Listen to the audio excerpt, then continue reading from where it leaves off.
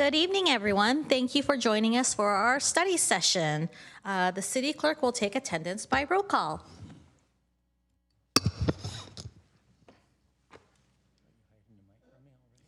Councilmember Hicks, Here.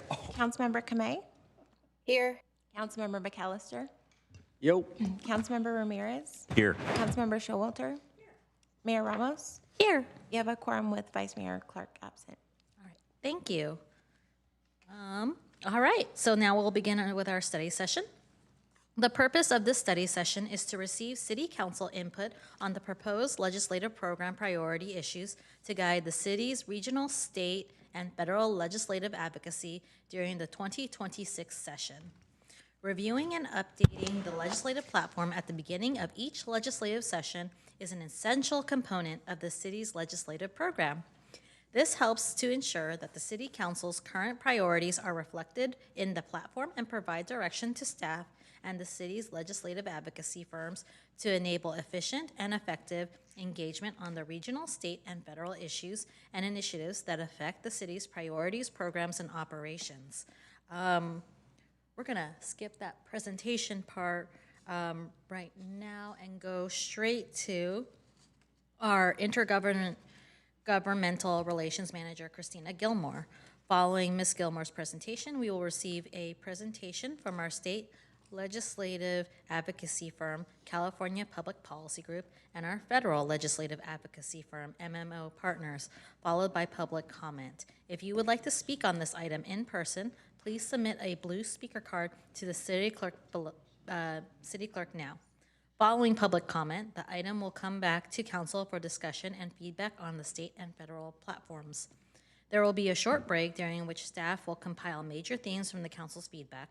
Following the break, the staff will present the themes to help determine areas of council consensus. We are also anticipating a visit from State Senator Josh Becker, but he is running a little late, so when he appears, we will break from our usual scheduled program to have him join us for his presentation. Intergovernmental Relations Manager Christina Gilmore, shall we?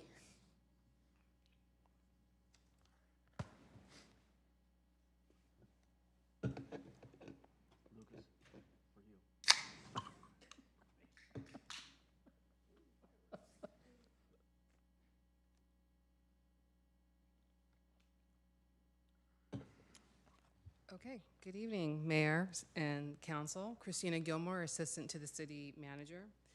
The purpose of the study session item this evening is to receive City Council input on the proposed legislative program priority issues to guide the city's regional and state legislative advocacy during the 2026 legislative session. Joining me this evening is Dane Hutchings, founder and CEO, and Jake Whitaker, Director of Grant Services from California Public Policy Group, who are the city state's legislative advocacy consultant, and Kyriakos Pagonos, Vice President of Policy and Government Affairs from MMO Partners, who is the city's federal legislative advocacy consultant.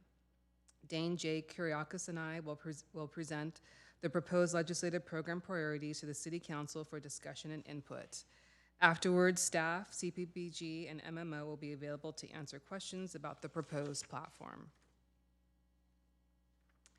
As part of the fiscal years 2023-2024 and 2024-2025 Strategic Action Plan, Council reaffirmed their commitment to implementing an enhanced legislative program and maintaining effective intergovernmental partnerships under the organizational strength and good governance strategic priority. In 2021, the city engaged the services of California Public Policy Group, CPPG, to assist the council and staff on the city's regional and state legislative advocacy efforts. And in 2024, the city engaged MMO Partners to provide federal legislative advocacy services to support the expanded federal legislative program. The purpose of the legislative platform is to serve as a guiding document for the city to promote and preserve its interests at the regional, state, and federal levels. It provides direction for city staff and the legislative consultants to engage on a variety of legislative issues. It allows staff and the legislative consultant to quickly triage and assess legislative matters because as we all know, there are hundreds of bills that usually are introduced every legislative cycle and advance very quickly through the legislative process. And finally, it provides focus and supports proactive council member engagement to help advance the city's priorities. So for a summary of our legislative engagement for 2025, we were very active. With the assistance of CPPG, the city engaged on 8 measures, achieving favorable outcomes on all 8 measures. Additionally, our federal legislative platform was very robust this last year. The city, with the assistance of MMO, engaged on 7 pieces of federal legislation during the 119th session of Congress, achieving favorable outcomes on 4 of those bills. I will note that the Unlock Housing Act, which was introduced in the House and the Senate and authored by our Congressman Liccardo, was the result of city input to him on housing legislation. And then the Housing for the 21st Century Act was recently passed as of yesterday in the House. So we're very pleased that the city has had some very good and favorable input on current legislation in the 119th Congress. And in addition to state and federal legislative engagement, we've also engaged in federal earmarks, obtaining federal earmarks, and then state and federal intergovernmental affairs. So our 2026 regional and state legislative platform that we are here to discuss tonight is based on the adopted 2025 platform. We receive feedback from each of the city departments on the platform. It does carry forward 11 policy issues that the council has prioritized. It modifies 16, adds 5, and deletes 1 policy statement across 6 issue areas. And it lists a total of 147 policy statements. I believe the staff report erroneously wrote 141, and so I'm updating that tonight. It's 147, so apologies for that error. Our federal platform is also based on our adopted 2025 platform. Again, we receive feedback from each city department. It carries forward 4 issue areas that were identified in the 2025 platform, and it includes the addition of 1 and the modification of 2 policy statements in 1 issue area, and lists a total of 52 policy statements. So after the presentations from our state and federal legislative advocates, we'll return to the council to provide input on the study session item. I'll read the question here and we can revisit it later on if the council requires us to or asks us to. But are there any policy issues, priorities, or policy statements that council would like to discuss, seek further clarification on, modify, add, or remove from the proposed regional, state, and federal 2026 legislative platforms? With that, that concludes staff presentation, and I will hand it back to the mayor. Thank you, Intergovernmental Relations Manager Christina Gilmore. I guess what we'll do.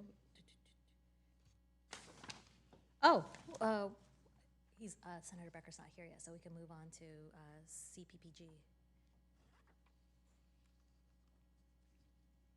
Welcome.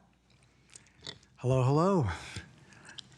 Good evening, Mayor and Council. Dane Hutchings with the California Public Policy Group, here to give you a little look back on 2025, provide some trends on what we think are going to be happening in 2026 so far, and then dive into the platform discussion at the appropriate time. I also brought with me today Jake Whitaker, Director of Grant Services. He's going to provide, we're going to do a little swap here, and he'll provide a little bit of insights on municipal funding looking into this year as well. Next slide. Let's just roll that next slide. So looking at the 2025 City of Mountain View look back, as Christina mentioned, we did have some fairly remarkable success this year on the legislative front. I would say we highlighted a few. The one I really wanted to highlight is Senate Bill 423. This was really a last-minute gut and amend, really towards the very end of session that would have, when you look at it, had a really profound impact to the city of Mountain View in particular, because it would have suspended all commercial real estate transfer taxes for 12 years, multifamily for 12 years, and single family for 5 under certain conditions. And so, a critical funding source for the city to provide critical services. And so we're able to stop that bill. I will tell you that there's a very high likelihood that this issue is going to be introduced again. We've seen one bill introduced already specific to the city of LA, but we do anticipate this being broadened, or at least attempts to propose it in the coming year. A couple of others. AB 382 by our Assemblymember Berman. It took a couple of years for him to get this done, but instituting pedestrian safety school zones for speed limits. And then again, another, this one, even though it's Petrie Norris, this is really kind of a joint effort with Senator Becker when he was the chair of Energy Committee, which helps financing options, permitting assistance, and ratepayer savings in AB 825, all things that we currently support. And really had a great conversation and dialogue back and forth with your sustainability department on the technicalities of that. So really, really sharp team that you all have here. Next slide. So looking forward to sort of like the policy trends that we see, and again, we're early on in the first year, the second year of the 2-year session. The bill introduction deadline is until February 20th. We probably will see another 1,000 or so more bills be introduced really in the next couple of weeks. A lot of spot bills, but from what we've been able to see, and then some bills that advance out of their first house in January, local revenues, parks, infrastructure, transportation impacts, mitigation fee acts, real estate transfer tax, all of those things are really going to be front and center this year with respect to local revenues. One of the outcomes that came from a select committee on housing construction, which is chaired by Assemblymember Wicks, is the goal of that select committee was to try to find ways to speed up housing construction.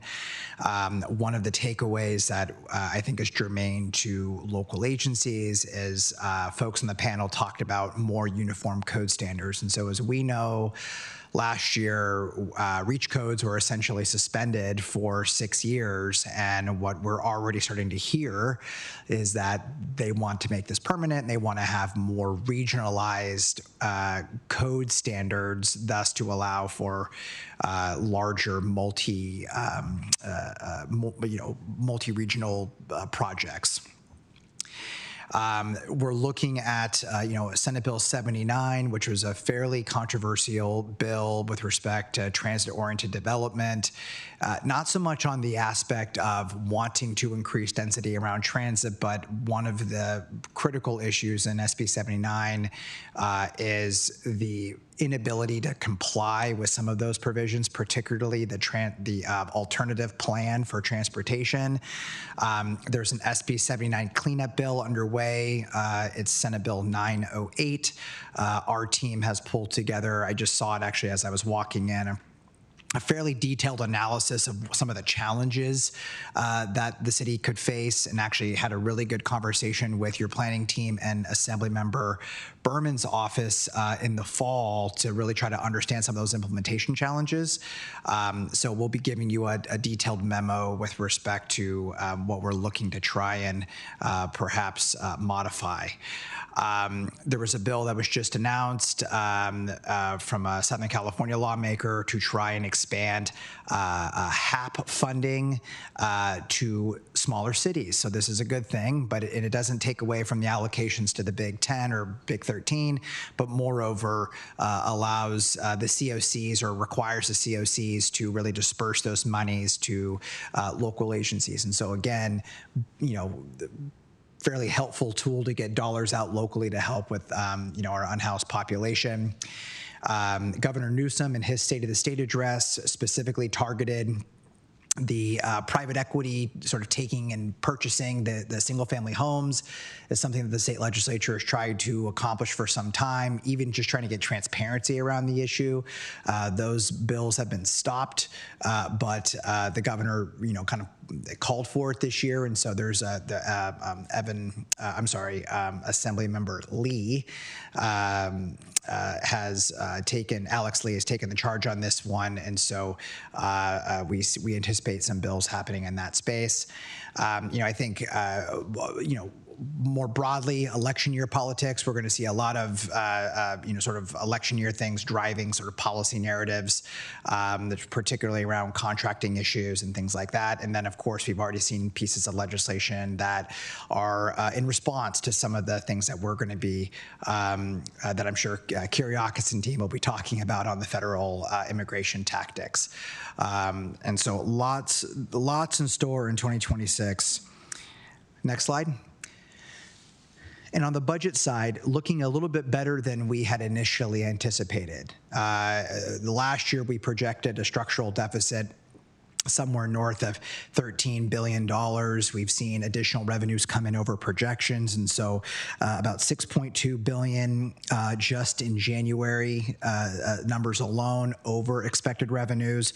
Overall performance of 22% revenues coming in over than expected. Now that's fantastic news. Unfortunately, I shouldn't say unfortunately, but Prop 98, some of the education obligations, a lot of those dollars are just sort of siphoned off the top and are constitutionally obligated to go to public education. Nonetheless, that budget gap is considerably smaller, so we do think that this is an opportunity to present with our state lawmakers potentially some priority projects to see if we can't try and vie for a state budget allocation. And so keeping our fingers crossed on that and working with your team to assess those what those projects are. And then lastly, before I kick it over to Jake, next slide, just wanted to go over some real quick, key dates. And so February 20th is that bill introduction deadline. I anticipate seeing about 1,000 more bills being introduced. A lot of them, unfortunately, are these spot bills where it just says it's the intent of the legislature to modify, XYZ in the government code. And so we have to then really kind of do some sleuthing and figure out what's going on there and triage those bills. When March hits, we start really, rolling into policy committee season. Mid-May, we'll have the governor's May revise, and then that'll roll us through through budget season, so May to June 15th.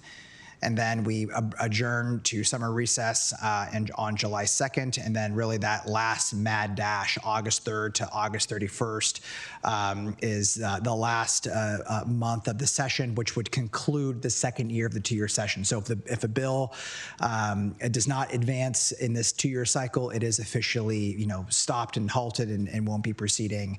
And then, of course, September 30th being the last day for the governor to sign or veto legislation. So I'm going to step aside and let Jake talk a little bit about funding, and then I'll wrap us up. All right. Good evening. So again, I'm Jake Whitaker, Director of Grant Services. I work with Intergovernmental Affairs Manager Christina Gilmore and staff to identify and support the city's efforts to apply for discretionary grant funding programs. And two major themes that I just wanted to talk about tonight as far as funding outlook for 2026 goes. And I know on the federal side, MMO partners will have more on that. I know Surface Transportation Bill reauthorization is top of mind as part of your federal agenda. But looking at FY26 is the last year of programmed funding through the Infrastructure Investment and Jobs Act, the IIJA. And so one thing that we've been looking at that's top of mind for us, we met with staff earlier today to talk about, get an update on the Rangsdorf grade separation project, efforts to potentially bring federal funding in to support closing that budget shortfall, and then looking at other opportunities for transportation investments in the city of Mountain View. So there's a number of different programs authorized under IIJA that we're tracking, with the railroad crossing elimination, the Safe Streets and Roads for All, And also looking at funding through California Transportation Commission that's going to be coming down later this year. A couple different programs around active transportation, around larger scale investments to address congestion and goods movement efficiency. And also upcoming through the MTC, the One Bay Area grant is going to have its 4th round coming up this year at the regional level, and making sure that we're supporting the city's efforts to bring those regional dollars into Mountain View as well. Next slide. And then the other major thing that's top of mind, so this is year 1 of the rollout of the Proposition 4 climate bond. And so what we're seeing is there was, in the last legislative session, the legislature did not exempt the climate bond from the Administrative Procedures Act, which has added several months of delay to the rollout of that funding. There's an effort in a bill currently working its way through the legislature to address and apply that exemption. But I know that at the agency level, there's a lot of pressure to get these funds out so we've started seeing draft guidelines published by California Natural Resources Agency, Strategic Growth Council, et cetera, to begin moving these grant programs into the competitive stage. And so they publish the draft guidelines, they're open for public comment, and then we'll open up for applications. We're gonna see a lot of things starting to move as we head into spring of this year and into the fall, and what that all entails, funding around sea level rise adaptation through the Ocean Protection Council, also funding that was allocated expedited in the last legislative session to the Coastal Conservancy. There's going to be funding for the statewide park development community revitalization program through OGALS. That's kind of the $200 million allocation in the climate bond for parks that's going to be coming out this year, and that's all the money for parks in the climate bond. So we want to make sure that we're staying on top of these things, because a lot of it's only going to be one competition for a lot of these programs under the climate bond. Resilience centers, urban greening, environmental enhancement mitigation, number of different things that we're monitoring and working with staff to assess.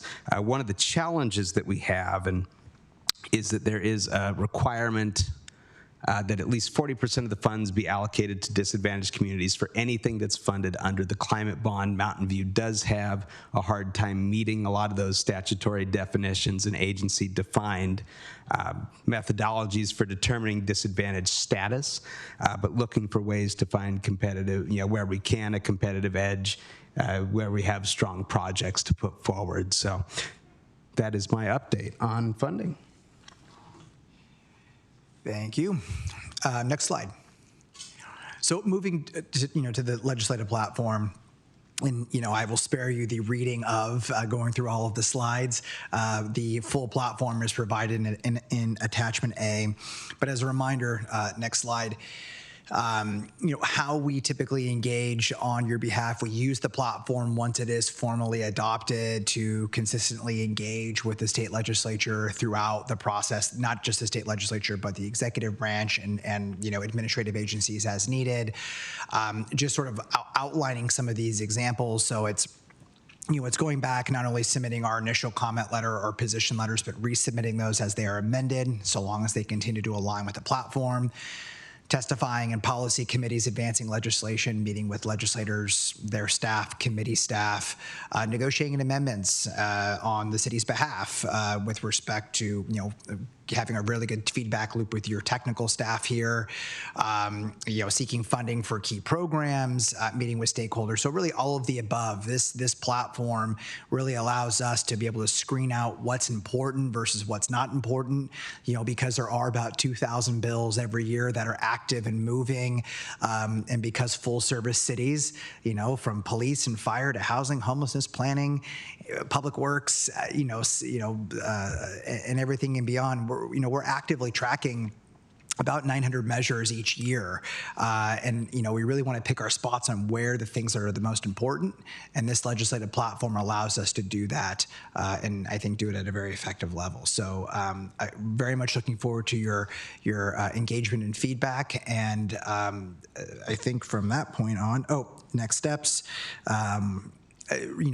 again, how can we be in support of the city and its advocacy efforts? Are there critical funding priorities from your vantage point that we haven't heard from staff that we should be keeping in mind?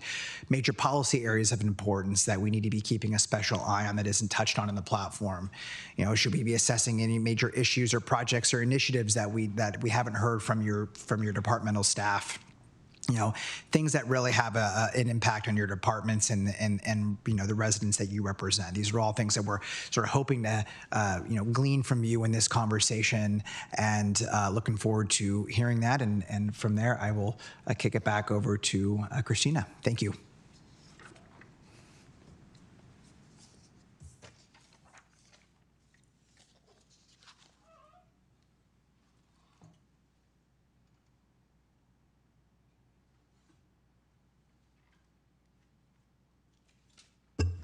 Thank you very much. We are, I believe the state senator just confirmed for 5:30. So we have like 3 minutes.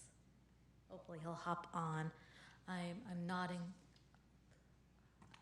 Did you want to start? And then when he comes in, we'll just. However you want us to proceed. We can go if you want us to go. Kiriakis start, and then as soon as he comes in, we can swap in the senator. All right, thank you.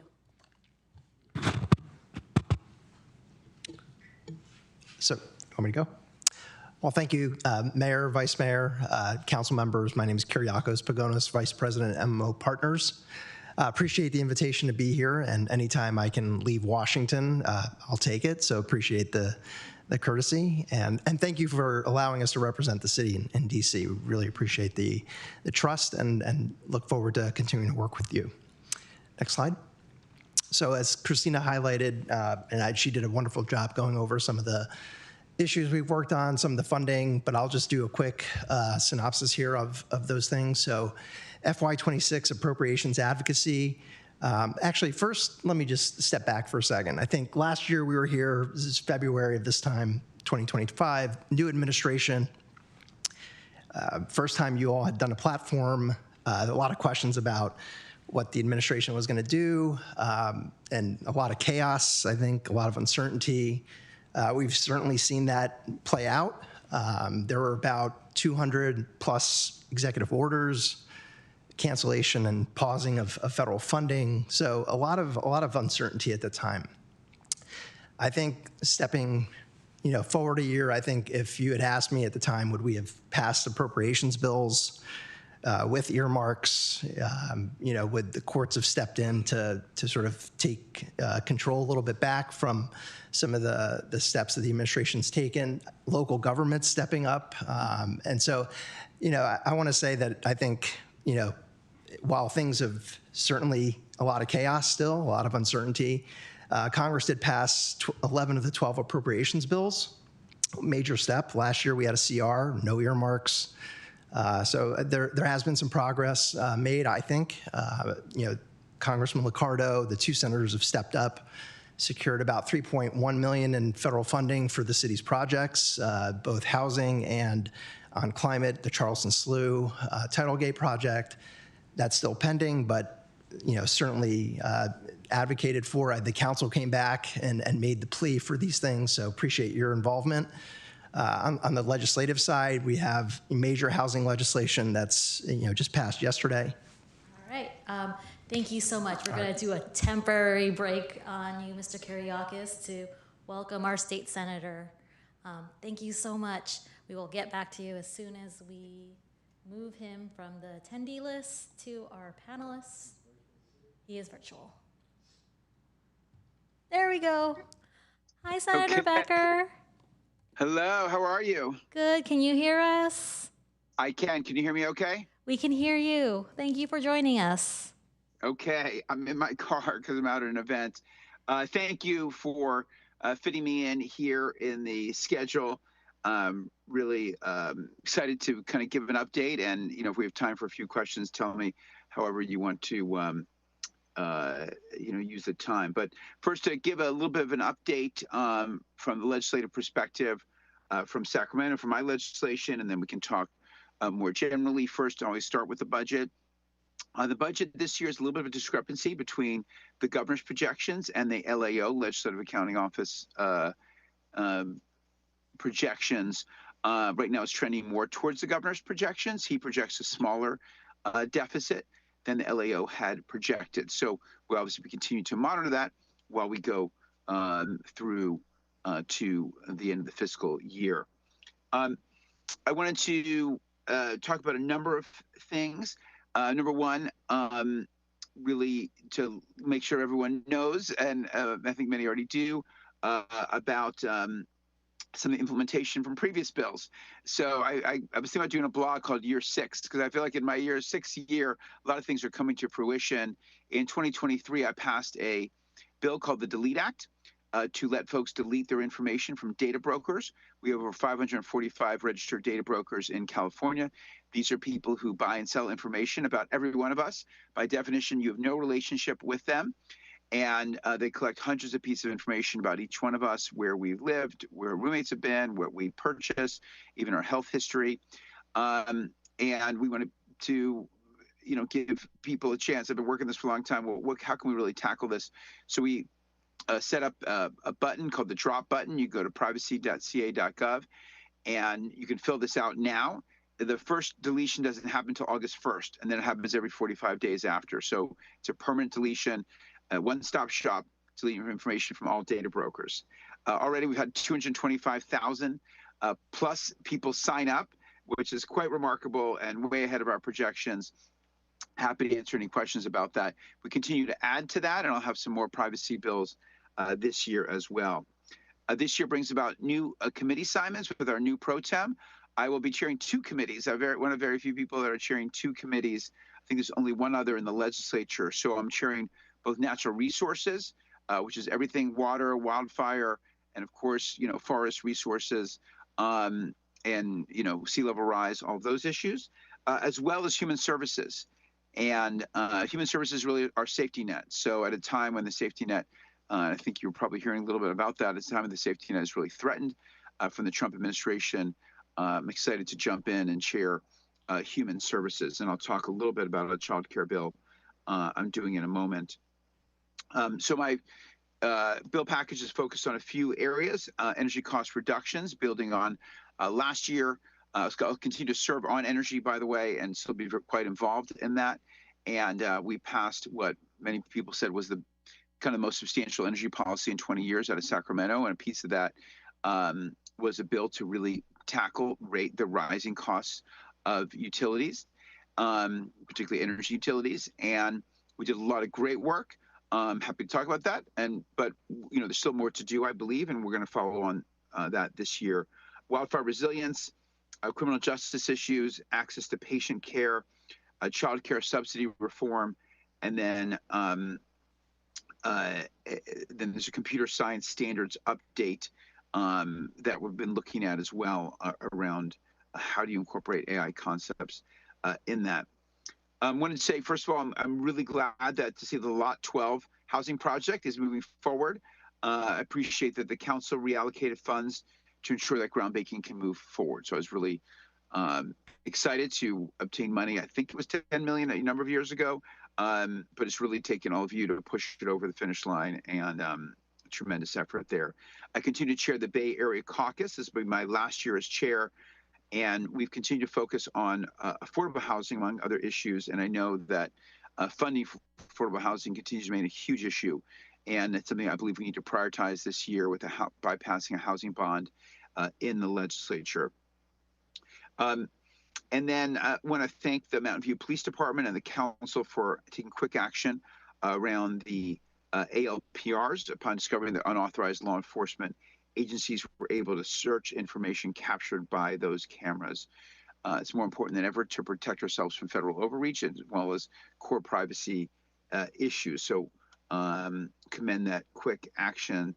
And I want to congratulate the city for being recognized for its excellence in financial planning and transparency with the Distinguished Budget Presentation Award from the Government Financial Officers Association. That is a recognition of a job well done. So with that, happy to answer any questions.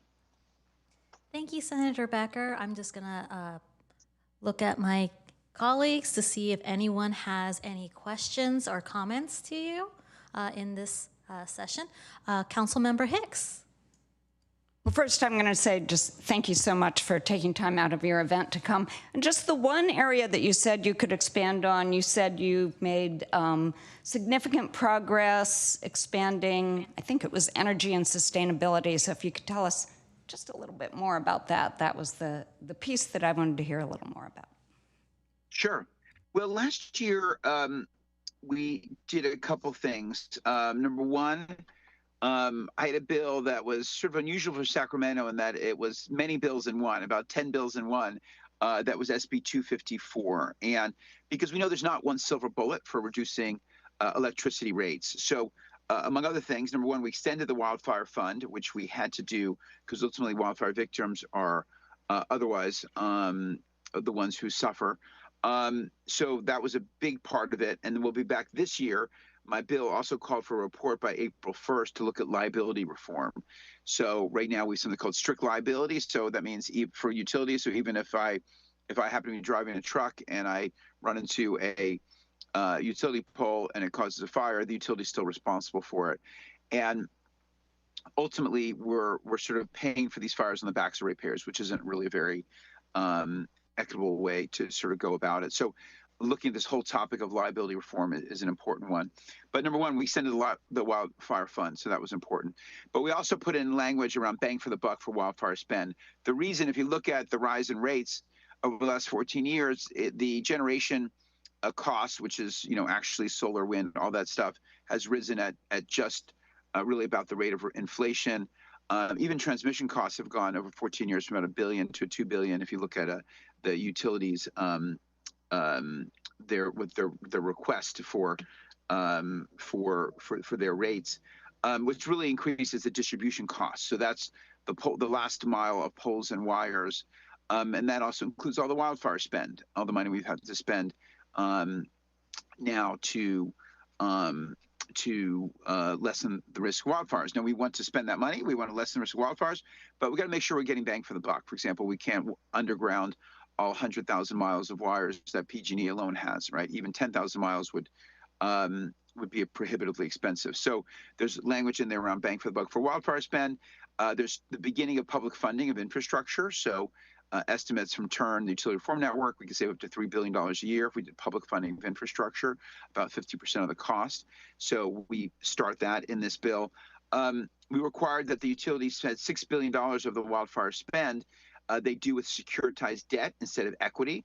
If they do it with securitized debt, they don't get that guaranteed rate of return. They don't get the 10% return, and they don't get to rate base it. So $6 billion of that spend we want them to do. We said you got to do that with securitized debt. You don't get to rate base that. There are a lot of other provisions. Or provisions are on streamlining, making it faster, which is one of their complaints as well. But it does add to costs if we have kind of unnecessary bureaucracy. As Wade Crowfoot says, cutting the green tape, essentially, to get things built faster. And then there's other additional scrutiny around the rate of return itself. So that's my relatively short explanation of what was in that bill. So that was a big piece. The other thing that we did, of course, we extended our cap and trade system, and that will return $60 billion directly to ratepayers via the climate credit by between now and 2045. And then I took on the task of something that they've been working on for sort of 10 plus years, which is to establish a regional energy grid across the West. And people are very excited for that. This is only for that marginal, we're really, our grid is strained between 40 and 100 hours a year. And we have a lot, increasing amounts of excess solar most of the rest of the time. So we'll let us sell our excess solar.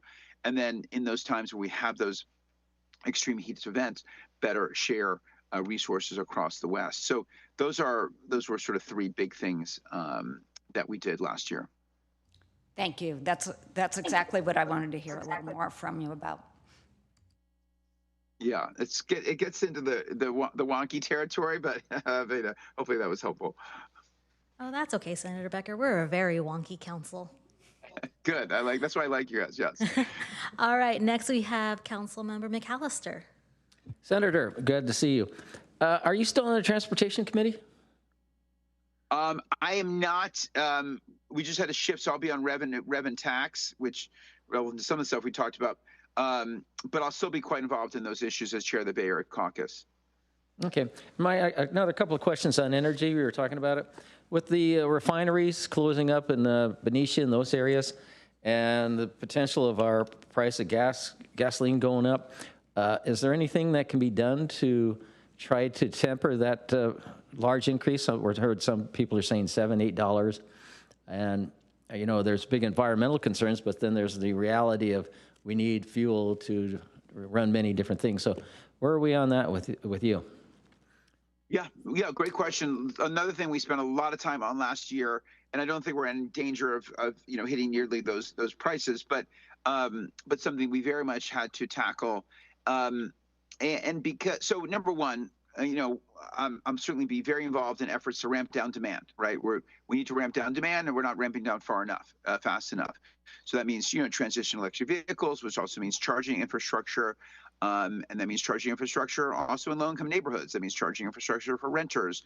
It means a lot of things. It means figuring out ways to tackle medium and heavy-duty trucks, despite the Trump administration blocking some of our attempts to do so. So we need to ramp down demand, and we need to ramp down demand faster because we're still importing,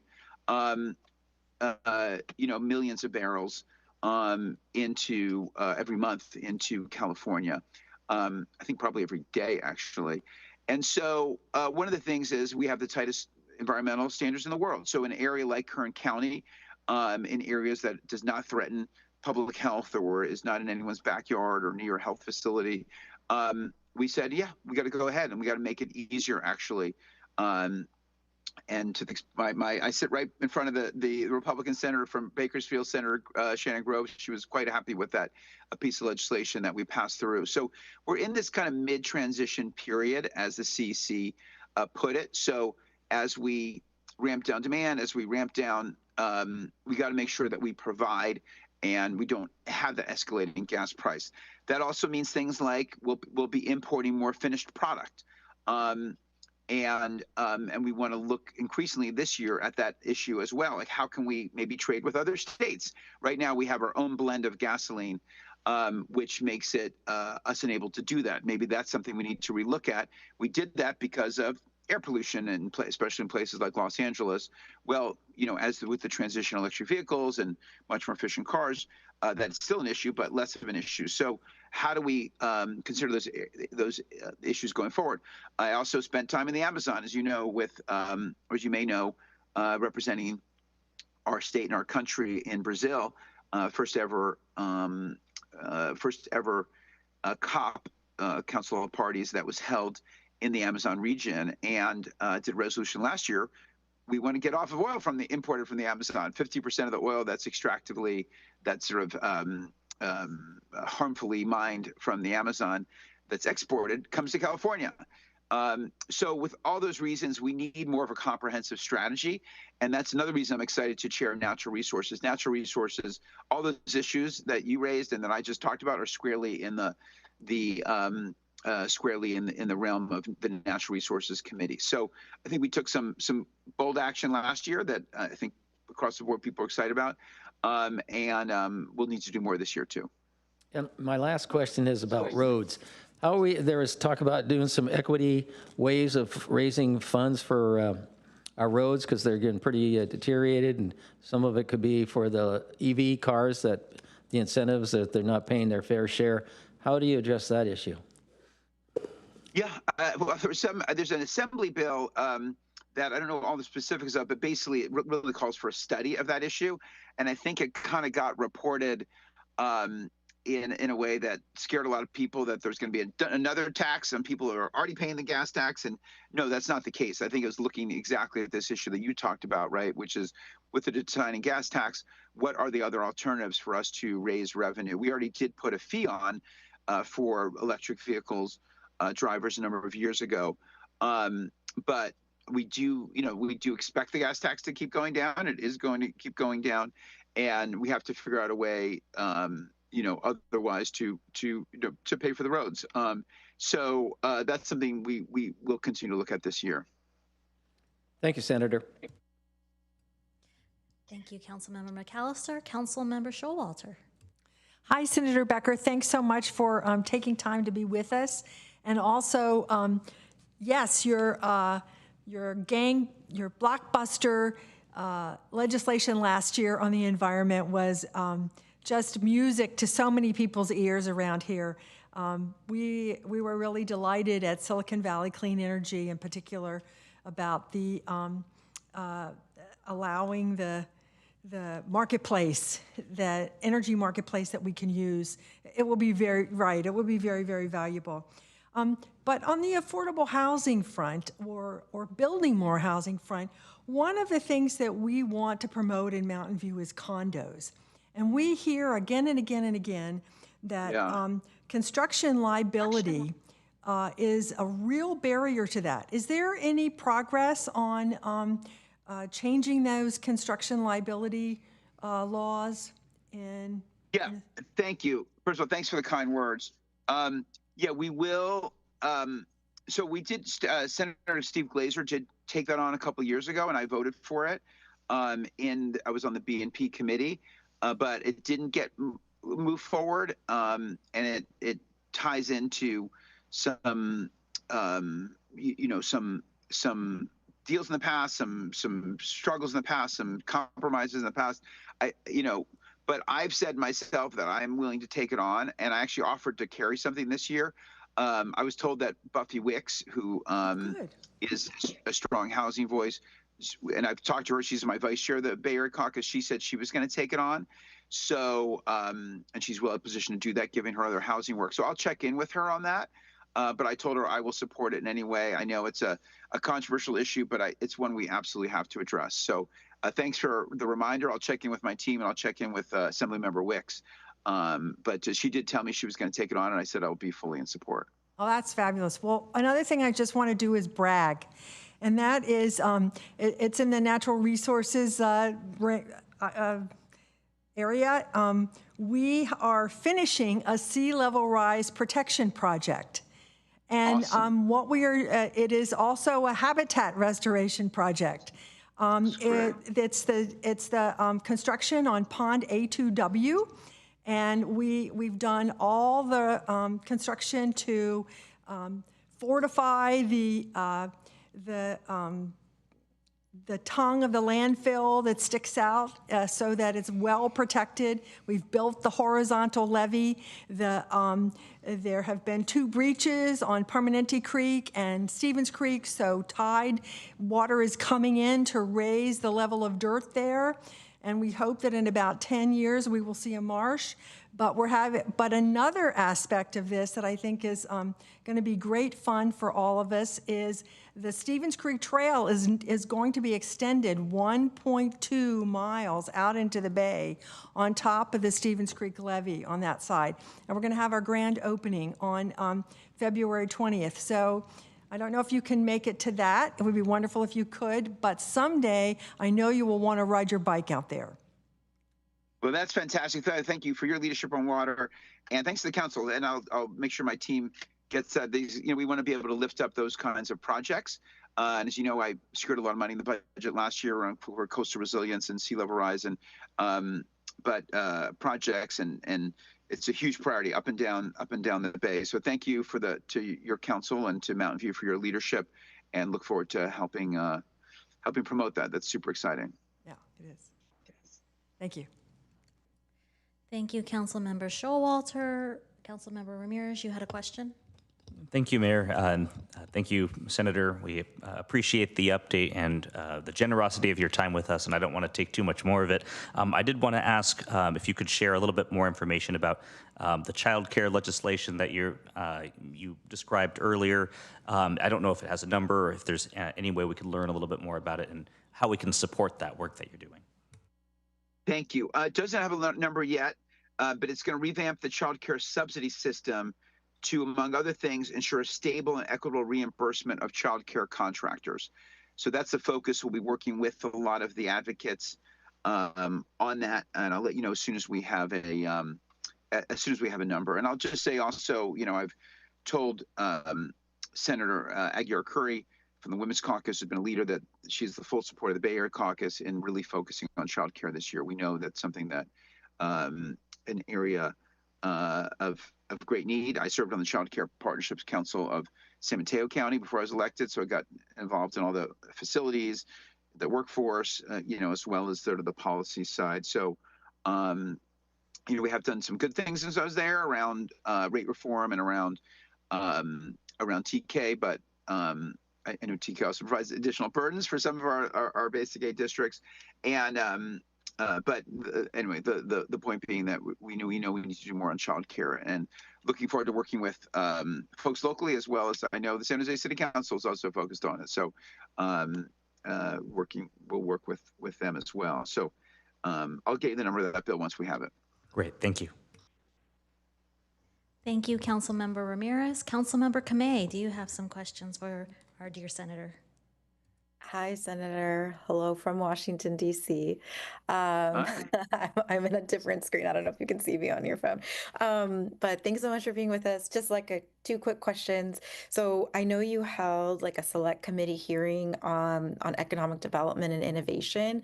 And being that we're Mountain View, it'd be really interesting to hear like any findings or things that we should be thinking about. I don't know, any feedback that might impact the bills that you're going to be putting forward by next Friday. Just thought I'd ask. Thanks. Yes. Well, thank you for asking, because that's something I am very super passionate about. Kind of give my background. I was also on the state workforce board, and I actually had, I really want to continue to bridge the gap between the Valley and Sacramento. I had Irvine Foundation in my office today, the CEO of Irvine, as well as with MIDIAR in remotely. Those are two organizations that are focused a lot on funding from the nonprofit side, the workforce development efforts here in the state. Also talked to them about AI and workforce is something we need to be in front of, given all the advances on AI in the Valley. And particularly, I did a roundtable first during the break last year, and then we had this hearing, and we had Whisk Aero, for example, at the roundtable I did in the district. And, that's an example of an industry, that vertical takeoff aircraft industry. All three of those companies were founded in California. Two are already manufacturing outside of California. They've already made the decision. Can't unfortunately do it in California. We're going to manufacture it elsewhere. And Whisk has not decided. Whisk is now at Moffett Field. And so that's just an example. We don't want to lose those jobs. Those are good jobs, and we want those folks to stay in California. We also had in my roundtable and in the hearing Josh Richmond, who led the site selection for Psi Quantum to build the world's first quantum computer. They ended up picking Illinois. It's not a low tax state. It's not a low union state. In fact, it's high tax and high union. But they went there for various reasons that we heard about. And so I think this is going to be an ongoing effort. I think it will may lead to some stuff this year, but really probably more likely next year, as we think more about doing strategic economic development here in California. I guess that's sort of what I'll say about it for now. But we're working on the write-ups from last week, and I'll share those with you. We did hear from cities, and like to, Fremont, for example, I think has done a lot. And we heard from the city of Fremont there. And it'd be good to compare notes with, say, Fremont and Mountain View and some other cities in our district on what more can be done to again, I mean, it sounds small, but a lot of times it's just feeling wanted, honestly, for these companies. Like they want to feel wanted, and they feel wanted by their states, and they don't always feel wanted by California. So thank you for asking. It's certainly a passion of mine, and something we'll do some work this year, but I think it's going to be probably a 2-year effort. Great. Thank you so much. And then just want to say thank you on your leadership for SB 747. I'm assuming you don't need any advocacy from the city, but if you do, please let us know. Thanks so much. Those are my questions, Mayor. Thank you, Councilmember Kamei, and those are our questions from our City Council Senator Becker. So thank you so much for joining us. We know that we're your favorite city. You don't have to confirm or deny that. Do you have any other questions or comments for us before we let you go to what's most likely your next event that you probably have to run to? Yes, I appreciate it. Thanks for letting me join here remotely. I'm not in the witness protection program, just calling from my car, but I do appreciate being able to join remotely. No, thanks. You covered a lot of the big issues. I'll just say that we continue. A big part of our job is constituent services. We have, I think we closed 580 cases just towards the last half of last year. So we are here for your residents for all those issues. And then, a lot of the focus this year is also just going to be dealing with HR1 and the fallout of that around healthcare and other human services. So again, I'm excited to chair human services. I know it's going to be a big challenge this year, but I'm excited to work with you as we try to keep the safety net as strong as possible here in California. So thank you. Thank you again, Senator Becker, and thank you to your staff as well. Alex, Isabel, and Joan are always very helpful for us, and you're always welcome to join us here in your favorite city. Well, good, and looking forward. And I also want to work with you, as we talk about, additional housing and talk about, some of our corporate partners. For example, I know Google that had committed various housing, and I've sort of been trying to stay on them as well to make sure that land's going to get either developed or turned over to developer to make sure that, because that's a significant amount of housing that I know we're all counting on. So look forward to working with you on that as well. Thank you so much. All right. Thanks all.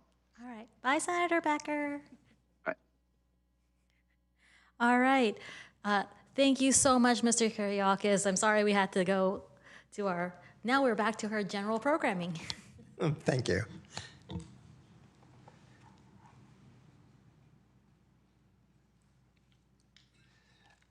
Okay, so I think we were talking about just the highlights for 2025. We talked about the earmarks, legislative advocacy on housing, transportation and climate, formula funding, and then development of grant program development, and then your actual federal program development. So next slide, please. So as I was saying, as far as the community project funding, so with your guidance and direction, the excellent work of your staff, the support from both senators and Congressman Liccardo, $2 million was just signed into law for the Evelyn Affordable Housing Project. We have $1.145 million for the Charleston Slough tide gates to deal with some potential flooding. That's pending final approval of the Homeland Security Appropriations Bill. But again, this wouldn't have been possible without your direction and city staff and the delegation's support. So crossing our fingers that the Homeland Security Bill with the funding gets through, but that's pending.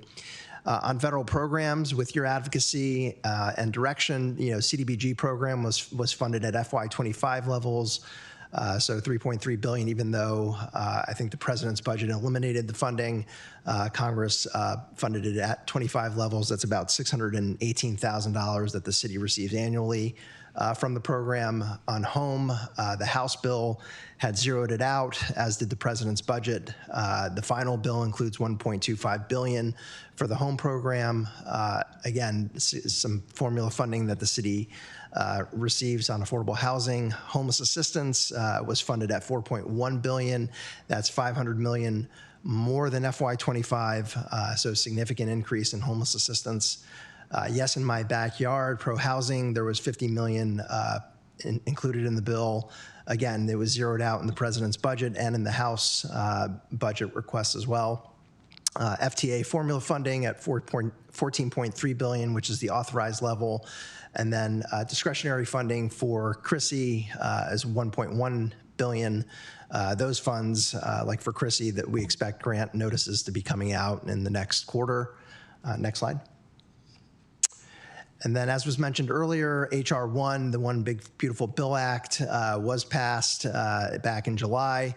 It's obviously a mix of various items. A couple of things to highlight, though, that were also on the platform and included in the bill. There was an increase in the low-income housing tax credit It does protect and did not eliminate the tax exemption for municipal bonds, which I know this council pushed hard against them cutting. It does significantly cut Medicaid and SNAP. And it does rescind significant energy credits that were passed in the Inflation Reduction Act. It does also include an adjustment to the SALT benefit, and so that will take place this year. A couple other things that we worked on legislation that will carry over into 2026, Surface Transportation Authorization, also known as the Infrastructure Investment and Jobs Act. That will expire at the end of September. Congress is in the process of releasing a new bill. The House Transportation and Infrastructure Committee, we expect will release a bill sometime in the spring. The city did submit some comments to the delegation, one around the CRISI and RCE program, so the Railroad Crossing Elimination Program, to prioritize those projects like Ranksdorf that are further ahead in design. So those are comments that we submitted for consideration, and also to ensure that future funding is more directed at the local level, like the Surface Transportation Block Grant Program does. So a couple of those things we're pushing for, and we'll find out how we do it once this bill is introduced. On the housing front, affordable housing front, as Christina mentioned, Representative Liccardo introduced the Unlocked Act. That came from your city staff directly, talking about ways in which there can be tweaks to the CDBG program to make that program more flexible, to allow for some funding to be used for affordable housing. And then we recently saw, as of yesterday, the Road to Housing Act, comprehensive bill. It's comprised of 36 other bills, 2 of which are Representative Liccardo's bills that would streamline some environmental NEPA requirements, and also to provide some other incentives to reduce barriers to zoning. That passed, and again, your staff is looking at the bill, and we're expecting the House and Senate to come together at some point and pass a final bill probably towards the end of this year is my guess. On climate, the council weighed in on the Groundwater Rise and Infrastructure Preparedness Act. We're also watching a bill that has passed the House Transportation and Infrastructure Committee. It's the FEMA Act. It's to reform FEMA, also to create a new mitigation program that's formula-based as opposed to a competitive program like the BRIC program. So that's got some momentum. It passed with significant bipartisan support, and we're watching to see how that plays out this go round. Next slide. So this session of Congress, we're here to talk about your platform. As Christina mentioned, there are a couple of tweaks that were made to it, but setting the stage for what's on the congressional agenda, FY27 budget. The president will probably release the administration's budget request in the next few weeks. We expect Congress to do earmarks again. In fact, we were earlier today talking with Representative Liccardo's staff about his process. The senators are hosting a webinar on Thursday to talk about their process and guidelines for earmark requests or community project funding requests. We talked to staff today about a potential project idea. So the city is getting ready, and it will be in a good position to submit projects when called for.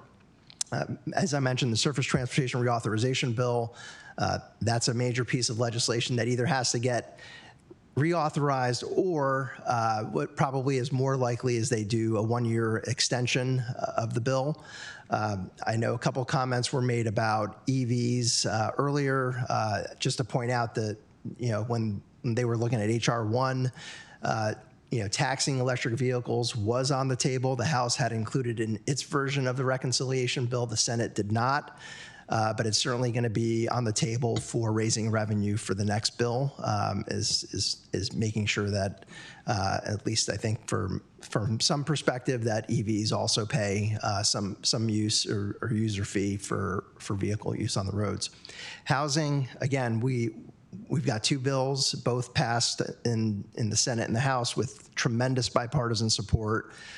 So we think that this is a good year for housing. Certainly, they're talking about affordability with elections coming up, so we see some momentum around that. The Water Resources Development Act primarily funds the Corps of Engineers. We do see Congress moving ahead on a biannual basis doing that bill, so that's going to be marked up again probably sometime in the first or second quarter of this year. Last, we're certainly watching, as Jake mentioned, some of the federal grant opportunities on CRISI and RCE. We're talking to staff today about potentially looking at the next round. There should be about $1.1 billion in CRISI money available. I think some of you are planning to come back to Washington during the National League of Cities conference. It would be a good opportunity to go by and talk to DOT about Rengstorff and pitch the project before any sort of grant notice is released. Next slide. So that sort of ends our presentation. I just want to say again, advocacy, as you all know, is a team sport. We wouldn't be able to do any of this without your direction, your involvement. Your staff is tremendous, and your delegation is just doing a great job. So appreciate the opportunity. Thank you. Thank you, Mr. Kyriakis. Because it's a study session, we will first go to public comment before we start with council questions. So would any member of the public joining us virtually or in person like to provide comment on this item? If so, please click the raise hand button in Zoom or submit a blue speaker card to the city clerk. We will take in-person speakers first. Each speaker will have 3 minutes. All right. Are you speaking on this item, Mr. Scarborough? Yes. All right. Go ahead. Hello, City Council. Nice to be back and see you all again. As I was looking through the things that you're going to be looking at for the federal agencies and for the federal legislation, I was thinking about how we want to have a community for all and how we have federal agencies that are very hostile for many people in our community due to, however they've decided to focus on them. So I was surprised not to see anything on there addressing pushing back against federal overreach or protecting our communities and our vulnerable populations and all of us. So that's just my comment. Thanks. Thank you, Mr. Scarborough. We will now move on to our virtual speakers. Mr. Cox. Thank you. Can you hear me? We can. Okay, great. I'm speaking for Livable Mountain View tonight, and we appreciate the city has prioritized many items for federal and state legislation that align with our city values, particularly that of being a community for all.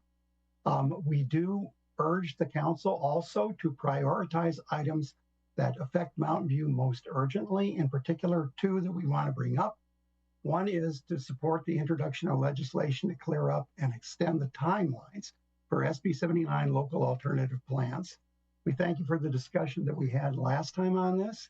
The state is doing a good job in cleaning up the definitions, but the timelines are still unclear and the maps for each of the zones have still not been delivered to all municipalities. And so since the council has decided to start work on the local alternative plan next year, getting some clarity on the timelines is of utmost importance. So please advocate for that. I was glad to hear that SB 908 may deal with that. I looked it up on the legislative portal. It's just a placeholder bill right now. So let's get some real stuff in that bill and get this done. The second thing is we want to echo a comment that Vice Mayor Clark made about supporting legislation that gives cities like Mountain View that have a pro-housing designation more flexibility in determining where new housing will be built. Right now, Mountain View and Campbell, maybe there's a few others, are the rarities in Santa Clara County in terms of being pro-housing cities. And we really believe that if there were more flexibility in doing this, more cities in our county would want to jump on the idea of being pro-housing cities. And then that would be the much better path toward getting the housing problem solved, which is a regional issue, something we've heard very much. So anyway, those are the two things we wanted to talk about. Thank you very much. I'll yield the rest of my time. Thank you, Mr. Cox. That was all our speakers. So council will now have the opportunity to ask questions and discuss and provide feedback on the study session question. Does any member of the council have questions? All right, Councilmember Hicks. Well, I do have one question. I think this would be federally. There was my fellow council member asked about taxes on EVs. I'm wondering, I read this and it was some time ago, so maybe you can clarify. I read about taxes on by weight of vehicle, which of course car use. I mean, I have a tiny, very light car, and there are others much heavier. Mine is not using the road very much.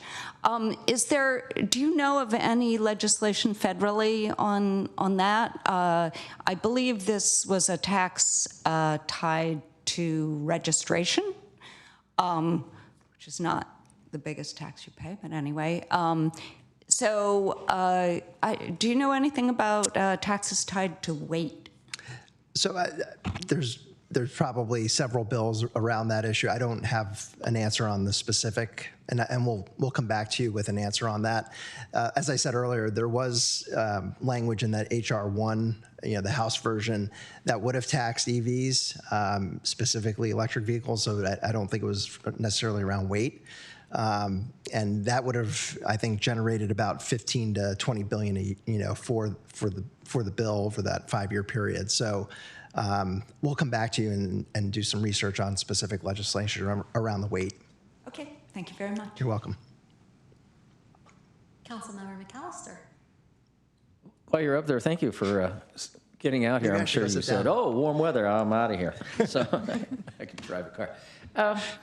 Help me understand the process between the city, how you interact with Sam Liccardo. Does it start with the city and then it filters through him, or do you sort of go parallel with him, or does Christine say, hey, get a hold of Sam, we want this, and just give us a sense of how things work? Yeah, I think I don't think there's one clear answer. I think, for example, I was talking about the, FY27 community project funding requests.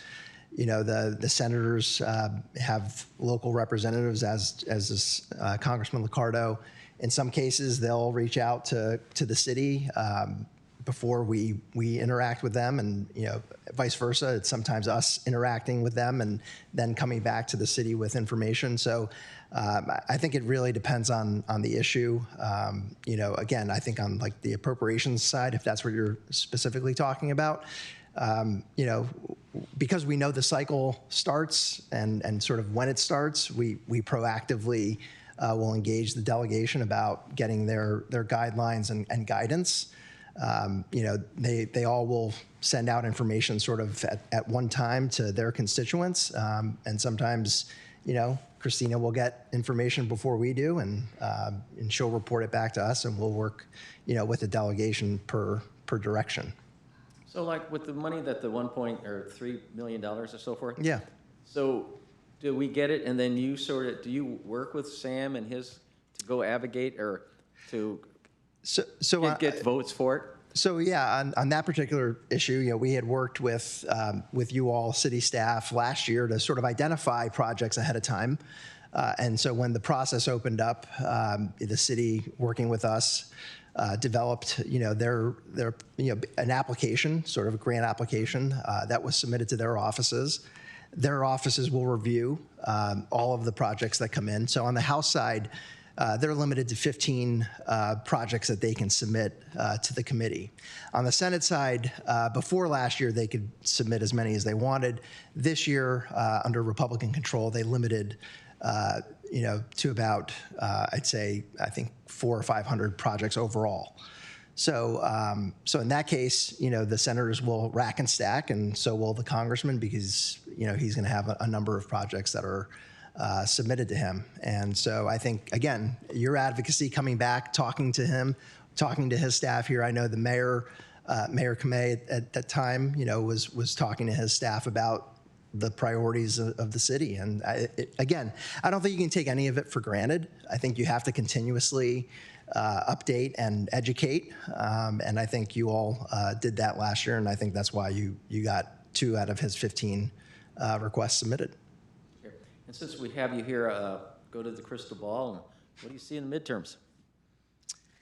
I think, it's hard to listen. If I were that's all to right. make You got a better predictions, shot at it than we do. I'd lose a lot of money. So I think what you can say is looking at history, right? I think history tells us that the president's party typically loses during the midterms. I don't see any reason to sort of go against that sort of historical trend. But I don't know how voters, will react in November. But I do think history is a guide here, and so that's kind of where I'll stand. Thank you. Mayor, are able to ask to the state, or are we just going to do the federal, then go to the state? Oh, this was all questions for all. Okay, so if I had some questions for For the state, state? yes, go right Okay, ahead. unless Chris has some federal, then I'll follow up with the state afterwards. Well, he's standing there, might as well get him. Okay. He's all warmed up. I think he wanted to ask federal questions anyway, so go ahead. It's just piggybacking on the prior question. Should we just assume the reauthorization for the anything tied to HOV lanes, whether it's the EV decals or anything like that? Should we just assume that's dead and probably not going to make it into any of the reauthorizations? Because I know it hasn't made it in thus far and expired. I just didn't know if there were any efforts to save it or if it's just gone. Yeah, I wouldn't say that anything is off the table at this point. I mean, we haven't seen any bill text, and so I think, like I said earlier, I think if you were looking at what the House did during reconciliation on EVs, I would expect to see that come up again. I don't see why they would not take advantage of their majority, and if they wanted to get it done previously, I still think that's going to be on the table as a revenue raiser for sure. The Senate, will maybe take a different approach, but I think they're going to be looking for ways to raise revenue. And EVs, under the current climate, I think are ripe for that type of action.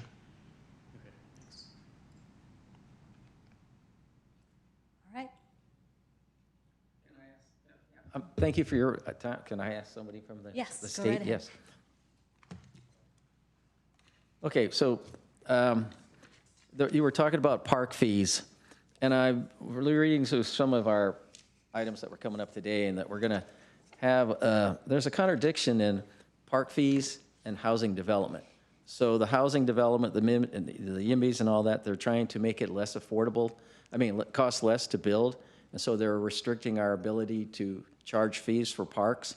And yet on the other side, you're saying, okay, well, we want parks, so we're going to get fees. So why is there any change that there could be a swing in the pendulum of, restrictions so that we can actually afford to, charge developers to get things done in the city?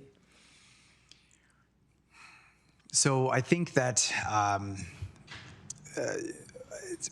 I think it's a case-by-case basis with respect to the jurisdiction. From a statewide perspective, there was a recent study that's getting a lot of traction from the Turner Center, which attributes less than 5% of total construction costs attributed to local government fees.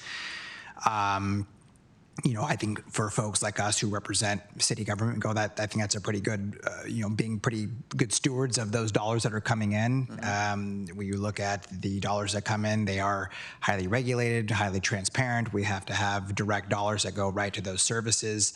There are other aspects that drive housing costs considerably more than less than 5% on average.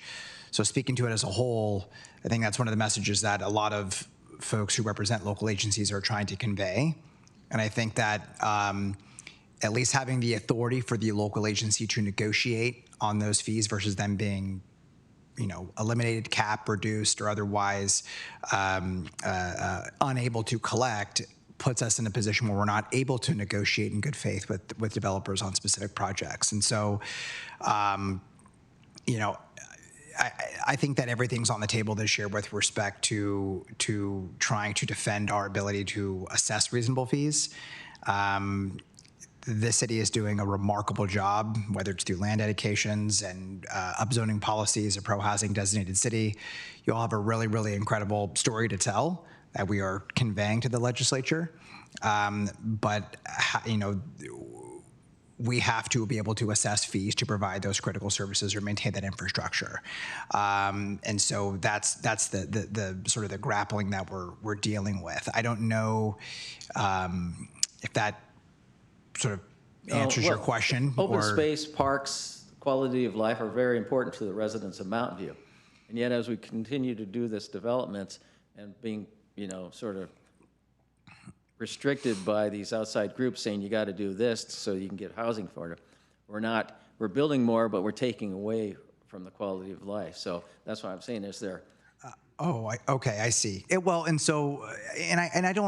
say I don't think it's mutually exclusive. I think that a lot of the legislation is really trying to focus on infill development, converting infill sites. But I do think to a certain extent, in talking with your planning folks and your park folks, parks are important. They're not just an amenity. They reduce, there's all sorts of statistics that talk about overall community health, accessibility, walkability. These are all things that get folks outside, builds a sense of community. You want to provide amenities to those folks, not just build high density housing with no amenities, right? And so, there are trade-offs.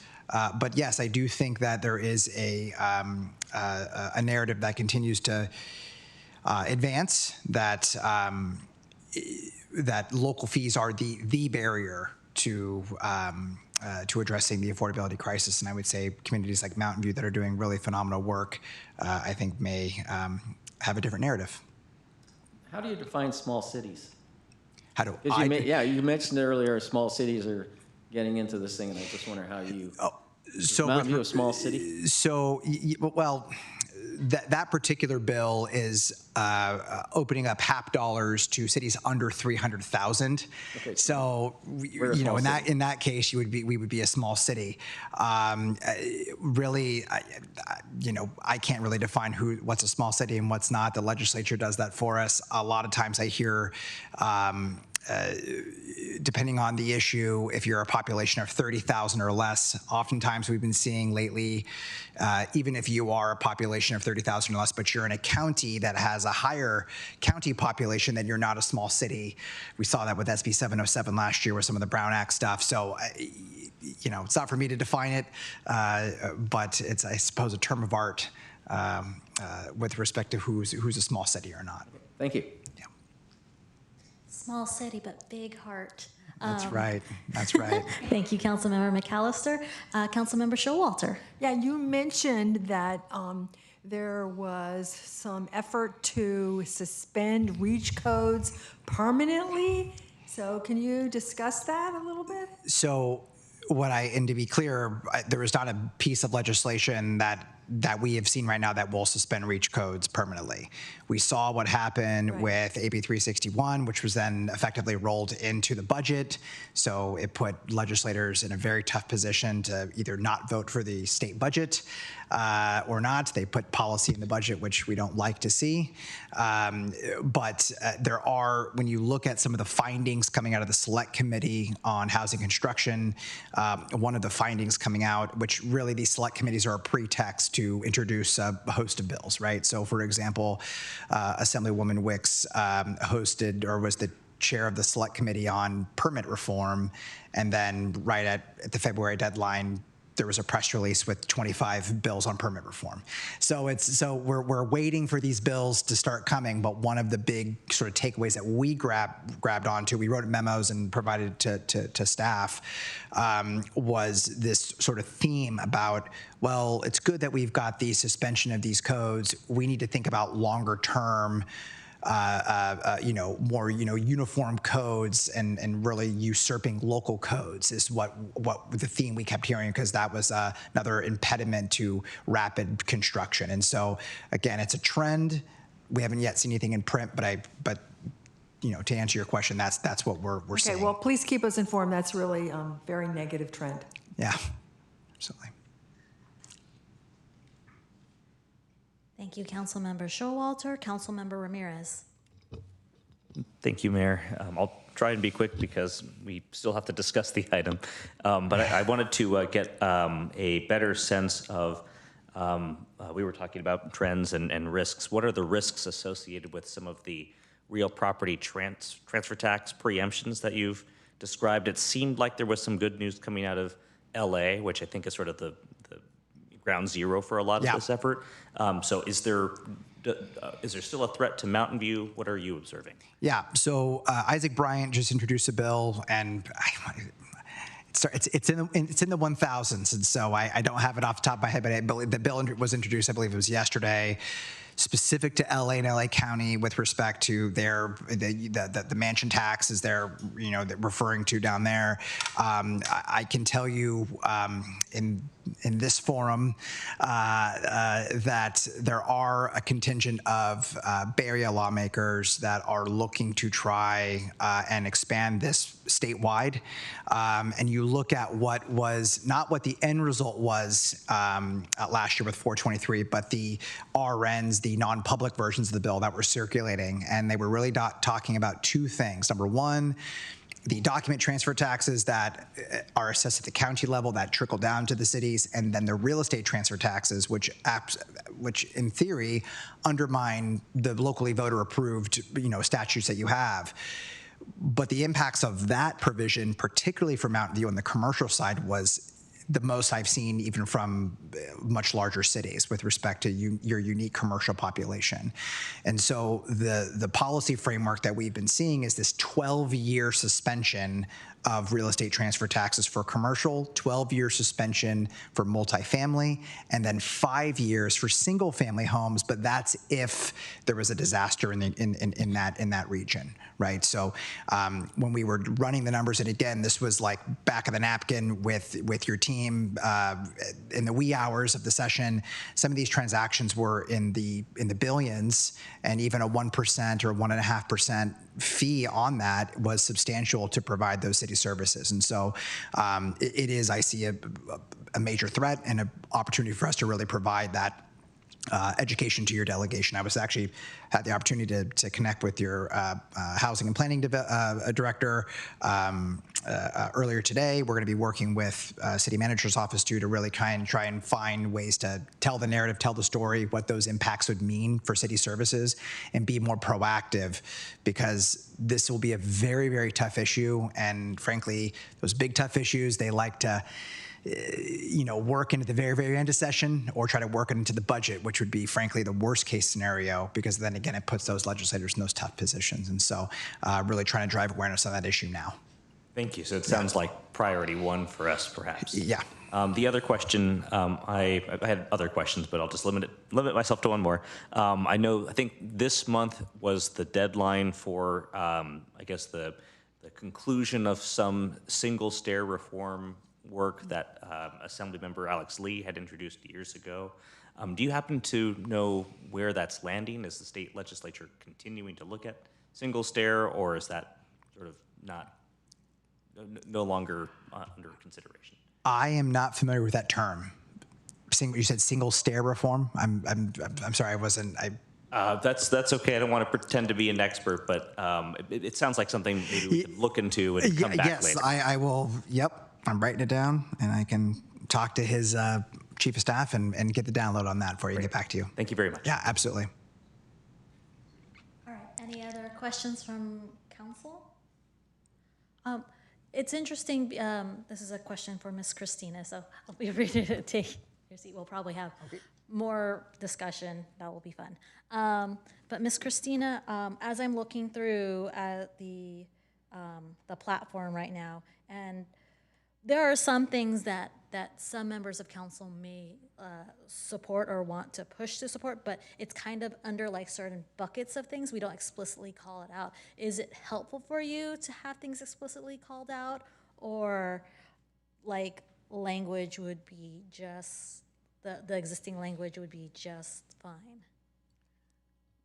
So just to make sure I'm understanding your question, you're talking about adding specific policy statements to either platform, and you're asking if staff would like you to provide specific language, or if you would just like themes or buckets, and that staff can go back, develop the language, and bring it back to the council for approval and adoption. Is that what you're asking? Yeah, so like as Councilmember Ramirez mentioned, single stair reform. It's not explicitly called out in our thing, but I was also thinking about how Councilmember Showalter mentioned to Senator Becker about the condo liability bill kind of thing, and those could be under our buckets of like item 8 and 10 of support legislation that would incentivize production of missing middle, or like support legislation that allows for middle income and affordable home ownership opportunities. Those kind of fall into that bucket, but I don't know how staff would interpret that in order for us to move forward on essentially specific legislation should it come up.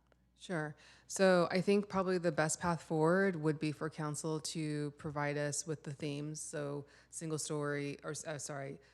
stair legislation is something that the council is interested in. The staff would, with our legislative advocates, develop some platform statements, vet it through our internal departments, and then bring it back to council for adoption. And then we also recommend what bucket within the platform that we think that would best fit. All right, thank you so much. That's helpful. I see a hand from Councilmember McAllister. Yeah, I'm going to go straight to your question. It says, are there any policies issue? Councilmember Showalter took my one of my policies I wanted to talk about was the condo liability. I've been pushing that for, I don't know, since 2014. And when someone said it was a sticky issue, I'm going, hey, you do it or you don't. So I would think that'd be a high priority, because if we're talking about middle income, and this is where our former mayor, she likes that. So that's specific. I'd like to see that. And the other, with my businessman hat on, the frivolous lawsuits that are coming through, that have been coming into it, I don't understand why there hasn't been progress on it. Because if you have an issue and you're not in compliance, and somebody gives you 6 months to say get it done, and you're getting sued the whole time, it just doesn't. I've seen businesses in downtown Mountain View go out of business because the lawsuits are, tens of thousands of dollars, where we just said, hey, give me 6 months, I can correct it. So I would like to see that 2 specific issues brought to the attention of our distinguished gentleman from Sacramento. Okay, thank you, Councilmember McAllister. Councilmember Showalter, and I guess now we are moving on, because is this a question, or are we moving on to answering the question? Oh, okay, yeah. Let's go. Okay, I put in a little bit of a laundry list in the questions. It's on page 2 of the questions, question 5. Are there any policy statements to add? And one is support legislation that rewards pro-housing cities with funding, incentives, and permitting flexibility to create great neighborhoods. Anyway, you mentioned in your answer that there was a little bit related to that, but I personally think we should buff it up. So I'd be interested in how other people feel. Then the other one is support funding for soft story retrofits. That's a thing that, gosh, it's fallen through every crack it could possibly fall through, but it should still be on the list. It's important. Support construction liability reform under environmental sustainability. Now under CEQA, we have to get consultation from tribes, and I'm just wondering if the tribes really have the capacity to do that consultation, or if they need some sort of assistance, training, et cetera, to better do that. That's not so much a local thing as it is a, more of a statewide thing. And then support stormwater management implementation with funding and technical assistance. I know some of this is done by the regional board, but again, it's a blanket thing that I think is very important, particularly as our stormwater management requirements get more and more rigorous. Then should we be adding something related to regulations of ALPRs? I didn't see that on the list, but it could have been there. But anyway, I'm concerned about that. And then, as our consultant brought up, I wasn't aware that REACH codes are conceivably on the chopping block. As a civil engineer, I just have to say that a disaster is a terrible thing to waste. And the way that civil engineers are, I mean, I'm sort of outgoing, but a lot of civil engineers typically aren't. They're working in their labs and they solve problems, and they don't really get a chance to tell people about what they're doing very often. And then there's a disaster that comes forward, and somebody says, well, how can we do this? And you know, these researchers raise their hand and say, well, by the way, I've been working on this for 15 years. This is what we could do. And they're able to bring forward their research, and it can be implemented. That's been very important from time to time with earthquake requirements. It's been very important with hardening against wildfires. And I don't know what the next disaster is going to be, but I just feel like I want to share that, that idea that's what REACH codes are for. And we don't want to freeze the building code. We want it to be a living document. So that's my last one. Thank you. Thank you, Councilmember Showalter. Councilmember Clark. I'm fine with most, if not all, of those. The one thing that I would emphasize is it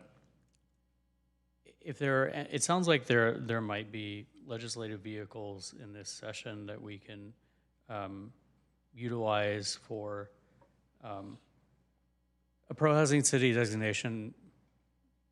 Is hard to get, and it should be.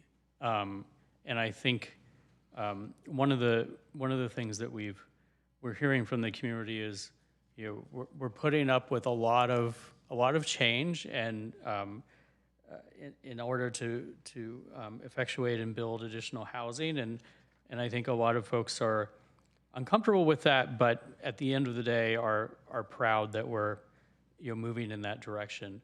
And I think the approach of the state so far has been more of a stick approach, where it's, whether it's SB 79 or other things, it's kind of everyone is treated the same, or the housing element process where everyone has the same deadline. And we've learned a lot about how maybe to change all of these things going forward. But I think the biggest thing for me is just saying, look, if you've gone to the effort of getting a pro-housing designation, maybe in terms of processing housing element applications in the future, maybe there are different buckets, right? So HCD isn't inundated, and maybe the non-pro-housing cities go first, and they have a deadline by which they need something certified. Maybe the pro-housing cities are in a second bucket, or when they submit, as long as they submit something that's substantially complete, they're assumed to have submitted a compliant housing element, and the clock stops unless HCD later says, no, you need to make these other additions, but you're not stuck in that window of time where like builder's remedy applies. Like there's an assumption that if you're a pro-housing city that you're a good actor, right? And I think that carrot approach would really go a long way toward incentivizing other cities to take that approach. I know there are funding benefits now, but I think some relief in terms of the housing element application process. SB 79 set a really quick deadline for us to adopt a local alternative. If pro-housing cities had an extra 6 months or a year, that would be an enormous benefit to us, because we can still produce the housing, or at least zone for the housing that we need to zone for and comply. But we also we're given the grace to do it appropriately and not just on a quick shot clock.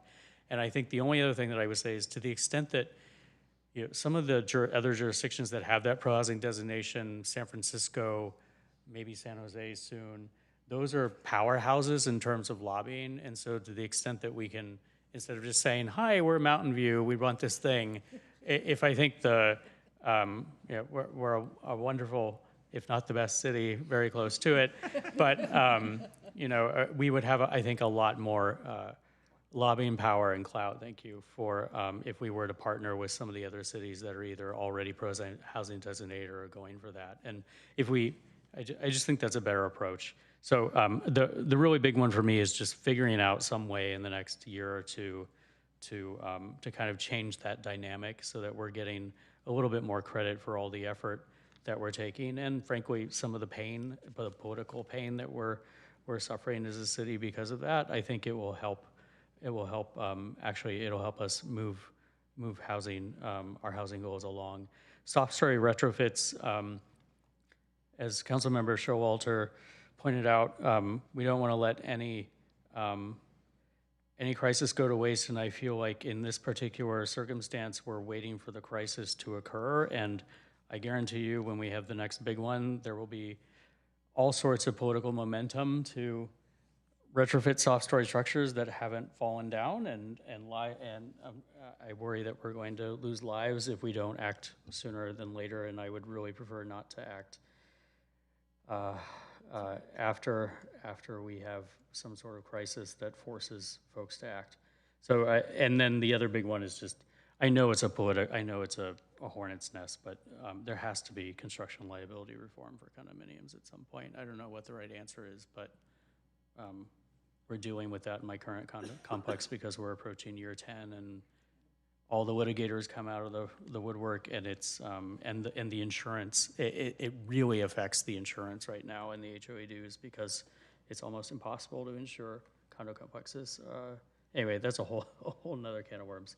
But and the other items that were mentioned were fine with me. The only other thing that I would mention is to the extent that if there is any sort of legislation, I know I don't want to get into ALPRs, that's a totally separate bucket, but I am heartened by, I didn't think it would be very successful, but I'm really impressed by the data that's coming out of San Francisco on the speed cameras and safety, especially in school zones and other areas.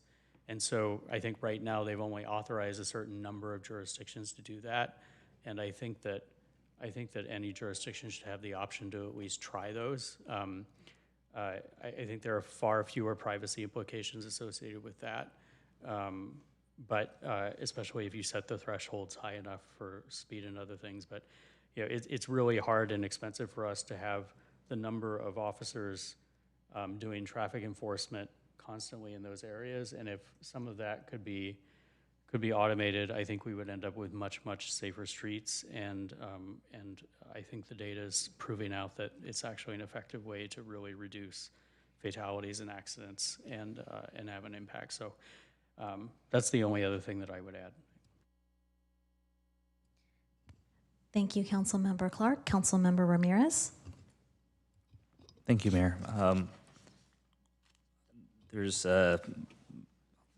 are a lot of new ideas, and I think one of the things that we don't necessarily have to do with this platform, but over time, it might be good to think about a prioritization. The document over time risks becoming so sprawling that we'll have 400,000 different statements, and it's not really clear what we care most about. When I think there are some themes that are emerging, I think, as clear priorities, including protecting our ability to impose a real property transfer tax, for instance. So that's something I won't be around for much longer, but maybe the next council could think about. There were a couple of things I wanted to suggest. So I appreciate Councilmember Showalter bringing up the soft story retrofitting, seismic retrofitting issue. I was surprised that we've talked about this a few times, and that wasn't in the list when that's been a concern for the city for a long time. I wanted to flag C33, which is a very long statement that, in my opinion, is a little bit hard to parse, and I wanted to suggest having staff think through sort of revisiting that to make it clearer about what we want to achieve. And what I would suggest in particular is we're starting to see some, in my opinion, bad actor developers use the state density bonus law to reduce or eliminate our inclusionary housing requirements. And in particular, reducing either the number of affordable units that we would otherwise require, or reducing the affordability of those units, which in my mind is just clearly antithetical to what the state density bonus law is supposed to do, which is provide incentives to provide affordable housing. So my suggestion or request would be for staff think through this and suggest some language to basically say that we would support legislation that would enhance or strengthen the city's ability to impose inclusionary housing requirements and oppose efforts that allow developers to reduce the number of affordable units or the affordability of those units through the state density bonus law or through other mechanisms. And we'll see potentially one of those projects pretty soon. And actually, so I asked the question, I appreciate staff reminding us about the state density bonus law bill that the city of Mountain View ran with then Assembly Member Evan Lowe. And grateful to him for carrying the bill, and it's unfortunate it didn't go very far. But I think this is, especially if we start seeing this more and more, I think this is a bill that we should think about running again. And maybe scoping it where it's clearer what we're trying to achieve, which is preserving affordability or creating affordable units. So that would be, and that's my top priority. Although there are a lot of really good ideas that my colleagues are suggesting. I don't oppose treating pro-housing designated cities differently, but I do think we should be thoughtful in our advocacy. I don't. There could be a time and a place when Cupertino becomes a pro-housing designated city, and yes, I agree. So yes, it's hard to get. We have it, and it should mean it provides value for our city. So thinking through that, I think, is important. The last thing I would suggest is there's a statement regarding e-bikes, and we got a little bit of feedback from the community. I don't know what the statement should be, but I do think that we should advance safety and ensure protections for riders, but without discouraging or deterring the use of that technology. There are many people who will use an e-bike because it's convenient and easy, right? And if it becomes too onerous, then instead of using the e-bike, they might drive, right? So it would have the opposite impact if we over-regulate that technology. So again, sort of thinking through that language and supporting efforts with, we want more people to use e-bikes. It's better than if they drive, but we also want to make sure that they are safe to use, right? And that they're not causing challenges with multimodal facilities. So those are my suggestions. Thank you. Thank you, Councilmember Ramirez. Councilmember Hicks. So in case, Mayor, you're keeping track, I agree with all the items that have been brought up by council members before. Okay. So I think that my bigger things are, I assume that we will be tracking all legislation related to SB 79, but I wanted to call out a few things that in particular that I would like us to pay attention to. Like Councilmember Ramirez said before, all of these things, basically each thing we bring up you do thoughtfully, but I assume that that's, for example, you had said incentives for cities with pro-housing designation.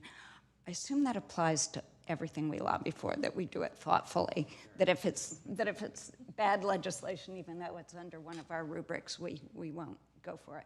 But so that said, track all legislation related to SB 79 and particularly alternative plan implementation challenges. I think from the previous meeting when this was on our agenda, we saw that our city was affected more than a lot of Bay Area cities, over 20% of our land mass. But also when I've looked up what cities are affected, a lot of them, even though their land mass is affected around BART stations, for example, the only thing really affected is a very giant parking lot. And that's really different than our situation where it's the heart of our economic vitality plan. So because we're so impacted, I think anything that might intersect with our pro-housing designation, anything that might give us an extended timeline to implement SB 79, and in particular, possibly allowing a statutory CEQA exemption, which is any legislation around that. That is one of the more time-consuming parts of the alternative plan implementation, in my understanding. And let's see if I had any others. Yeah, and anything protecting, I think transportation-oriented development works best if it's mixed use, not purely housing. So anything that protects a mixture of uses, any legislation that speaks to that in a thoughtful way. So that's one.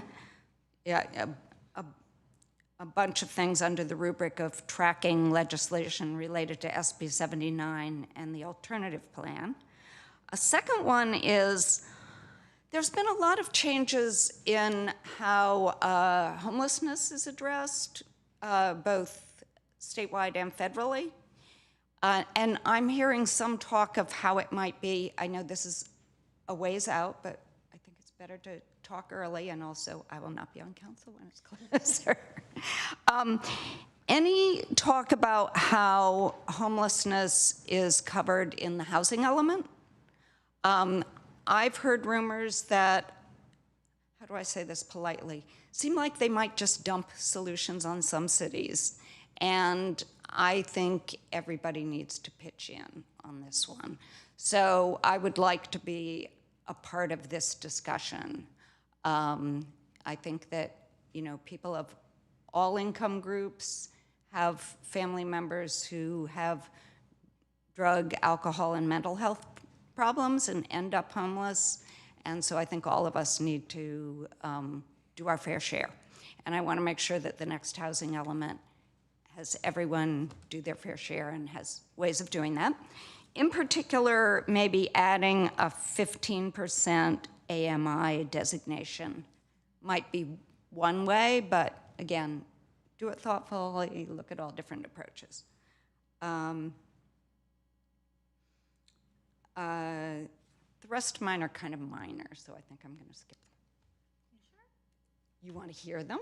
I don't mind. Okay, so I would like to see legislation that allows or encourages addition of worker housing to offices and other, so not to disallow that. If an area is zoned for office, I have seen, I've seen certain offices allow people to park their, people who are doing cleaning for the office park their RV there in the parking lot and use the restrooms. I think there might be better solutions.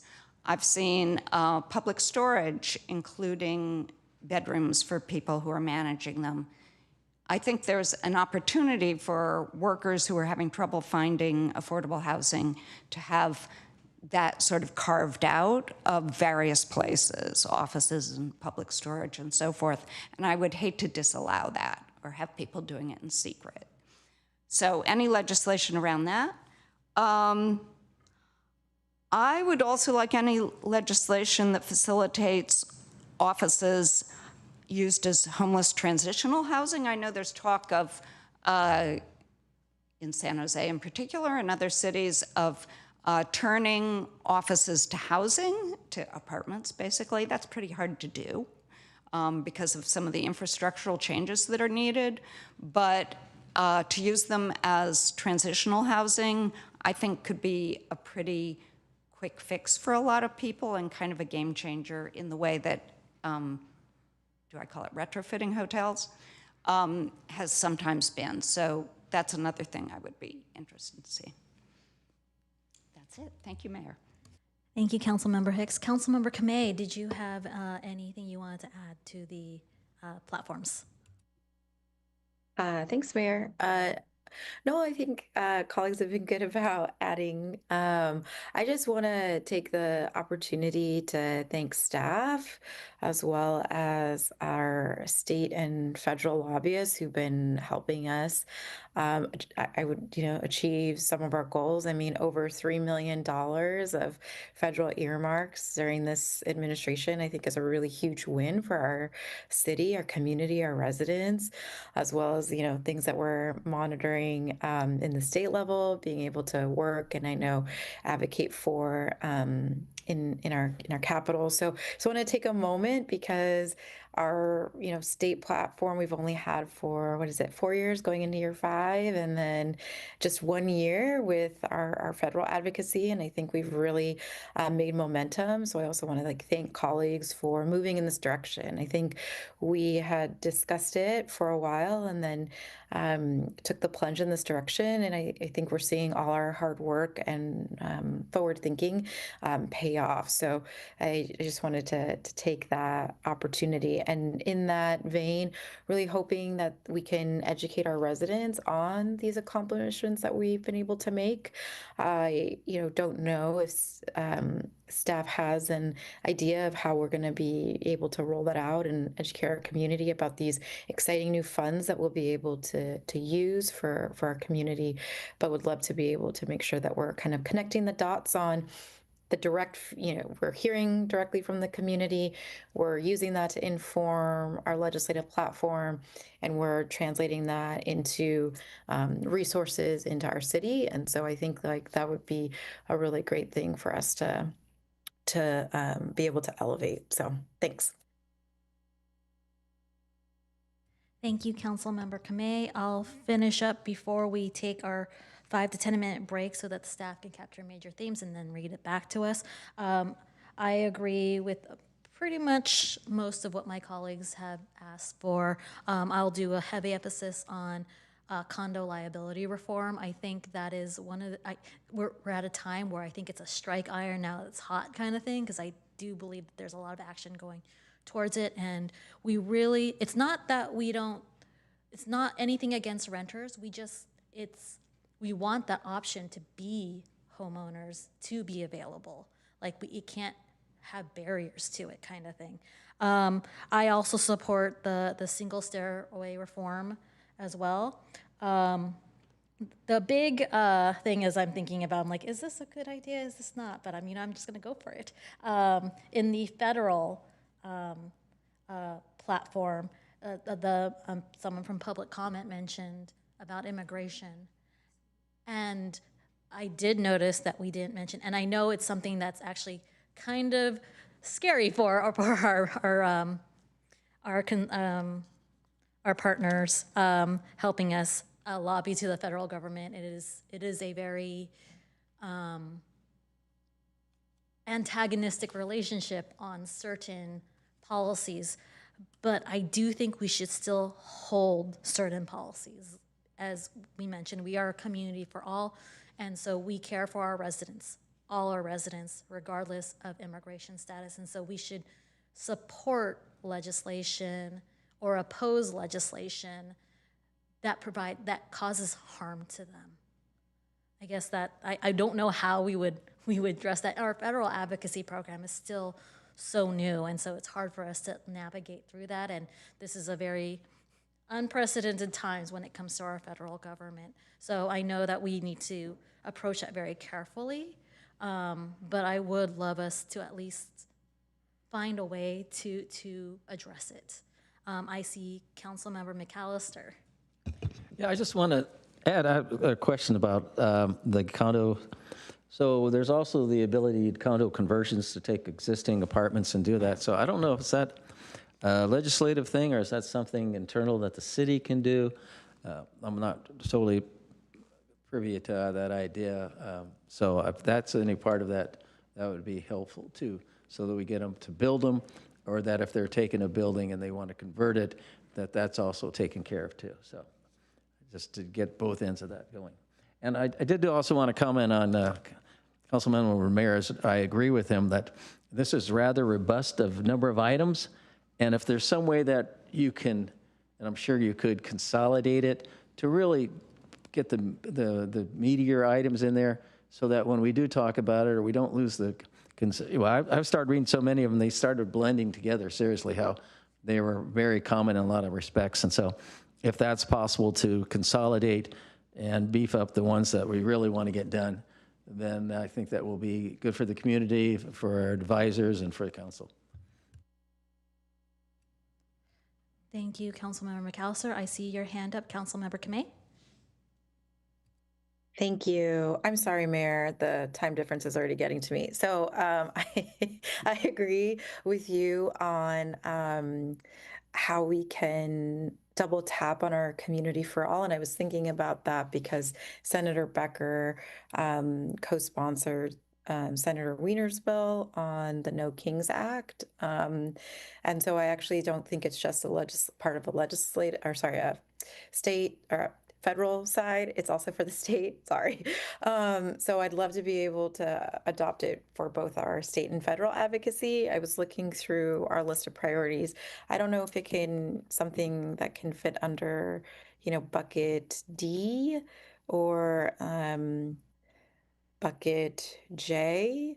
But I think maybe a statement kind of similar to what we've done before, just supporting legislation that reaffirms communities for all or something like that, and something super broad, and then kind of gives us the ability to be supportive would be something that we could add. That would just be a suggestion, but thank you for bringing that up. I had meant to say that as well, but thanks. Thank you, Councilmember Kamei. I didn't even think about adding it in the state legislation. I was like, oh, that's actually a I think good there's idea. going to be a lot at the state, so Probably more impactful at the state, actually. So than kind of just yelling at cloud kind of feeling. All right. So with that, do we have any other comments or? Oh, go ahead, Councilmember Clark. Just very quick, in terms of prioritization, I mean, I think you've heard some themes. In terms of prioritization for this year, especially at the state, if there are legislative vehicles that we can, that exist, those are the conversations that we should, it sounds like Buffy Wicks has something around maybe condo liability reform based on what Senator Becker said. I don't know if there is a legislative vehicle for software retrofits. It's important to me, but if there doesn't exist a vehicle, then maybe this year, unfortunately, isn't the right time. But it sounds like there might be a legislative vehicle for some of the pro-housing city items that we talked about. So I think that's just a given that we'll prioritize the ones that we will actually sort of move forward this year at the state level, and the others are more just themes, at least that's my opinion. Thank you, Councilmember Clark. And with that, we will take our 5 to 10 minute break. So we will, it is 19:02 now, so we'll take a 10-minute break and we'll come back at 19:12.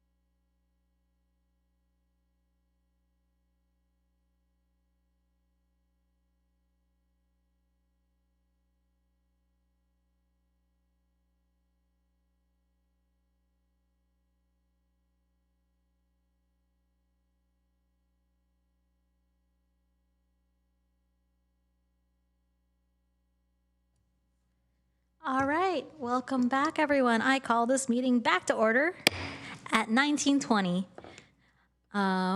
So now we have our staff bringing us back up to what we all came up with.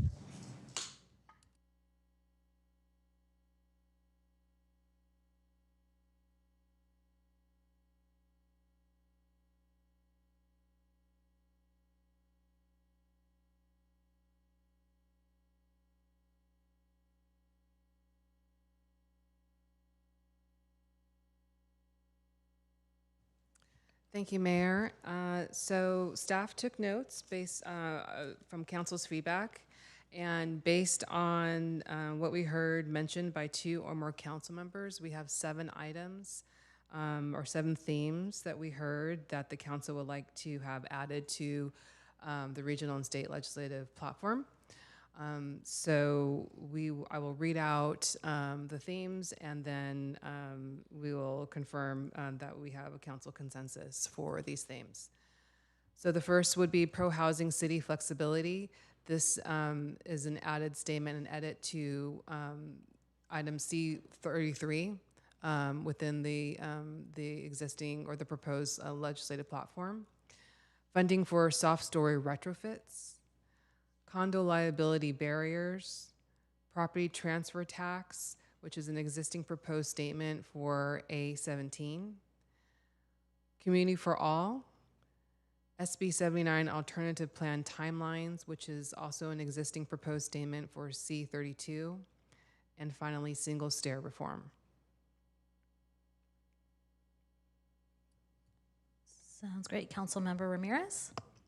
Thank you, Mayor. I know these are themes, but I feel like for the first item, there's it may be worth breaking it up into 2 separate things. The pro-housing city flexibility is important, and I agree is one of the themes that emerged from the discussion. But I think that's different from state density bonus law reform or revision to ensure that cities can continue to enforce local inclusionary housing ordinances. So maybe clarifying that first one to differentiate the 2. Thank you. Councilmember Showalter? Yeah, I think I was the one who talked the most about the REACH codes, but no one objected, and I wondered if there was any other interest in adding protecting REACH codes. Yeah, I see a lot of nodding heads on my colleagues. How would we treat items that only one council member mentioned, therefore not on the thing, but? So we have another slide, we have another slide that shows the other items that we captured that was only mentioned by one council member. I can go through those as well if you would like. Okay, so there's a separate slide. There's a second slide. For moving on from this slide, do you want us to have like a straw poll being like, yes, this one? Okay. That'd be great, thank you. So, are we good? All right, everyone in favor of these added legislative items, please raise your hand. Unanimous, wait, yes, I see Councilmember Kay. Unanimous. All right, shall we move on to the next slide? Okay, and so the next slide shows several items that were mentioned by one council member.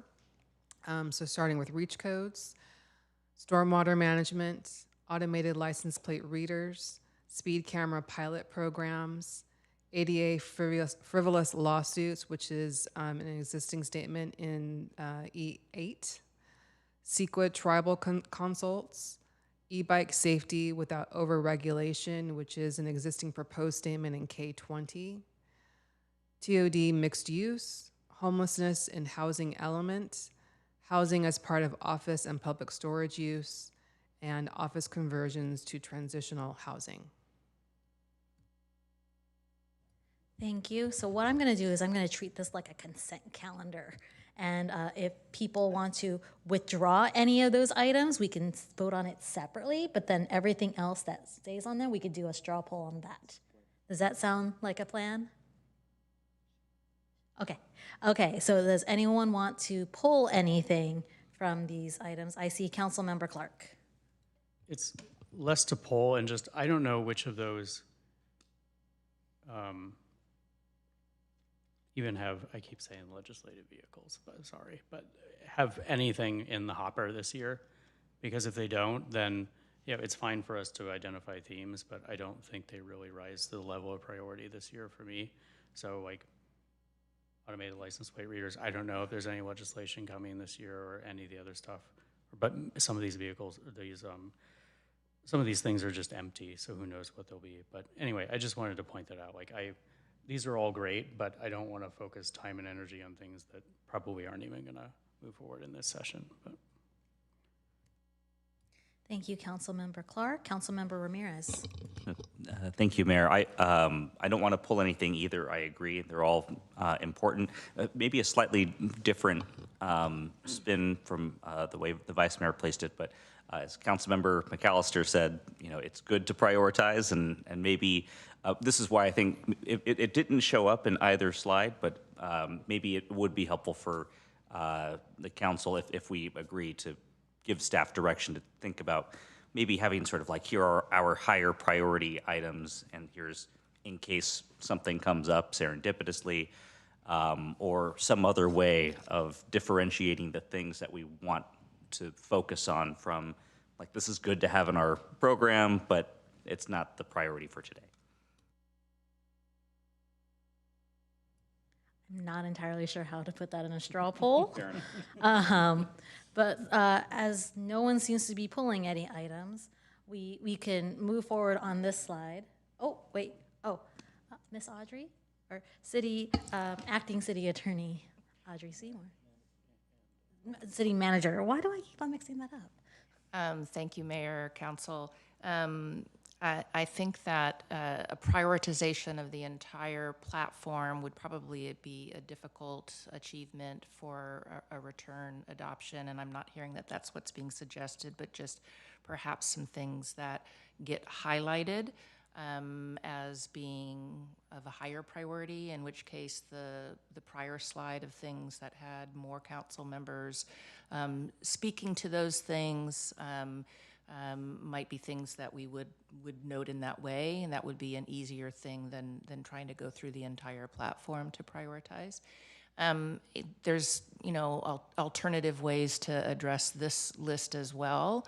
Reach codes was one that I think, maybe I saw the nodding as you brought it up, but not the people commenting towards it. And you may or may not feel that same way as a council for this entire list. It's certainly up to you to prioritize more within this list.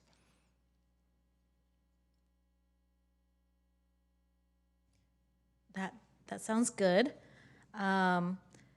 We will now go, before I go back to Councilmember McAllister, I'll go to Councilmember Kamei.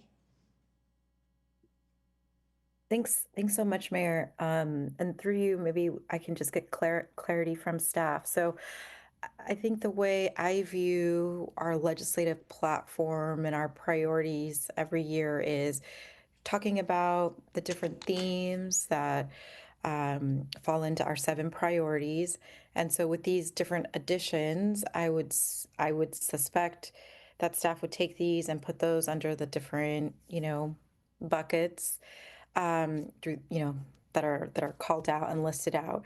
My understanding was, rather than it being necessarily like a proactive exercise at this juncture, it would be kind of like a monitoring. And so for the different items that we adopt in our platform, because it's so robust, that both our state and federal partners are looking and flagging for us any legislation if we want to do letters of support, or any advocacy, or if they're seeing anything coming that might be a bill that we want to kind of weigh in on, similar to kind of what we saw with like the Unlock Act. So I would feel comfortable, and maybe I'm misinterpreting how we do our legislative process, but I would be comfortable adding everything that colleagues recommended, because it kind of gives us this broad portfolio with which we can kind of track as different legislation comes in.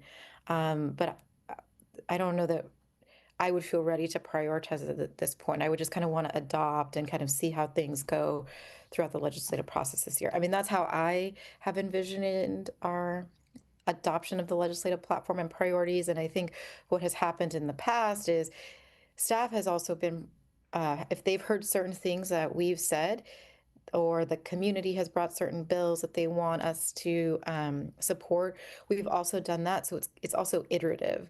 So I do, I just wanted to share that because I feel comfortable having them put them in the different kind of tranches, and them keeping us apprised as the legislative cycle continues. And I don't know if staff wants to weigh in and comment, but that's been my understanding. Thanks. Assistant City Manager. Yes, thank you, Madam Mayor and Councilmember Kamei.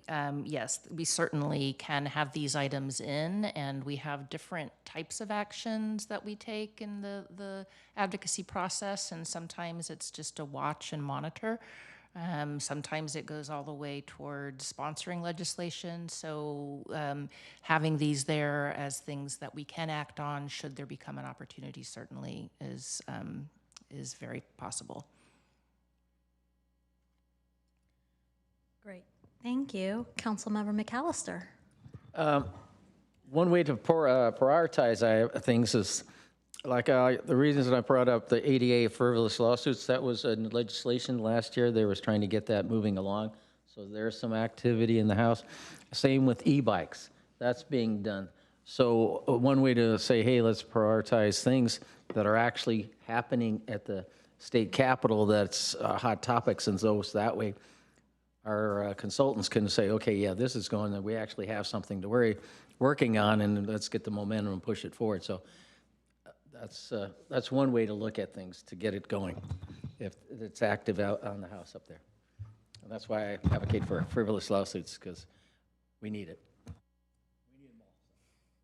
Thank you, Councilmember McAllister. So it looks like no one's pulling anything away from this. It looks like, so on this list, does everyone feel comfortable including it into our platform? Please raise your hand if you are. Yay, unanimous. On to the next item. Or next slide. Oh, no more slides? That concludes the council input. So with that, staff will take these themes back. We'll work with our legislative advocates and our department heads to develop policy statements and incorporate them into the platform and bring that back for council adoption on February 24th. Wonderful. So that looks like that is our items. Thank you so much to our lobbyists who are doing those big works in our state and federal capital. I'm excited to move forward with our platform and seeing how we can push some weight in Sacramento to make things a lot easier for our city and our residents. I'll be excited to work with all of you. Put me in, coach. Let's go. All right. We are now moving on to our regular session. Well, we could do like a 5-minute break. That was sarcasm. Okay. All right, so let's move on to our 6:30 regular session. We'll begin with a call to order. Good evening, everyone. Welcome to the regular meeting of the Mountain View City Council of February 10, 2026. Please join me in the Pledge of Allegiance. I pledge allegiance to the flag of the United States of America and to the republic for which it stands, one nation, under God, indivisible, with liberty and justice for all. All right, and next, the city clerk will take attendance by roll call. Councilmember Hicks? Here. Councilmember Kamei? Here. Councilmember McAllister? Yep. Councilmember Ramirez? Here. Councilmember Showalter? Here. Vice Mayor Clark? Here. Mayor Ramos? Here. You have a quorum. Thank you. And as we have a council member participating remotely, all votes will be taken by roll call this evening. So now we move on to item 3, presentations. Please note, these are presentations only. The city council will not take any action. Public comment will occur after the presentation items. If you would like to speak on these items in person, please submit a blue speaker card to the city clerk now. So we are moving on to 3.1, Black History Month Proclamation. We are happy to be joined this evening by City Attorney Jennifer Logue to accept this proclamation. Jennifer, would you join me at the lectern?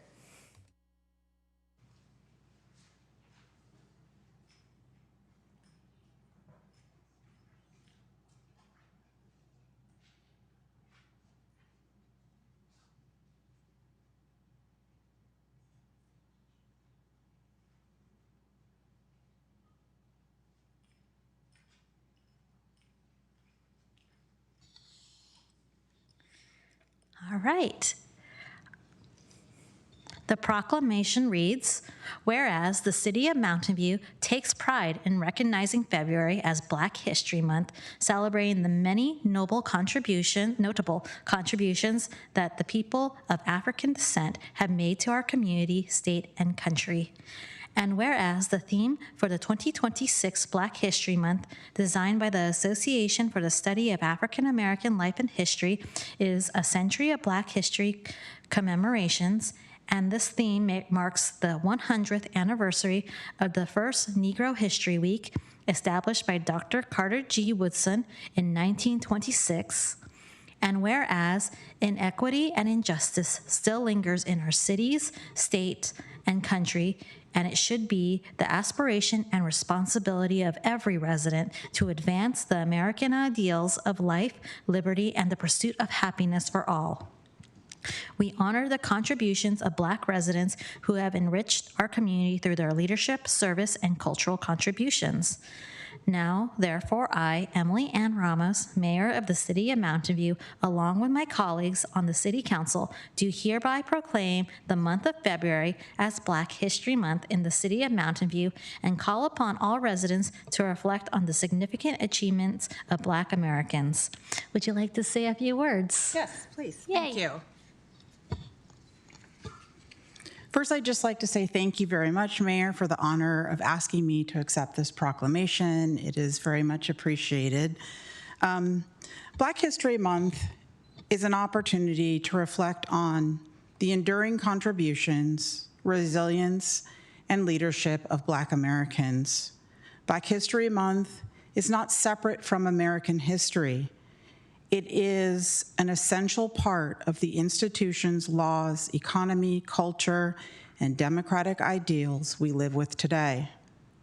This month invites both celebration and reflection while also challenging us to continue to the work of building institutions and communities that are fair and inclusive and just. I accept this proclamation not on my own behalf, but in honor of the many organizations, leaders, educators, advocates, and community members who do the hard, often quiet work of advancing equity, inclusion, and opportunity every day.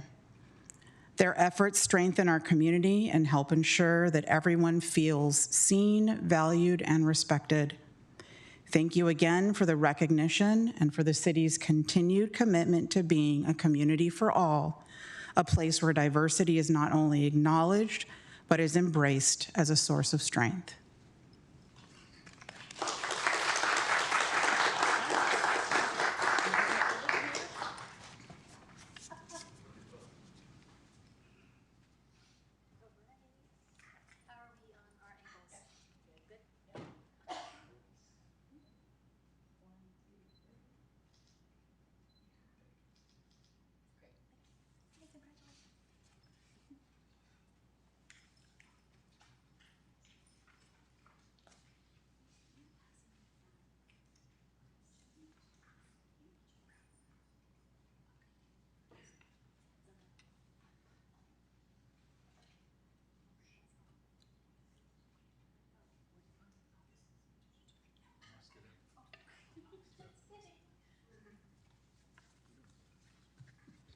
All right.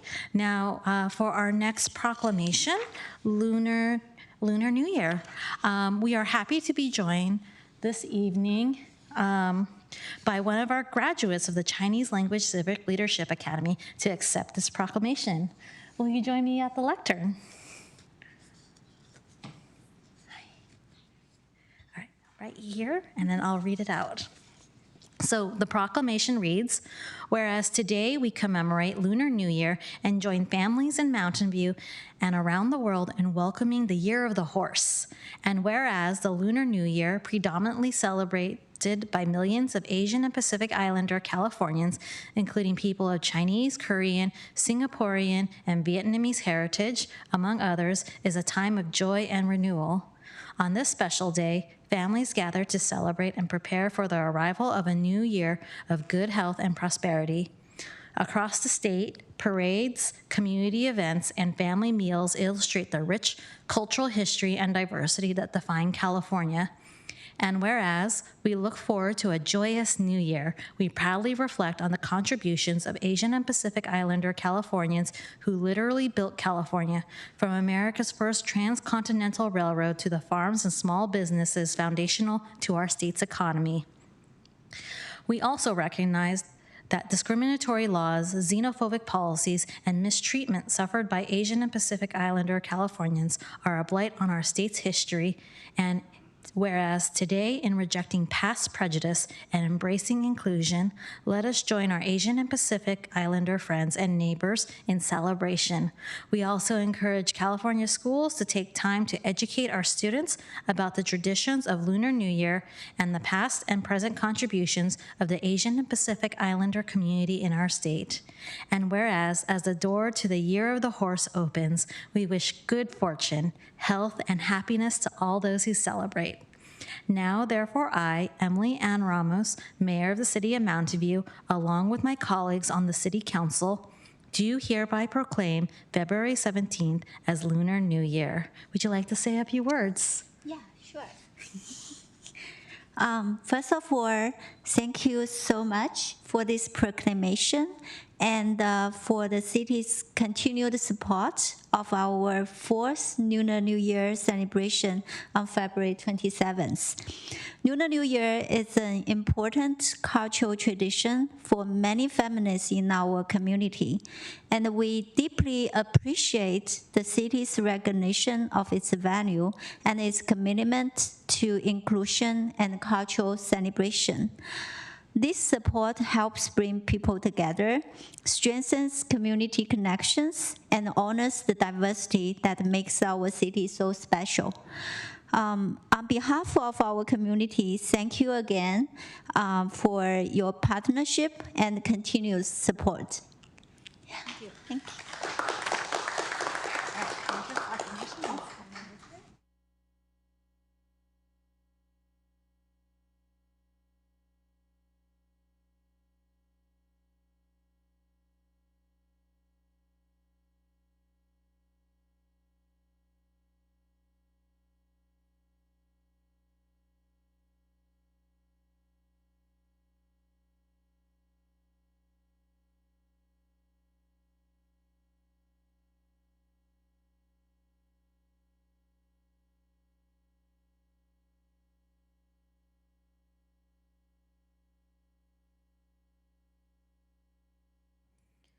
Would any member of the council like to say a few words? Councilmember Hicks. Well, I just wanted to thank Jennifer for all her hard work, or City Attorney Logue, and point out that in celebration of your accepting it, you will be leading the next item on the agenda. Is that on our agenda? Is that true? Thank you. Yes, I will be leading the next item.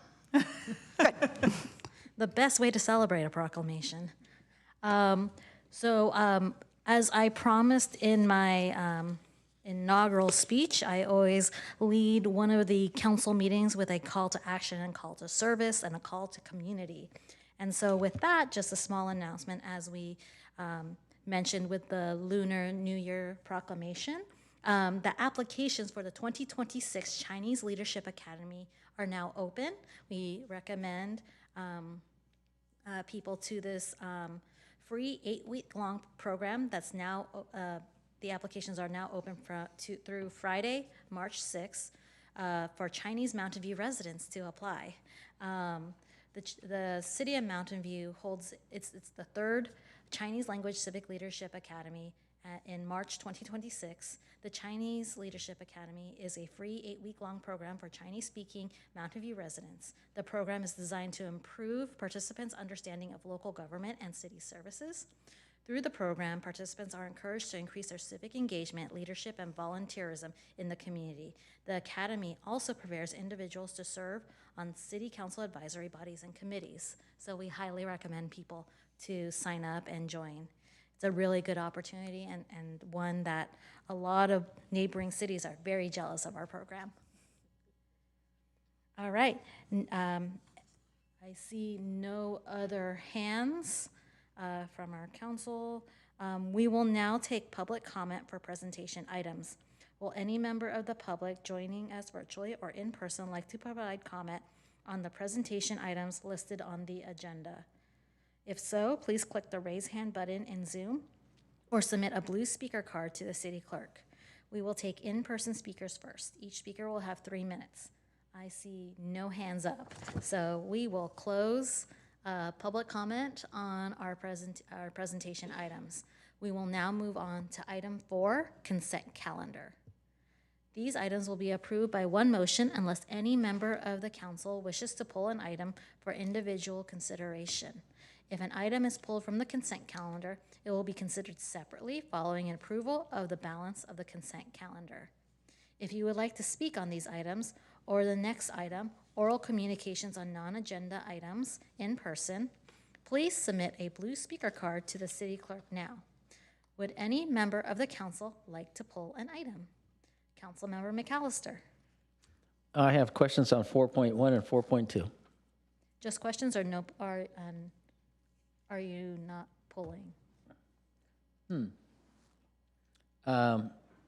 If I pull and ask a question, what's the difference?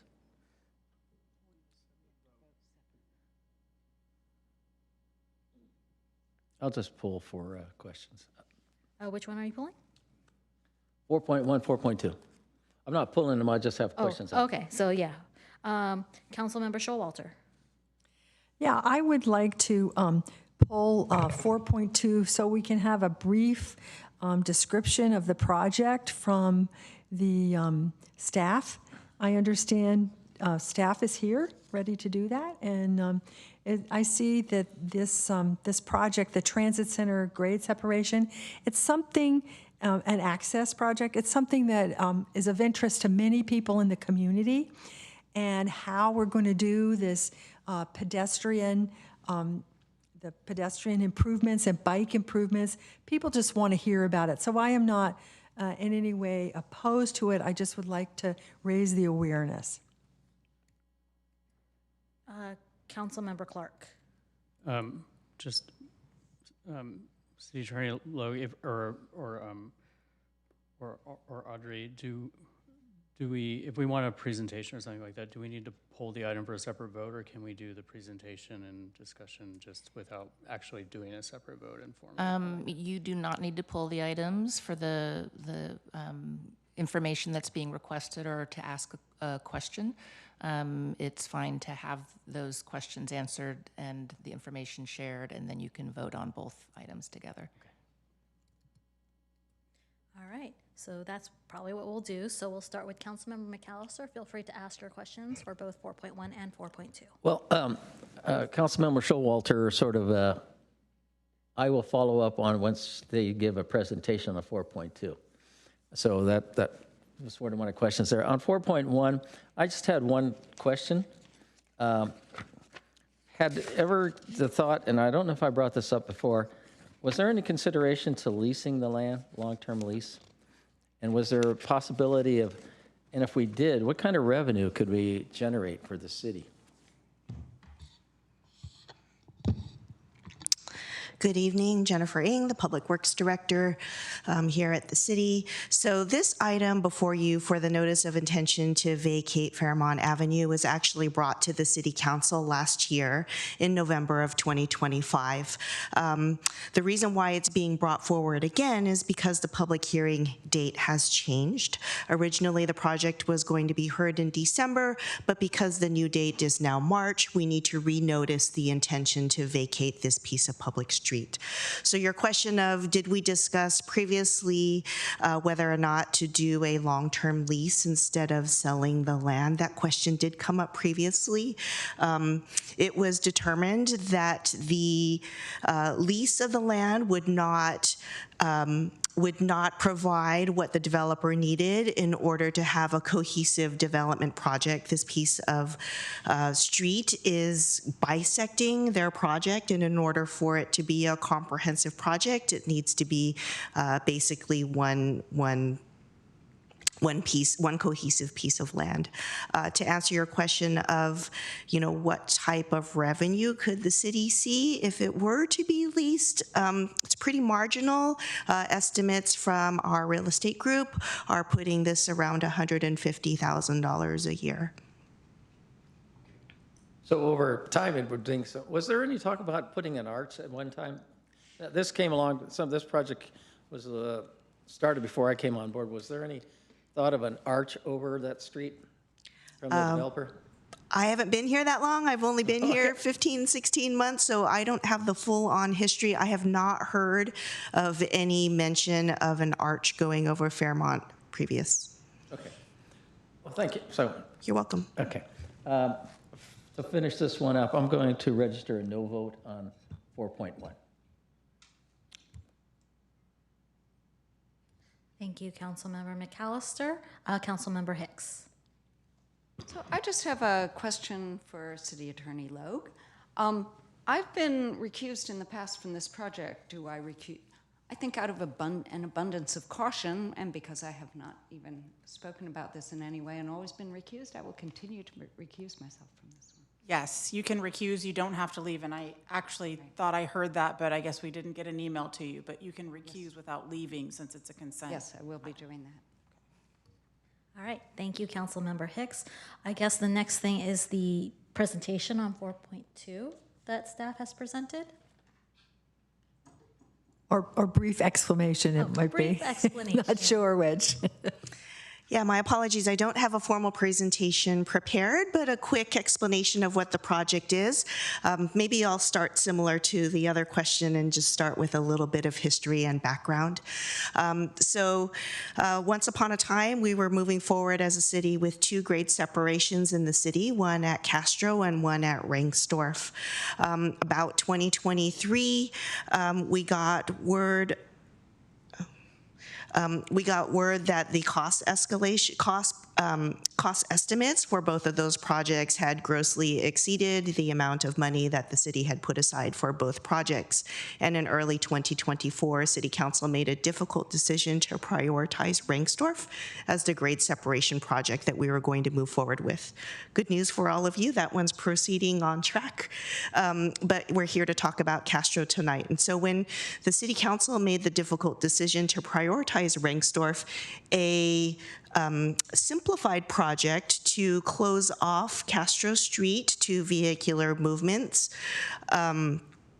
at the rails was conceived and approved. And so the project in essence is to create some permanent improvements to close off vehicular access in the northbound and southbound movements, crossing the rail tracks, and to keep pedestrian and bicycle access across Central Expressway north to Moffett Boulevard and south to the downtown intact.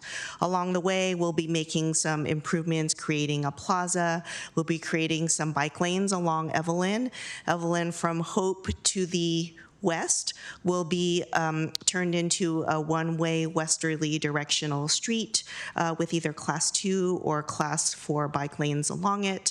There'll be some traffic signal modifications, some ADA curb ramps, those kind of things that come with civil improvements. Councilmember Clark, do you have a question? And just a quick follow-up. So if we were to, if infrastructure funding were to materialize in the next few years, how difficult would it be to revive the pedestrian and bicycle undercrossing there, or are we kind of just writing it off? It's about $271 million was our estimate in 2023. So if a giant bucket of money fell from the sky and we found $271 million, we would absolutely, I believe as a city, we would, obviously you guys would have a vote in that, but I believe we would resurrect, is that the right word? Resurrect the Castro grade separation as fully originally envisioned. But there, nothing we would do tonight would preclude us from doing that, or none of these improvements would preclude that? Okay. Correct. Thank you, Councilmember Clark. Councilmember McAllister? So I had a couple questions. I always like to get data, and part of your plan here is to reroute traffic, and you're going to take it from the main street through some of the smaller streets. Was there a traffic count done before or after to see what kind of impact rerouting cars from Evelyn through Bryant and Franklin Streets? Traffic count in terms of number of vehicles that would have to reroute? Yeah, because you're taking them off Villa. I mean, you're taking them off Villa and you're going to put them on Evelyn for those cars that are going westbound down Evelyn. So this was envisioned as a long-term interim project, right? I guess it's sort of long-term permanent. Traffic counts were done original to the grades. The transit center project was the original master plan for this project. At that time, and when we were going to do the full grade separation, there's a connection envisioned from Evelyn Avenue up to Shoreline Boulevard, so there'd be a direct T-in connection. Traffic counts were done back in 2019 for that. I don't have those exact numbers for you right now tonight, but I can follow up certainly if you would like that data. This is related to Figure 10, vehicle circulation. So that's where I was concerned. That was my questions. Because you have them going down on, okay, I mean, when we start redoing traffic, it helps to have some data to go with.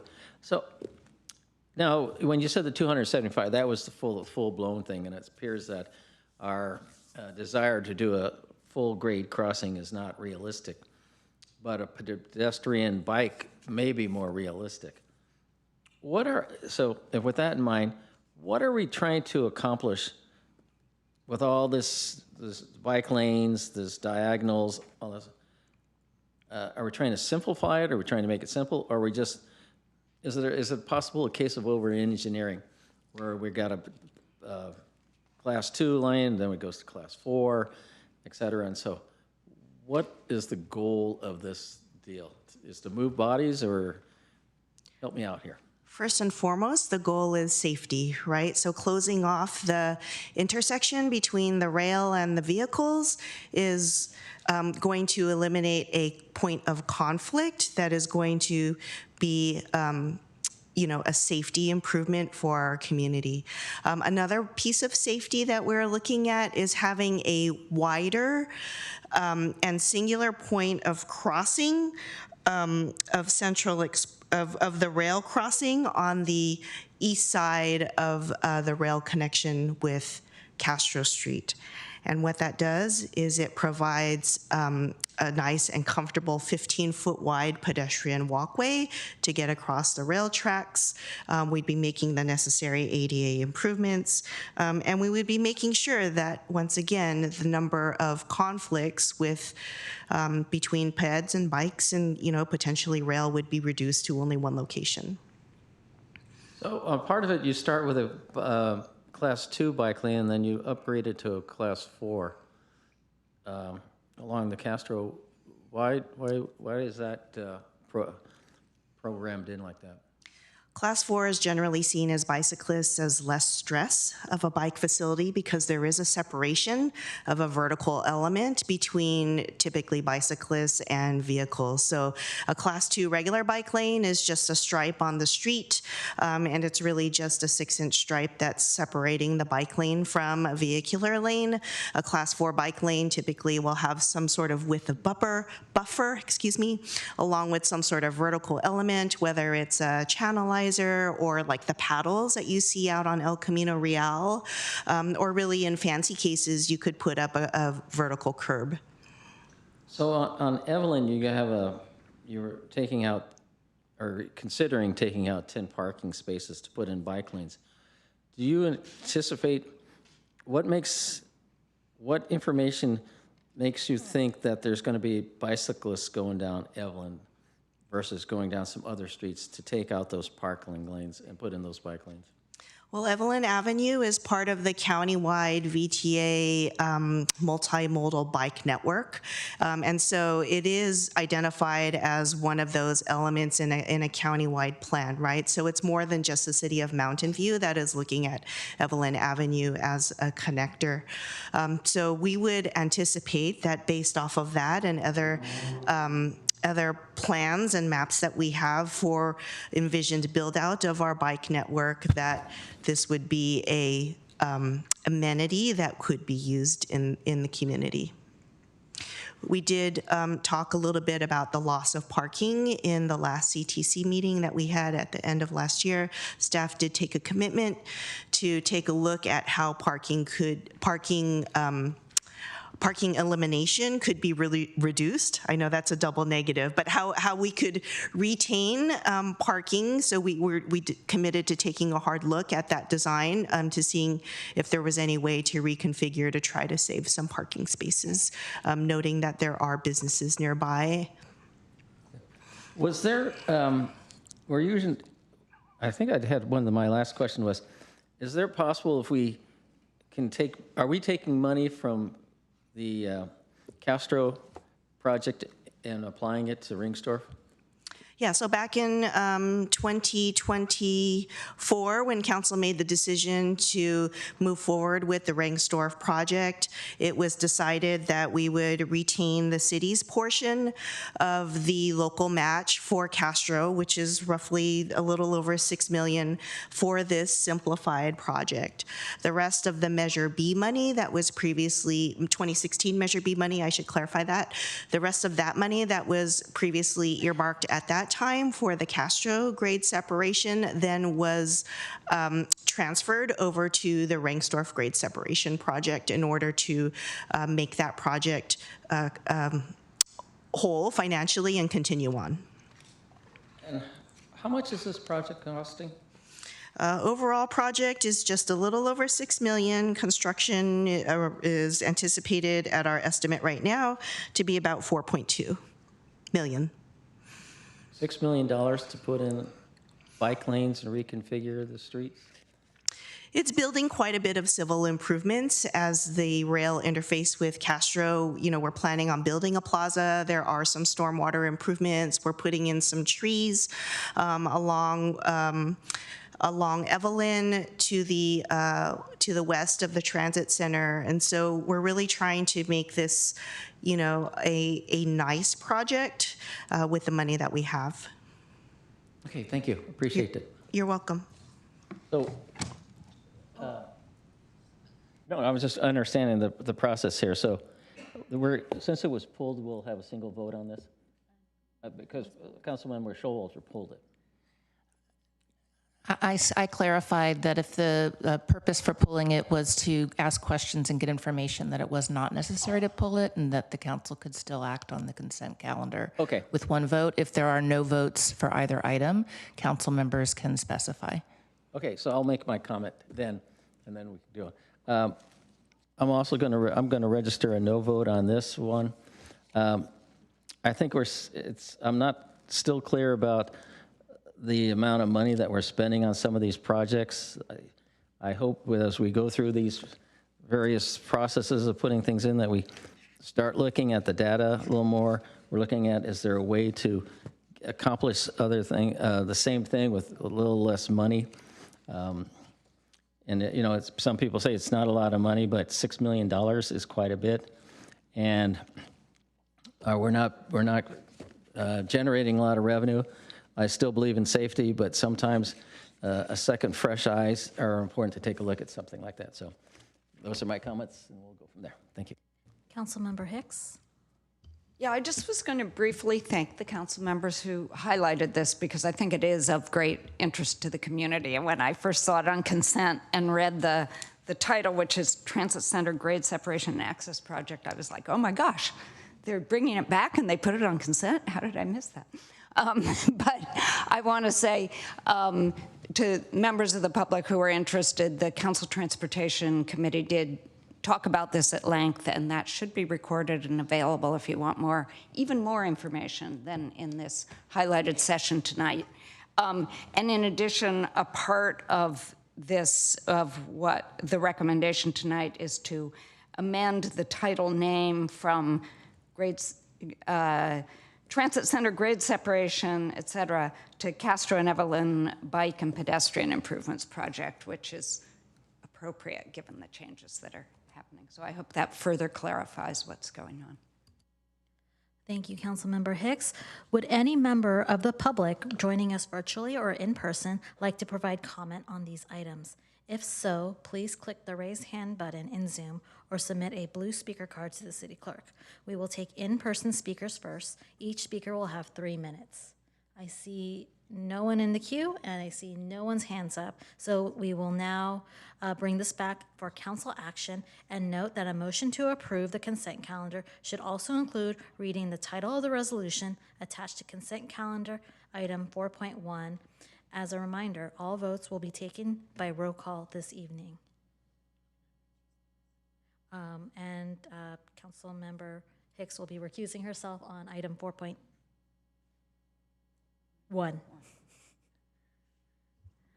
All right. I see a motion by Councilmember Showalter, seconded by Councilmember Ramirez.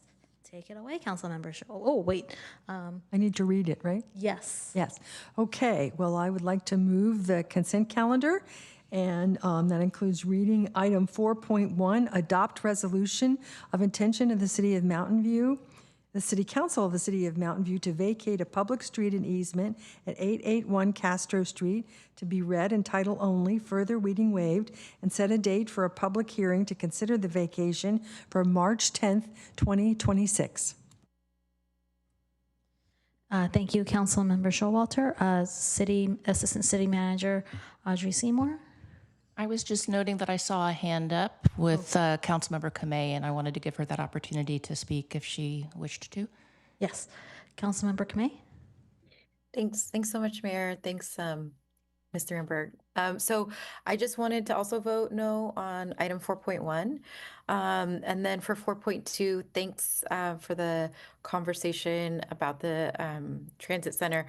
That item actually came to CTC, I want to say 2 or 3 times. And that might be the reason we've had ongoing discussion at CTC. So I think there will be quite a few meetings that people would be able to watch. But we got a lot of public comment at those meetings, both in person, virtually, as well as written. So hopefully all colleagues got that too. Thanks, Mayor. Thank you. I guess now we will bring it to a vote. We have to do roll call. Did we have a motion in a second? We did, from Councilmember Showalter and then seconded by Councilmember Ramirez. Let's have the roll call vote. Councilmember Showalter? Yes. Councilmember Ramirez? Yes. Councilmember Hicks? Yes, with recusal on 4.1. Councilmember Kamei? Yes, no on 4.1. Councilmember McAllister? No. Vice Mayor Clark? Yes. Mayor Ramos? Yes. Motion carries. All right. Before we are now at item number 5, oral communications.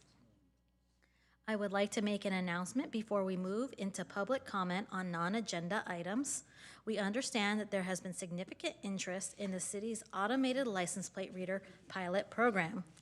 Last week, Mountain View's automated license plate readers cameras were turned off. Our police chief, Mike Canfield, decided to shut off the cameras after a police department-initiated audit discovered that Mountain View's data has been accessed by federal and state law enforcement agencies in violation of our approved policies. Based on the information available, there is no indication that federal access was used to support immigration enforcement activity during the 3-month period in 2024 where the flock safety nationwide search function was enabled on the first camera that was installed.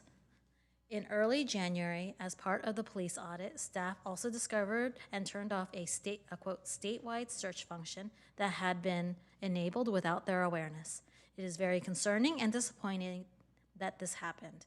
At the same time, we are aware of how this technology has helped our police department in their ability to investigate burglaries, home break-ins, and a reported kidnapping, which protects our community.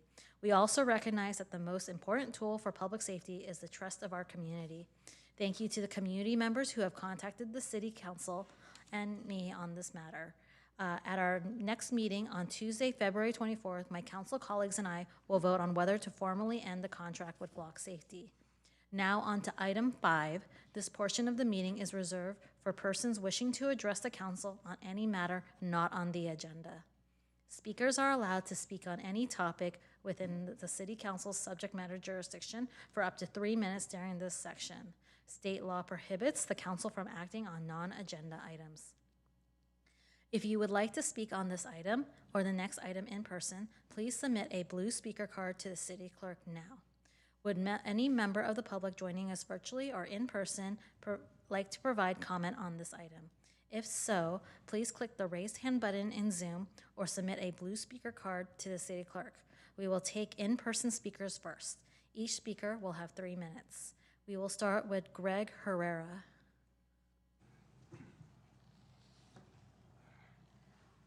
After Greg, we'll have John Scarborough and then Eva Tang, followed by Albert Jeans. Good evening. The first time here. My name is Bill Herrera, Greg Herrera. I'm owner of Family and Bill's Towing. I tow a lot of motorhomes for you people, and they're very expensive. And you have a project in place, but it's confusing the way they want me to tow them and hold them. It's costing me like $14,000 per unit to keep for 30 days. And the city gets it down where they only want to fund me $3,500 for disposal only, not for towing it, not for storing it, not for taking the garbage out, not getting rid of the stuff inside, the fuel. There's a lot of cost to it. I don't think the city knows. And I just want to bring it to your attention that we could try to address it to pay for this fee. Because I was able to do one a month, just do it out for business-wise. But now I'm getting 3 or 4 a week, and they're getting to be expensive. It's costing the business money. And we have to tow them for the city to stay on rotation. So I'm trying to see if we could talk about how we deal with the expense of getting rid of these motorhomes that you want us to get rid of. Any comments how we go forward with this? We're not allowed to take action on items that are not on the agenda. This is open public comment, so this is your time to speak, and we might take action in a future meeting. So where do I go from here? I talked to you, so now what happens? You can't talk? Madam Mayor, our police chief is in the audience and would be happy to follow up with the speaker. All right, thank you. So okay. You can follow up with our police chief. All right, thank you. Thank you. All right, Mr. Scarborough. After Mr. Scarborough is Eva, and then after Eva is Albert. Hello again. City Council members, I'm John Scarborough, as mentioned, and I thought it was really great that we had the party in downtown Mountain View. on Saturday. It was great. I caught the last bit of it. The energy was great. Met some people I've not seen in a while, so that was really a good surprise. And I think it's really good that we have that space to bring our community together. And just, I thank y'all enough for having that space there and for the other things we have. One thing that I don't think it is building our community very well is having the surveillance data and having it get out and potentially be used by hostile agencies that are targeting people in our community, people in communities all over the country. So I'm really heartened, when I got the announcement from the police chief saying that he was shutting them down. And I went out 2 days later and checked out the ones on Ringstorff. The one near Central had blue lights on.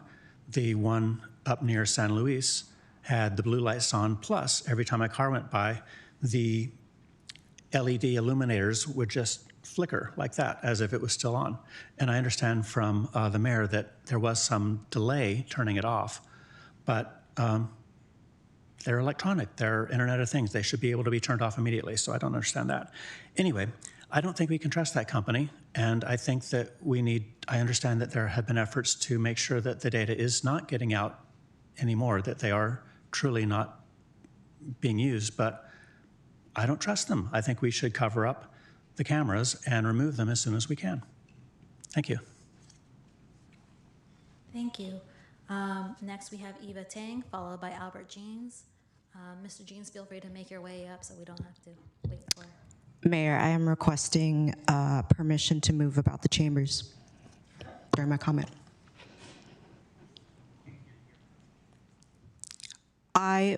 Sorry. Let's try that again. Mayor, I am requesting permission to move about the chambers during my comment. The problem is we won't be able, the people who are on Zoom wouldn't be able to hear you. Oh, no, that's fine.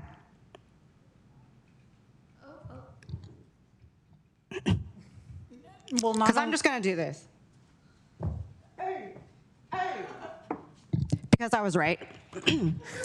I know it's obnoxious to rub it in your face like that, but I've spent years making public comment, meeting you personally, serving on PSAB itself, and enduring MV Voice article comments, pinning me as clueless with no grip on reality. I think I deserve to gloat and also scold you at least a little bit, because as counsel, I've heard you brush us off countless times as young, dumb activists. We've been educated professionals of all ages, technical writers, researchers, educators, engineers, and programmers who understand cybersecurity. We've had years of experience at the institutions you supposedly respect. And even if we didn't, you still should have listened to us because we are members of the community.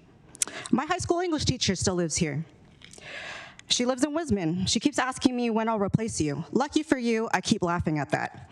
I was 13 when I spoke to a school board for the first time. In high school, I was playing a lobbyist in the California Youth and Government Program.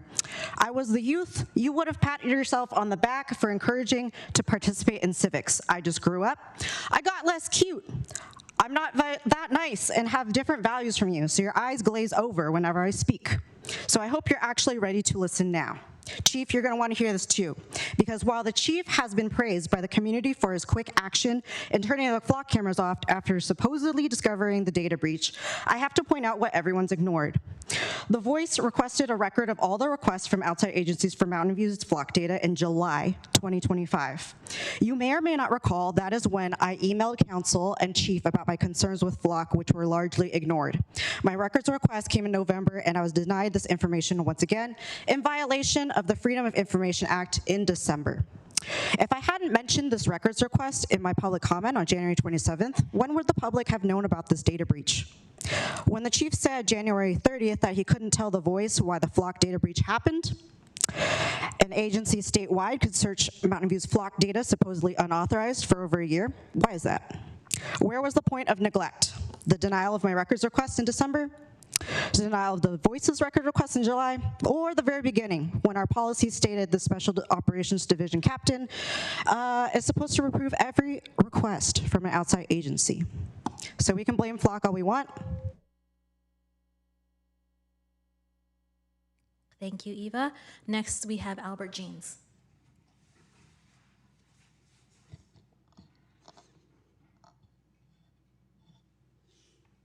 you have a presentation? Okay. Yeah, thank you very much, Mayor and council members. I'd like to ask that you start thinking about the parkland dedication ordinance because this came up last week at the EPC meeting for row house development where staff presented a new formula for, next slide please, computing the parkland dedication fee that would be paid by a developer.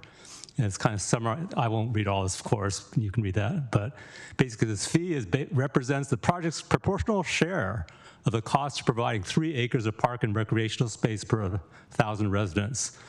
And staff cited the Supreme Court ruling, this recent Supreme Court ruling, which seems to invalidate the current parkland ordinance, dedication ordinance. Next slide, please. So to try to understand this better, I put this into a formula. And basically, it's not that complicated. You have every planning area has a certain amount of parkland, and that's generally, except for Miramonte, I think, it's less than the ideal, Quimby Act, which is 3 acres per 1,000 people. So there's a deficit. So in this equation here under the red, we have the Quimby Act amount of land is Q, times the number of people in that area minus the actual area of parklands. That's a deficit. And then the new formula says take that proportion, based on the population of the new people in the development. For example, if there's 400 people, you take 400 divided by 80,000 people, and that's their share of that parkland deficit, and that's all the developer has to pay. So I simplified this equation to see if I could learn anything else, and you see the next slide. And it turns out you can rephrase it. This is exactly the same, simplified equation. And so what this means is the amount of land that the developer should give is equal to the Quimby amount, which is just the population, the small n is the population of the new development times the Quimby ratio, 0.003, minus the current amount of parkland, and it's a proportion of the population. That's n over n plus n. So in other words, if the new population is 4% of the city's population, they essentially get credit for 4% of the parkland, all the parkland in the city of Mountain View. And so it is essentially a credit because it takes away from the Quimby amount that they should be paying, which is the 3 acres per 1,000 people. So next slide, please. So essentially, my question is, why should the developer be given credit for existing parkland, which somehow automatically the new residents get a share of?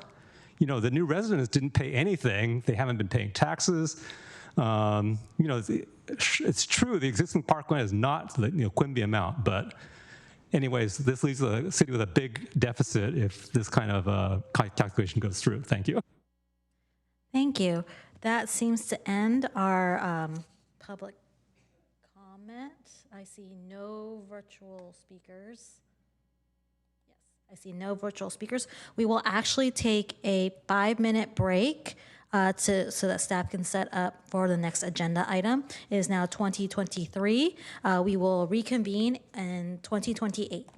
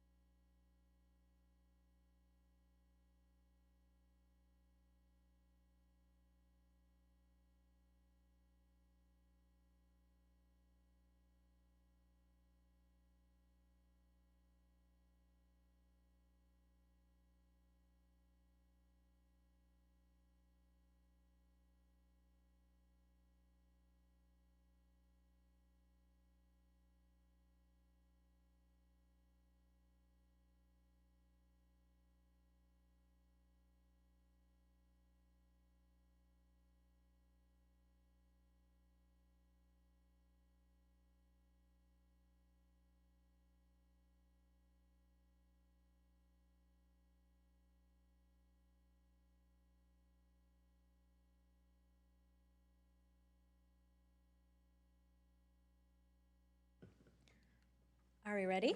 Yes. All right. Calling this meeting back to order, 2031. We will now move on to item 6, study sessions. 6.1, Charter Modernization 2026 Ballot Measure. The purpose of this study session is to present proposed amendments to the city charter and to provide the city council with an opportunity to review, discuss, and provide feedback on those proposed amendments. The study session is intended to solicit city council direction and policy input to inform further refinement of the proposed charter amendments prior to any formal consideration or action. City Attorney Jennifer Logue will present the item. If you would like to speak on this item in person, please submit a blue speaker card to the city clerk now. All right, ready for the staff presentation. Thank you, Mayor, Vice Mayor, and council members. City Attorney Jennifer Logue presenting this item for you this evening. So although you just read it in the script, I will just briefly state that the purpose of this study session is to present some proposed charter amendments for council consideration and to get your feedback and policy direction before we take any formal action of bringing legislation back to place a ballot measure on in 2026. So just to provide a little bit of background, the Council 2025-27 work plan includes a project to place charter modernization amendments on the 2026 ballot. The proposed 2026 amendments are intended to be non-controversial and technical in nature.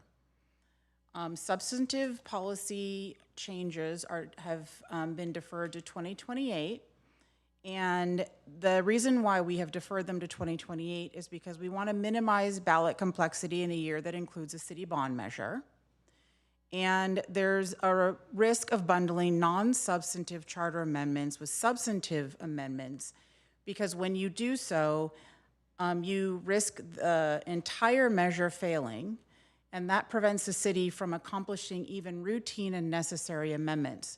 So it is typically a little bit better to separate them if you are trying to just get routine cleanup and necessary items passed. Otherwise, you can just do multiple ballot questions, but that's financially expensive as well. So separating it into 2 election cycles is why we've recommended doing that for the substantive and non-substantive amendments. The other reason is because substantive amendments really should not occur without the benefit of a charter commission or a charter review committee. Such a body provides structure, public engagement, subject matter focus necessary to look at the charter holistically, and they assist in developing well-vetted recommendations for substantive changes, and proceeding with major revisions in the absence of that increases the risks of a failure. And at the time that the 2025-27 work plan item was adopted, we did not have time to convene a charter commission or committee in order to do substantive amendments. So we're proceeding with just the minor amendments in 2026, if you so choose.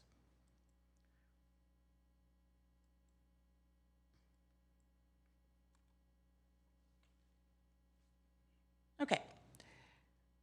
In the development of the proposed amendments, the city attorney's office worked closely with the city manager and the city clerk to obtain feedback, but I also conducted extensive peer city benchmarking review of 9 charter cities. The review included larger cities that regularly update their charters and therefore often reflect more current drafting standards, as well as nearby jurisdictions, to ensure that the proposed amendments are consistent with contemporary practices of Mountain View's neighboring cities. While the other charters reviewed varied significantly in structure, organization, and substantive requirements, and definitely do not contain identical language and provisions, the review definitely helped provide a general understanding of modern drafting approaches and commonly used requirements.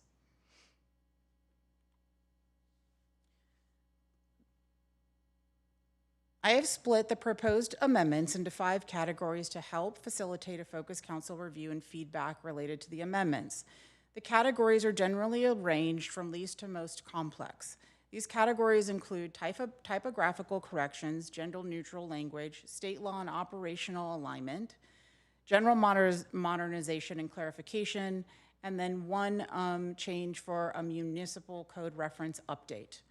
The purposes of each of these proposed categories is stated. Typographical corrections is obvious.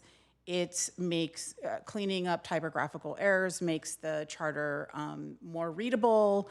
Gender neutral language would improve clarity and inclusivity and align with contemporary drafting standards.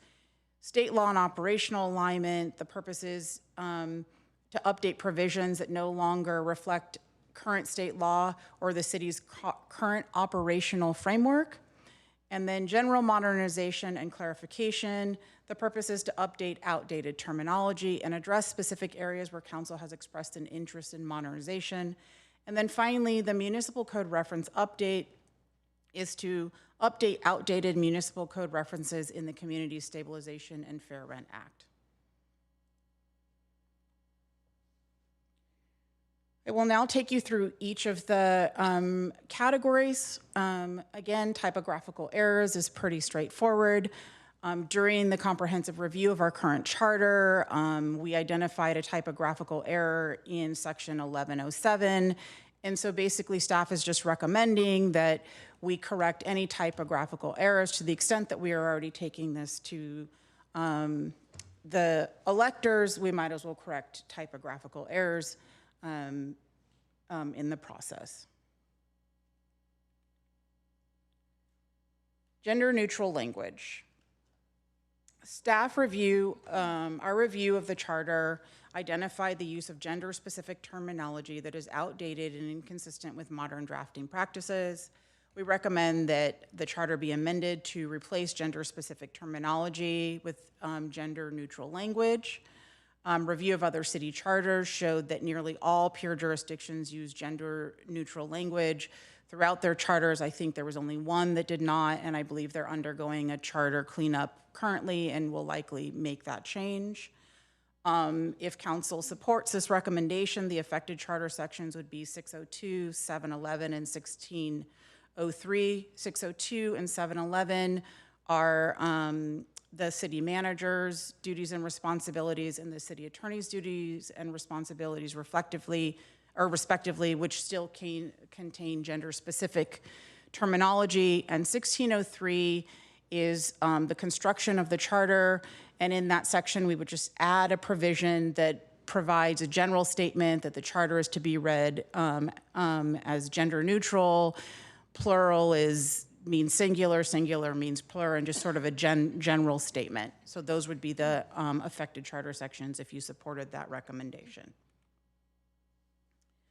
We'll now move on to the section related to state law and operational alignment. The first section that we're recommending a charter amendment is section 501, and this is for clarification of the term elector. Section 501 of the city charter uses the term qualified elector, which is not actually defined in the elections code. So this is a requirement for all council members to be a qualified elector. And in that same charter section, it says as defined in the California Elections Code. But because qualified elector is not defined there, it creates some confusion. The term that is actually defined in the California Elections Code is elector. And so we would just add a simple clarification that our use of the term qualified elector as used in the charter has the same meaning as elector under the California Elections Code. All comparable charter cities require council members to be electors. They handle how they describe that definition differently. Some just use the word elector, and then some actually have the requirements directly in their charter, such as you need to be a resident, you need to be over the age of 18. And so I'm just recommending that we clean up ours to provide clarity on what qualified elector means in our charter. The next section is section 504, and this section governs how we handle council vacancies. Currently there is a 30-day deadline to fill a city council vacancy, and that creates a constrained timeline to complete the steps necessary to fill the vacancy by appointment or to call a special election, particularly when vacancies arise unexpectedly. The recommendation is to extend the time frame to either appoint or call a special election from 30 days to 60 days. In review of other city charters, there were varying approaches. Several of the jurisdictions do allow up to 60 days. Others had no specific deadline and had much more complex processes. Notably, California Government Code Section 36512, which governs general law cities, also provides general law cities up to 60 days. And so if we switch to 60 days, we would be aligning with state law and many other peer jurisdictions. Sections 514 of the charter currently requires that ordinances and resolutions be read in full unless further reading is waived by unanimous vote after the title is read. Section 515 of the city charter currently requires roll call vote for adoption of ordinances. Staff recommends amending Section 514 of the city charter to remove the requirement that the title of ordinances and resolutions be read in full, and amending Section 515 of the city charter to revise the current roll call voting requirement so that roll call vote is required only if requested by a council member or required by law. Of the 9 charter cities I reviewed, only Sunnyvale requires the ordinance title to be read, and only Santa Clara requires a roll call vote. State law does not require reading of a title if the title is included on a published agenda and a copy of the full ordinance is made available to the public both online and in print at the meetings prior to introduction or passage of the ordinance. The City of Mountain View already includes the title on the agenda and makes the full ordinance available to the public online in advance of council consideration. And the city could easily make a printed copy available at the meeting if it wished to fully align with the state law framework. However, it is not required that we align with the state law framework. I just wanted to let you know what state law allows and that it does not require, it provides a way out of reading a full title. And state law generally does not require a roll call vote except in specific circumstances such as this evening when we have a council member participating by teleconference.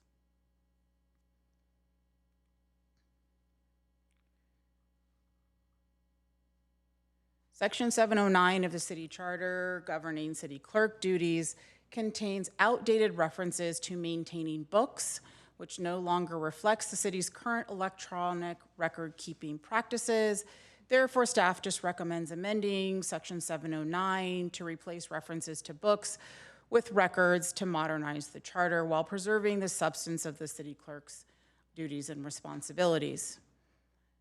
Section 902, staff recommends amending Section 902 of the city charter, which governs appointments and terms for boards, commissions, and committees to clarify the requirement for staggered terms and to align the charter with the current city practices. Currently, Section 902 requires appointments and terms expirations to occur on January 1.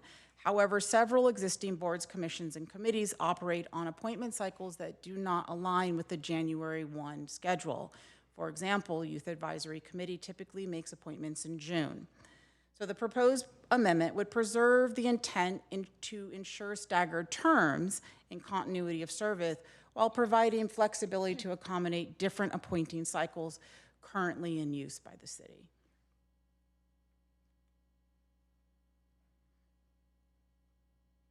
All right, Section 900 is probably the one that is most complex. Section 900 of the city charter generally governs appointed boards and commissions. As part of the charter modernization effort, the city council expressed a desire to explore whether the charter requirement that all members of boards and commissions be residents and qualified electors of the city of Mountain View should be modified to instead authorize City Council to establish membership qualifications for individual board, commission, and committee members by ordinance or resolution. Rather than provide a recommendation, I have provided 3 options for Council's consideration. Option 1 would maintain status quo, which is all members have to be residents and qualified electors. Option 2 is a partial delegation, which would maintain the residency and qualified elector requirement for charter-created bodies, but would not maintain that requirement for council-created bodies. And option 3 would be a full delegation to City Council to establish membership criteria for all boards, commissions, and committees. To help Council decide which option you prefer, I will share a peer city comparison chart and take you through the pros and cons of each option on the next several slides. So on the slide that's presented now, you can see that I've created a peer city comparison chart.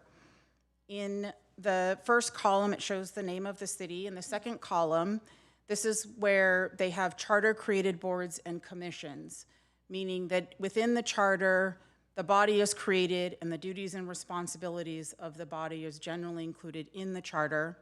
And for each of the cities, you can see most of them required the members of charter-created bodies to be qualified electors and residents of the city. For Oakland, I said yes, most charter-created bodies, because there are some charter-created bodies that have very, very complex membership requirements, and so those didn't necessarily have residency requirements. They had other complex membership requirements, but they were spelled out in the charter. Los Angeles was an outlier. It's a very, very large city, and they had no general provisions governing boards and commissions in their charter. The provisions were just specific to each board and commission, and often were in the ordinances rather than in the charter. And then San Francisco just said, yes, they all had to be residents and qualified electors unless otherwise provided in the charter, which would allow for a specific body to be created and have it called out what the membership qualifications would be. By contrast, most of the cities, if it was a council-created body, it did not require the members to be a qualified elector or a resident in the charter. So when the council created the body by either ordinance or resolution, within that ordinance or resolution, council had the freedom to decide what the membership qualifications were going to be.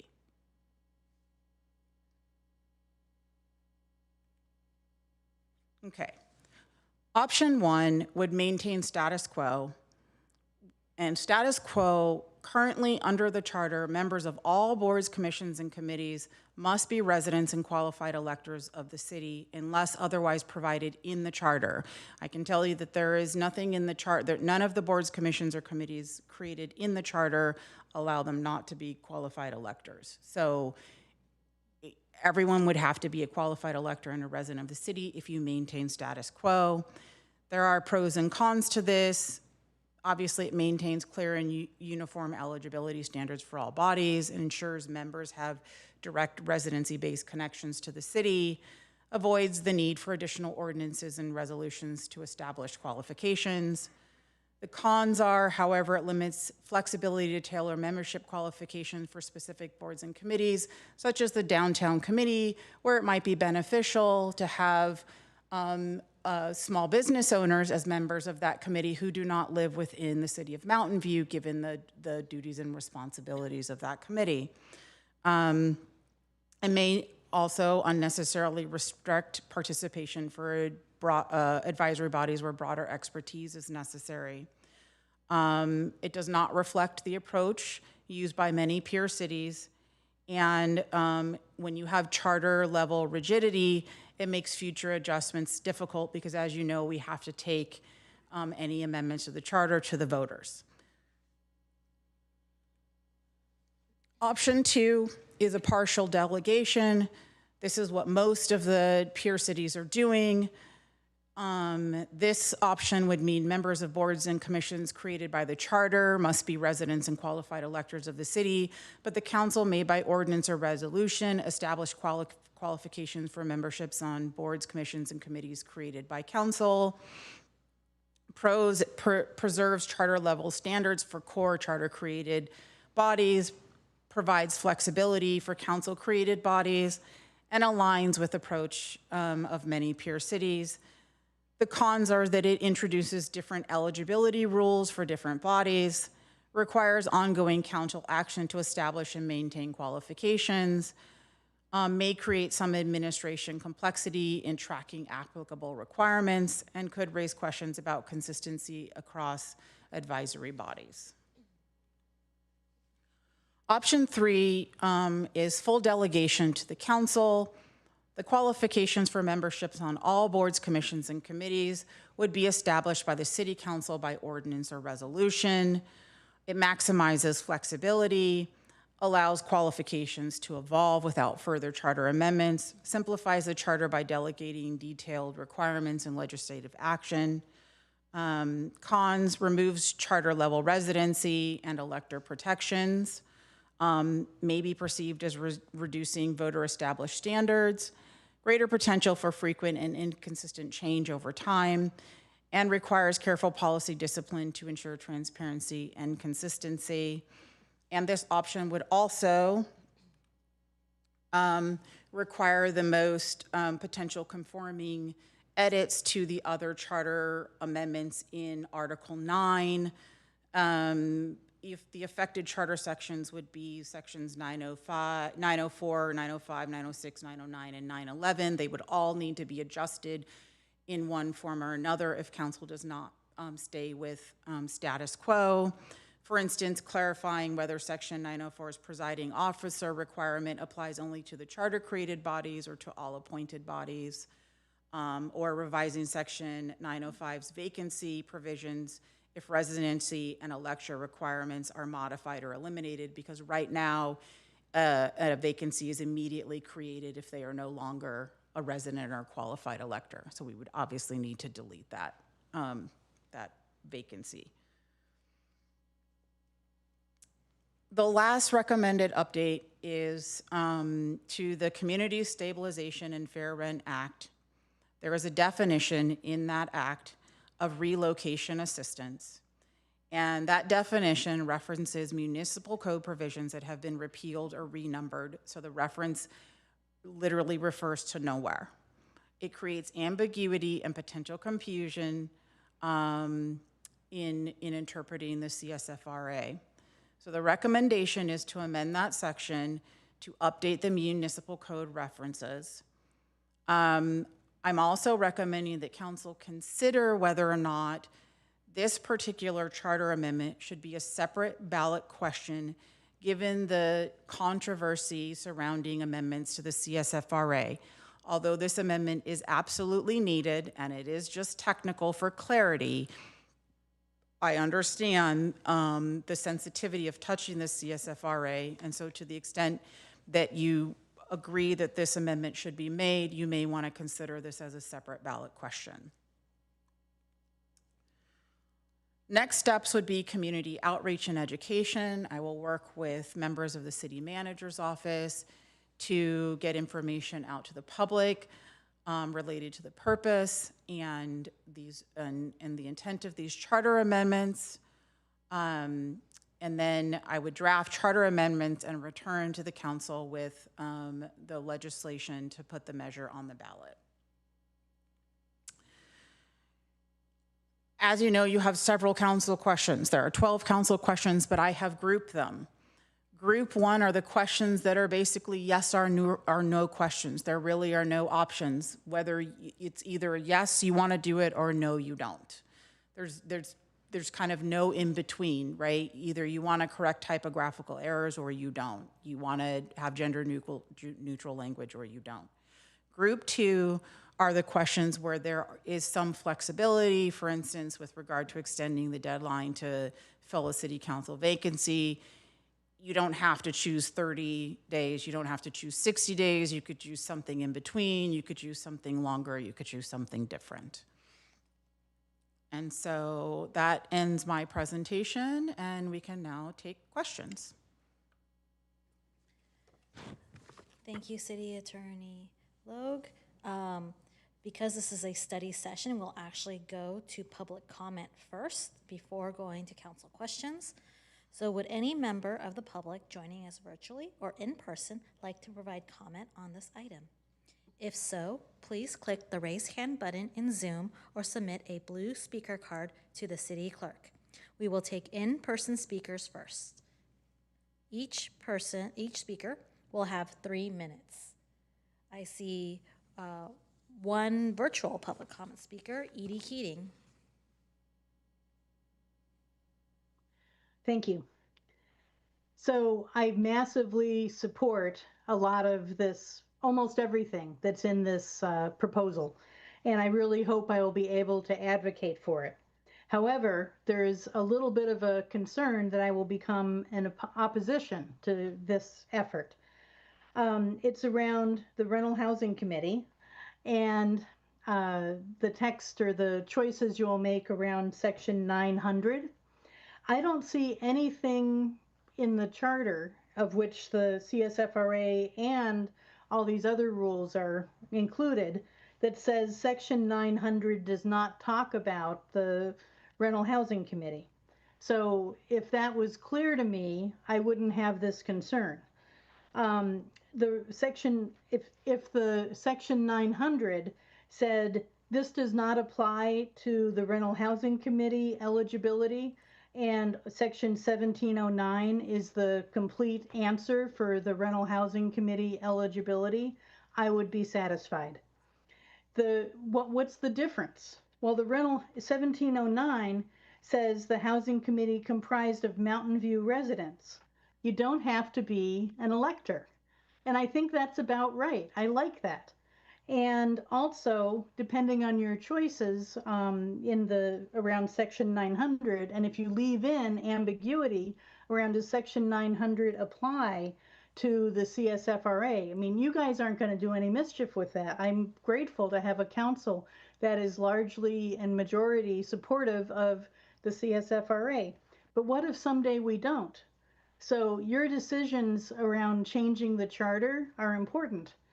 And so please make it, you already have an ambiguity. Does Section 900 apply or not apply to 1709? In all the conversation tonight, it sounds like you assume it doesn't, but I'm not sure that's clear in the language of the charter. So I hope that gets cleaned up. And I have trouble with requiring a voter if it's not clean that the Rental Housing Committee eligibility doesn't stand as it is. A few other comments, and I'm not seeing, oh, there's the timer. I can barely see it on my screen. That you missed some of the sections where your gender neutral cleanup is needed. You got to get rid of the term chairman. Thank you. I really hope I'll end up supporting this, but I hope that you can do something to clean up around the Section 900. Oh, and I have one other thing. Ask the Housing Committee if they have any other cleanup small items in language from Measure D times. Thank you, Edie. We don't have any more public comment, so we will take it back to council. Council will now have the opportunity to ask questions and then discuss and provide feedback on the following questions. Does any member of the council have questions? All right, Councilmember McAllister. I'm going to take this question away from my neighbor here. What's the cost of doing this election? Just to do this one ballot measure? The county estimated that each ballot question would be $100,000. Okay. And if we postponed it and combined it with 28, it'd still be $100,000? The estimates for 28 are not something I can talk about right now. Yeah. So if we postpone it, we could save money, okay? The second one, the On the downtown committee, since we do, one part of the committee is made up of landlords who don't live in the city, how's that being allowed now? Sounds like you can't do that, but we're allowing it now. Well, we made a slight modification to a council policy to carve out bodies that are called committees. Oh, okay. It is semantics, however, and you're better off changing your charter. So we did try to create something that allowed for that because we knew that it existed. So are you going to remove those people that are property owners? I don't have authority to remove anybody. Okay. And last question, if we just, the motion came along to say just postpone this until 28, would that take care of your group 1 and group 2 questions? Or would you still want those answered tonight? No, if you say postpone this to 2028, I think that ends the discussion. Okay, thank you. I'm seeing no other questions from council. I actually have a very dense question.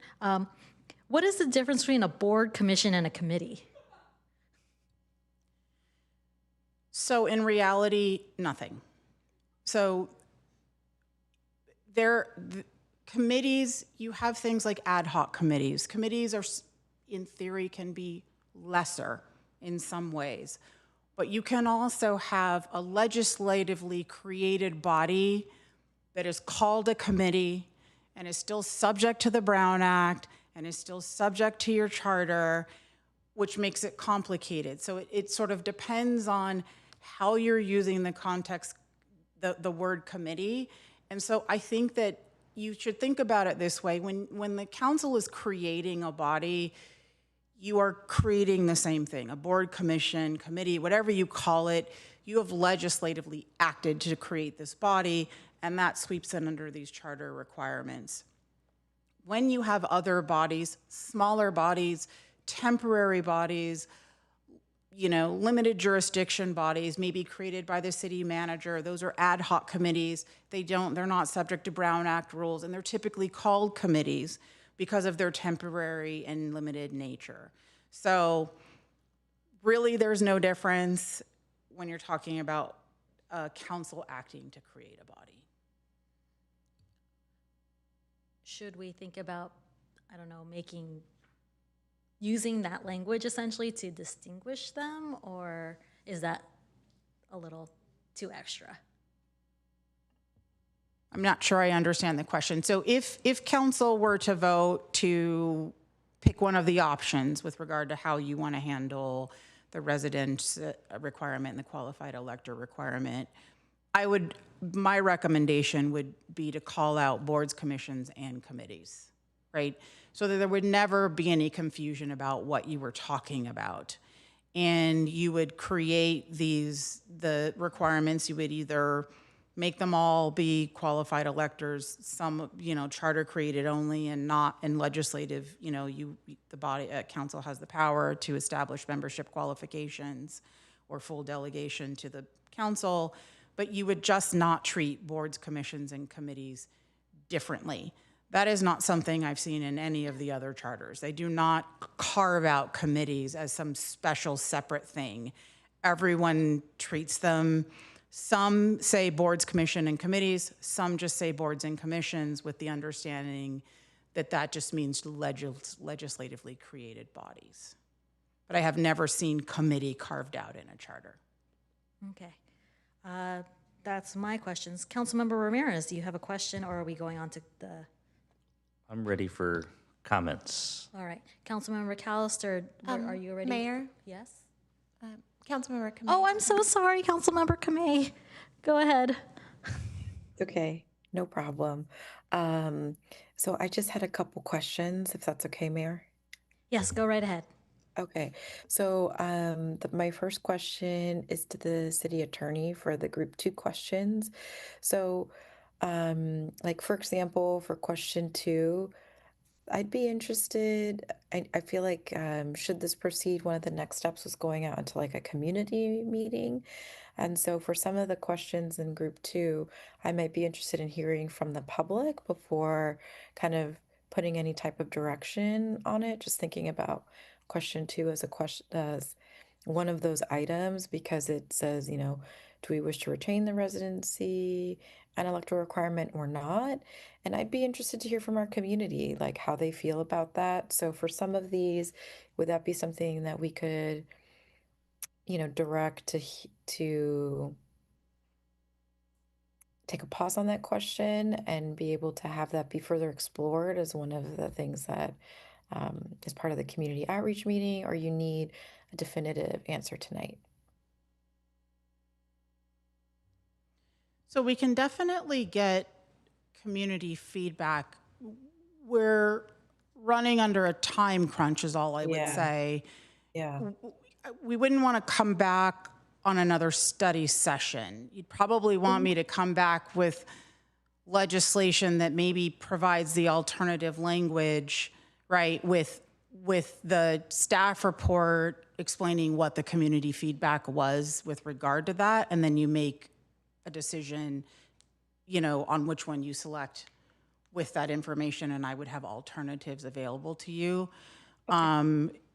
You could also, if that just feels too complex for now, we could also postpone that as a more substantive update to 2028. That is something that could be considered as well. Well, I guess that kind of dovetails into my second question, which I'm trying very best at past midnight over here to add to figure out how to formulate. But it's, is there a true? I feel like we've been discussing, or at least one council member in particular has been talking about our charter amendment for a long time. And so does it really behoove us to continue to kind of wait on things, or do we really, that's a kind of question to staff. I don't know if there's really that much of a financial, I don't know if staff, any member, whether the clerk or the city attorney, I guess that's for council to debate. Are you asking sort of the pros and cons of waiting generally? Correct. Yeah, because I think, related to a lot of other things that we've looked at, costs can increase, right? And so I don't know if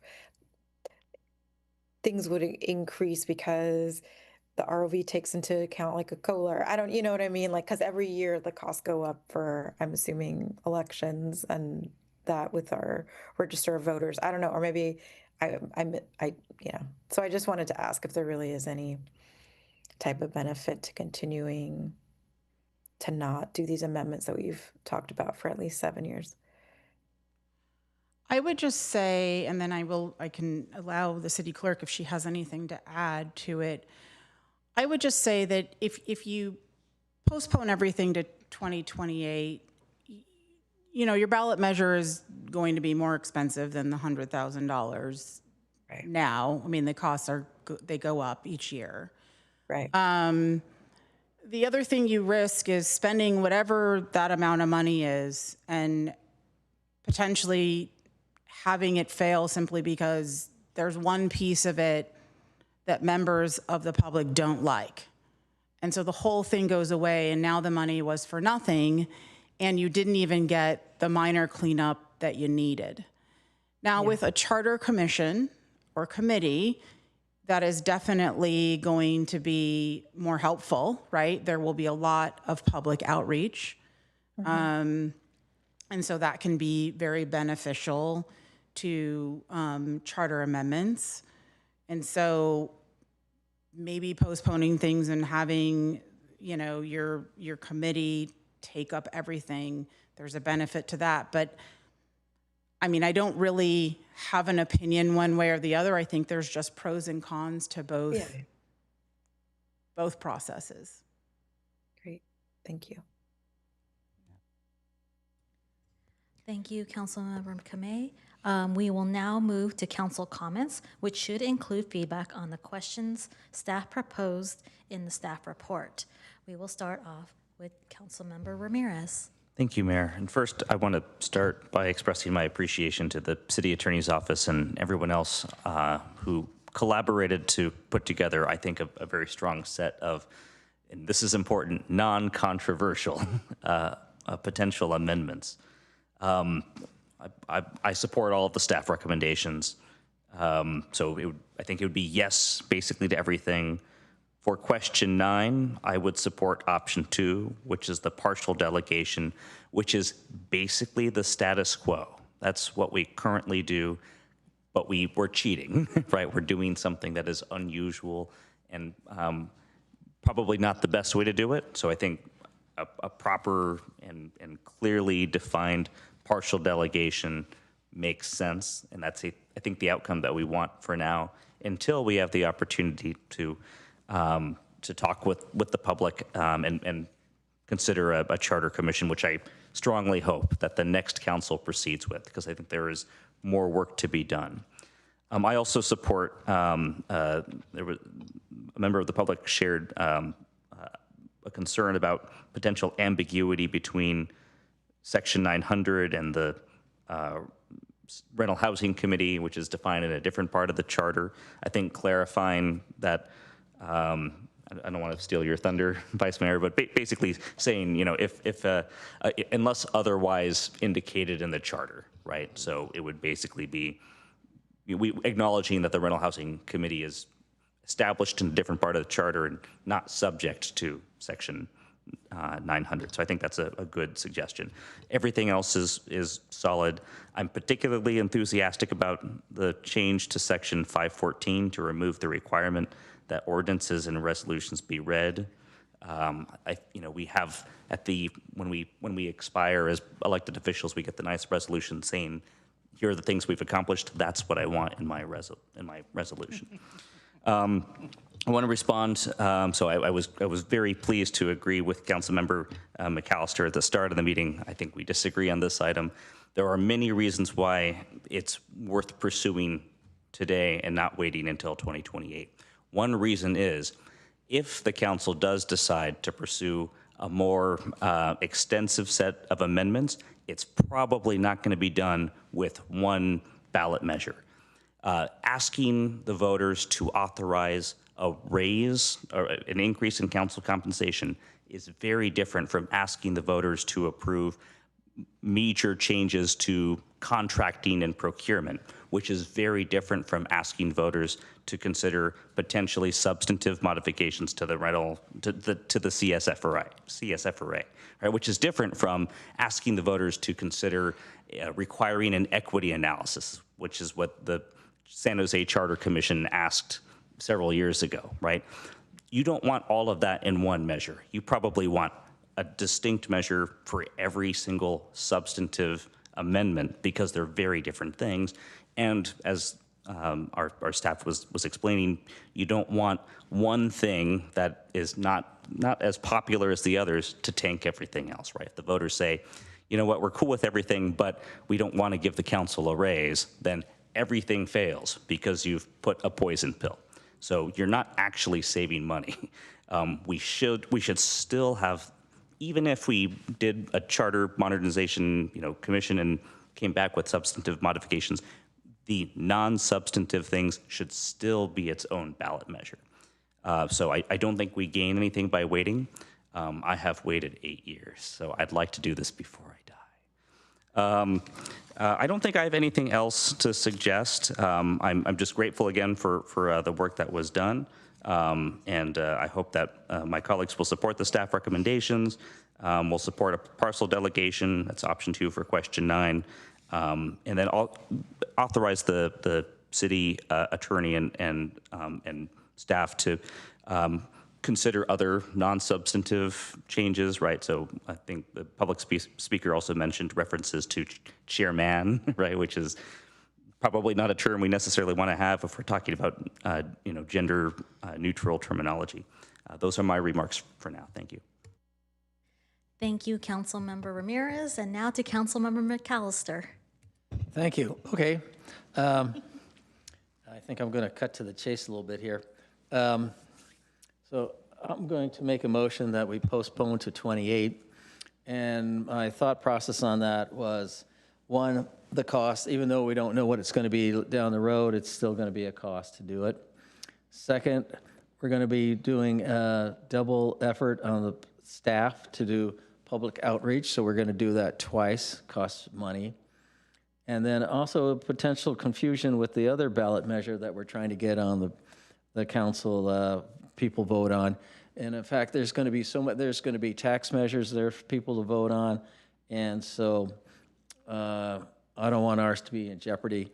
And I agree that a lot of these things are non-confrontational, and we could do them, but I make the motion that we postpone this through 1928, and we'll see where it goes, or 2028. I see I'm confusing everyone with my 24-hour clock. Do we have a second? All right, I'm seeing no second, so we're gonna how long are we doing the Jeopardy theme, or? All right. Do you have any other comments other than that? Okay. All right. We're going to move on to Councilmember Showalter. Thank you. Yeah, I'm going down to Group 1. I agree with the the staff recommendations for Group 1. It's going to be a little more specific about the Group 2 ones. I think that we should extend the time to fill a vacancy to 60 days. The reason I think that, while I've been watching Mountain View politics, I've observed a couple, and they've always been sort of known. So there's been time for people in the community to think about, oh, I might like to do that, before the actual vacancy occurred. But if there were to be a really sudden, unfortunate death where somebody was just gone, then people would be taken by surprise. And I think the additional time would be valuable. So that would be mine. I'd go for 60. The one that's the most important to me, though, is this one. Does the council wish to retain the residency and elector requirements of all boards and commissions? I think that we should go with option 2, which is to have the ones that are currently in the charter. That is, if I understand it correctly, it's the library board, the planning commission, and parks and rec, right? Okay, and rental housing to be as described in the charter. And so that means the first 3 are electors, and the rental housing is residents, right? Okay, I think that's good. And then I feel like for the other committees or commissions or advisory boards, I think we should figure out what's appropriate for each of them. Like you mentioned, for the downtown committee, it is appropriate to have people who are non-residents that are business owners on it. And I can imagine there's been some times when we've had somebody on the Performing Arts Committee who had special knowledge and wanted to be involved. So I think that option 2 is much better. I don't really know what the sections are for 3, so I'm sure it's fine. Does the council support amending section to update the municipal code references? Oh, I don't think we should touch the CSFRA. I just think it's, I suppose if the rental housing committee, no, I'll change that. I think we should ask the rental housing committee if they want any changes to be considered. Right now, we're not voting on the ballot language. We're just saying these are the things we want to consider. So I would send that one back to the rental housing committee. I don't feel competent to really weigh in on that. And then, do I have additional direction? Yes, I do. I think that we should direct staff to bring back a plan to establish a charter commission. You know, when you backtrack from when we will need this in 2028, it's not really that long. We will have to have final language to go on the 2028 ballot when we recess in 2028. And it will take 12 months to 18 months to have a commission go through the charter. It's a complex document, do the public outreach, et cetera, et cetera, et cetera. It's time to get on with that. So I think that as part of tonight's meeting, I would really like us to add that, to ask staff to come back. I don't know if it would be in, the next month or so, but in a reasonable amount of time with a plan for that. Thank you. Thank you, Councilmember Showalter. Councilmember Clark.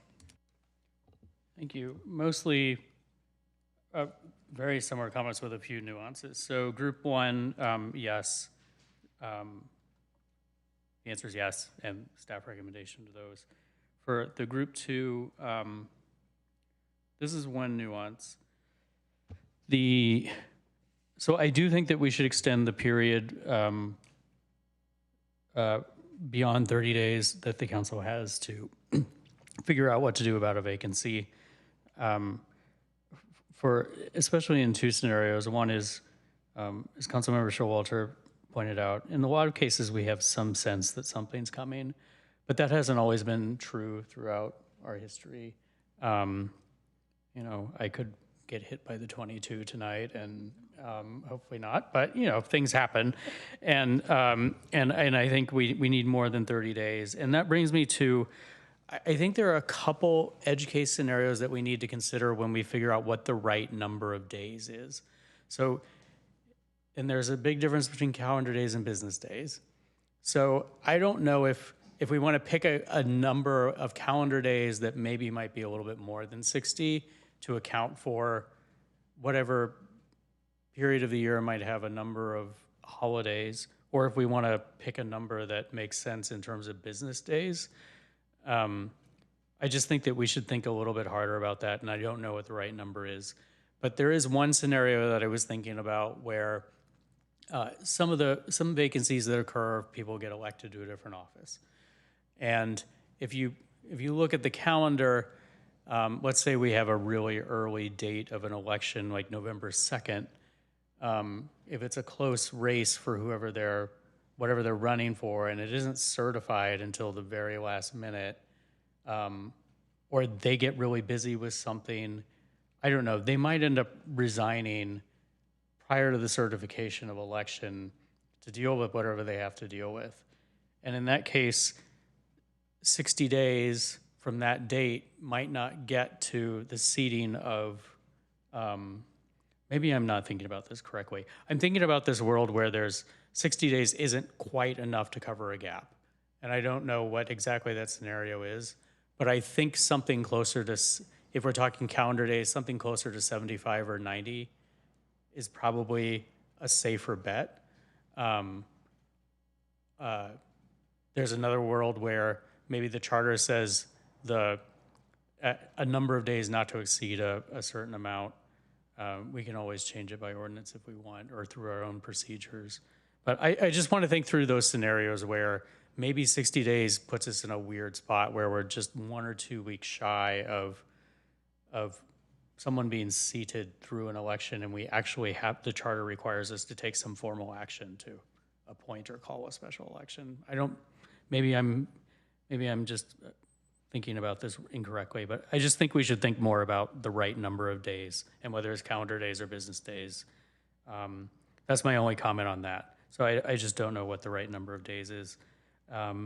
The residency elector requirements, I think, as Councilmember Ramirez pointed out, I think we can just do what San Francisco does.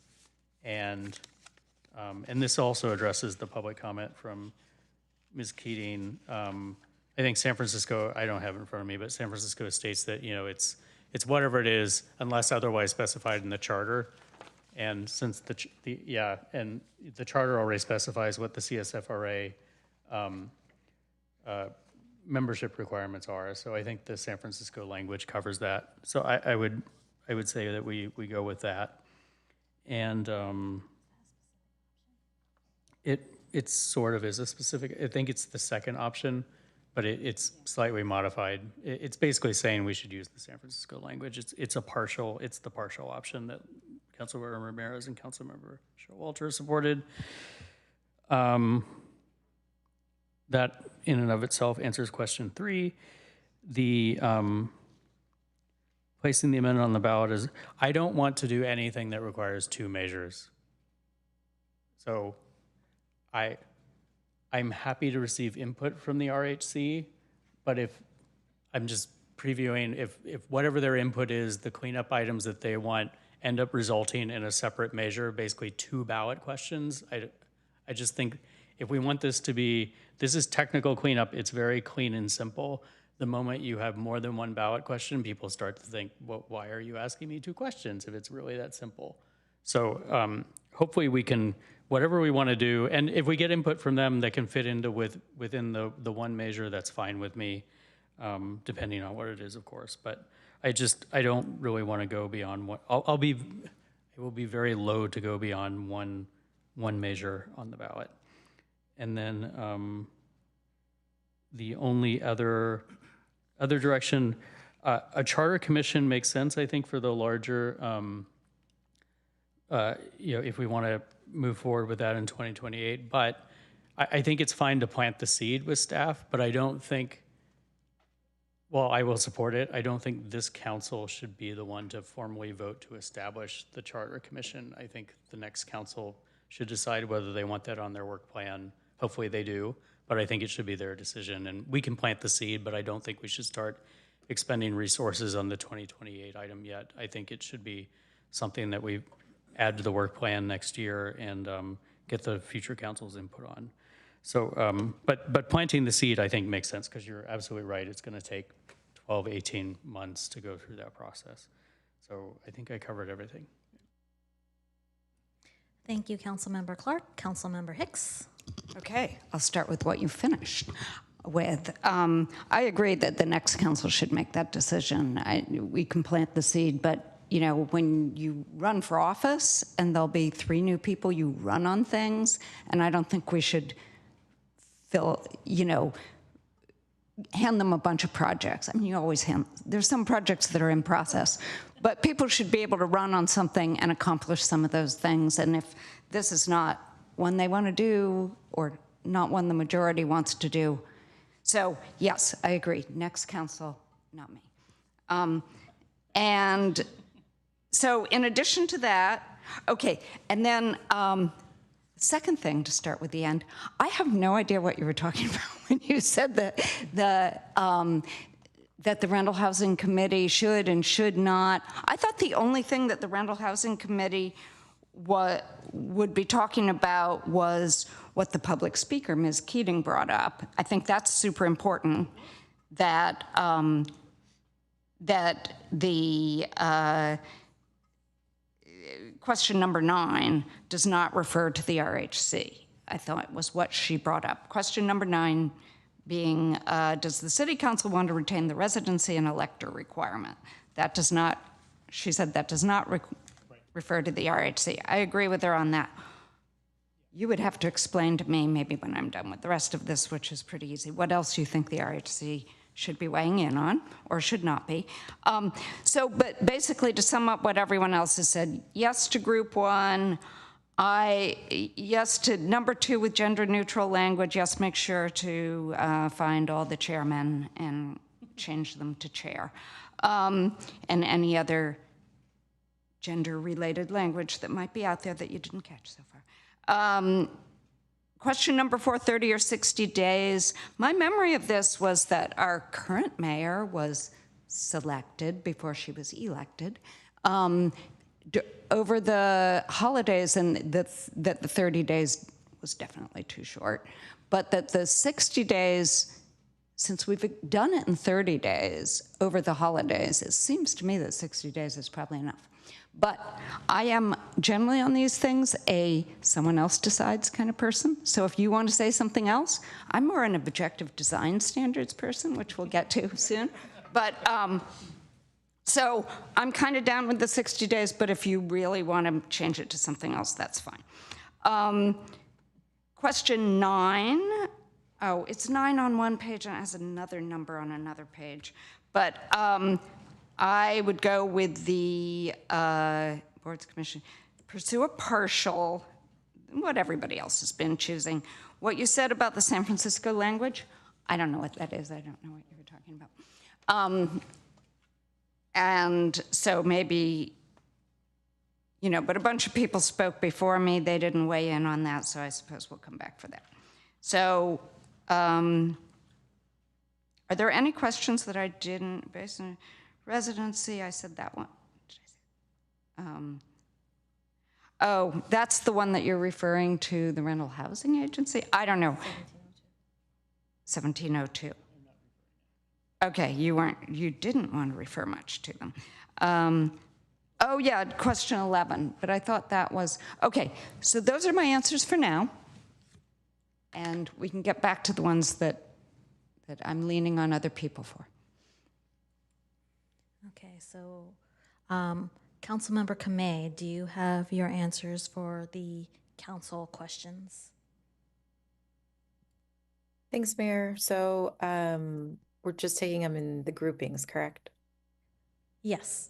You can either go by the presentation here, or some of them listed the questions based on the council script. So whichever is easier for you. I was trying to track. I think I'm just going to go with the questions as they are on the screen, so I don't have to toggle between, if that's all right with folks. So for group 1, yes to all 7. Oh, let me echo the thanks that Councilmember Ramirez started off the conversation with. I think as a council, we've been talking about this for a very long time. And as we enter year 8, I think that it's something hopefully that is not new news to our community, and to be able to take this step, I think will be really great. So for group 1, yes to all 7 of those questions. For group 2, I'm comfortable with the 60 days. For question 2, the partial is what I think we're currently doing, and I feel comfortable with that, but I do feel like that's something, as I was asking in my questions earlier, that I'd love for the community to be able to weigh in on, and get their input. And then 3, yes.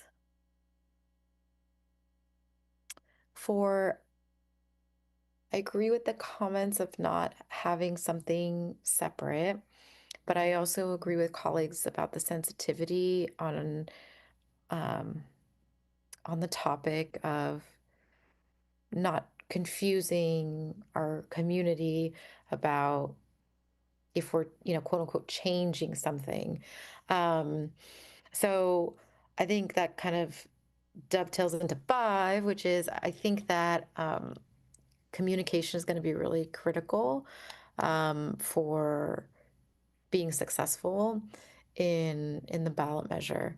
And it'll be incumbent, I think, on all of us as council members and the city on doing robust community outreach, be able to tell the story about how this is kind of clean up, something we've been talking on council for 8 years, kind of very kind of ministerial, and connect and say how there's more to be done, and that might be something that the future council might want to take. So I think just like the storytelling of what we're doing, I wouldn't want to continue to not move forward with addressing the charter amendment issue. I think it feels almost, not to draw a total comparison, but it feels kind of like deferred maintenance on a policy level. And I feel like the more that we continue to do it, the more it's going to get more difficult to just even do the minor cleanup aspect. So really want to see that go forward. So thank you. Thank you, Councilmember Kamei.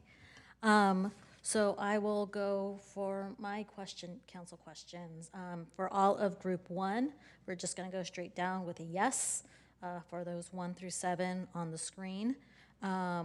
So, and then now for group 2, I support shifting it to 60 days. As someone who is very familiar with the vacancy and appointment process, one thing to, it was something that was also kind of interesting. Technically, I got appointed on the 31st day.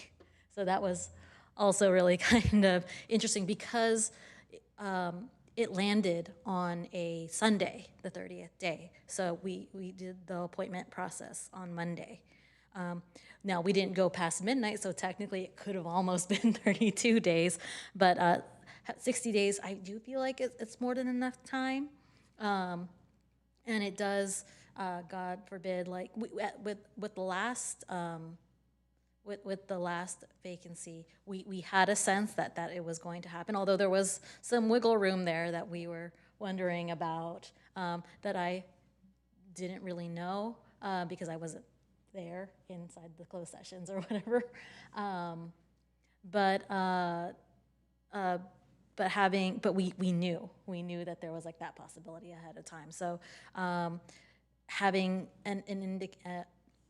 a scenario where we didn't know would provide a different kind of outcome. So 60 days, I think, is sufficient. It's literally double what we had before. But I do know that it was really stressful for staff, the very stressful 30 days.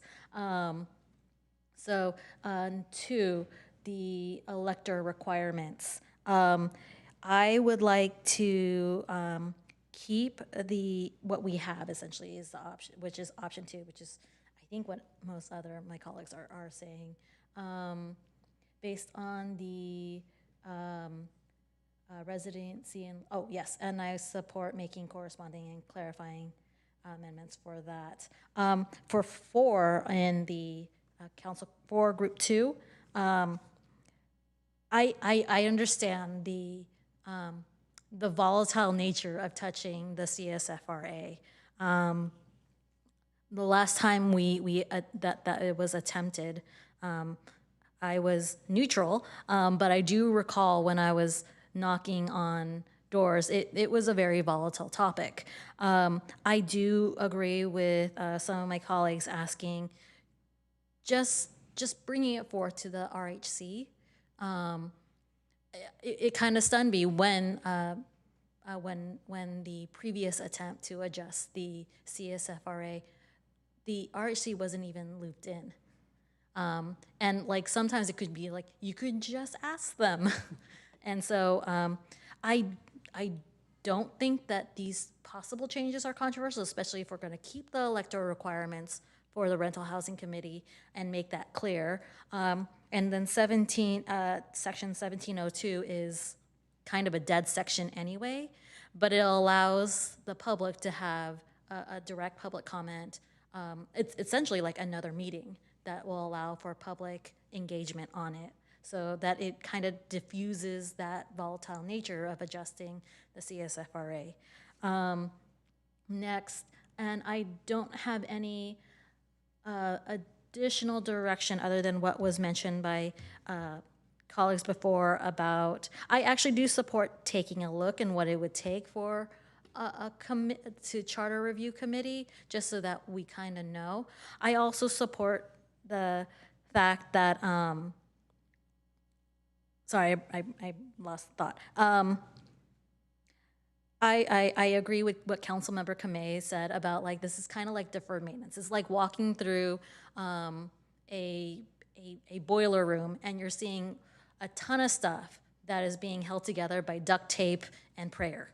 And so like, we're just going in and actually making the proper repairs on the structure of our ship. And the goal of that is not to add any controversial thing. So like, if we send this off to the RHC and like the section 1702 is controversial, even though it's like a dead thing, I'm not touching it. So so that is generally how I view it. I feel like if we wanted to do additional changes after that, which I do think that there might be an appetite for it, I think that is something for next year to think through. But in the meantime, let's get rid of the duct tape. All right, Councilmember Clark. It's just to clarify and respond to Councilmember Hicks. So first of all, I have no interest in touching the CSFRA. And the San Francisco language was, and Councilmember Ramirez can confirm, it's really just, I pointed that out as it's an elegant way to basically leave the HR or the RHC requirements as is while addressing this. So it says the residency and elector requirements are basically what the charter says, unless otherwise, or for everything except the RHC, which is otherwise provided in the charter in a different section. So it's basically an elegant way of saying we're not touching the RHC. So if I can respond, I was partially joking, but no, but it's good to explain it. I just hope it's not too elegant a way and that it confuses people. Oh, right. It might be good to say outright what you mean. But you can mull that over. I think hopefully the city attorney knows what I mean. We don't have to use the exact San Francisco language, but you get what we're trying to do. Don't mess with the RHC language. That's basically what I would Yeah, like, exactly. Yes. I want that to be clear to people because we just voted on it. The thing with one measure, a few folks mentioned getting the RHC's input about, is there anything in the CSFRA that might need very basic technical cleanup? And if there is, that's fine. And I'm happy to include it. I guess I just wanted to preview my line in the sand is like, if we can fit it in one measure, I'm more than happy to do it. What I don't want is multiple questions on the ballot, because I think that sort of starts to defeat the purpose. But that's probably just me. I'm fine. 60 days as a default is perfectly fine for me. It aligns with state law. The reason I brought up thinking about it just a little bit more is it is the charter. It has to cover all eventualities. I remember sitting here at this dais and declaring a public emergency with a pandemic. If, heaven forbid, one of us had passed away from COVID right before or right after, would 60 days have been enough? Maybe, probably, I don't know. Maybe it's different in the event of a declared state of emergency. I just want to make sure we're thinking through all eventualities because the charter is the charter and it's, I just want to make, if we decide that 60 days is it, then I'm perfectly fine with that. I just want to make sure that we thought about all of those edge case scenarios. Worst case scenarios. Yeah, all the edge cases and worst case scenarios. So, yeah. Thank you, Councilmember Clark. Councilmember Ramirez. Thank you, Mayor. I'll be quick. First, Councilmember or Vice Mayor Clark has persuaded me about having one ballot question and not two. I do think that the Muni Code reference is trivial enough that it's safe to include in one measure rather than a separate measure. I agree. It makes sense that if we have it as a second question, it feels like it's a bigger deal than it really is. So that makes sense. And then I also wanted to agree, it sounds like with the majority of the council, but clarifying, yes, we should plant the seed and prepare whatever steps are necessary to begin a charter review commission, but leaving the bulk of those decisions to the next council. So it's not quite letting the next council put it on their work plan, because if they do, that means the soonest they can start that work is September, which means they've lost a lot of time. Giving staff flexibility to think through what that plan might look like, I'm totally comfortable with, but I do think it's important to put that plan together. Thank you.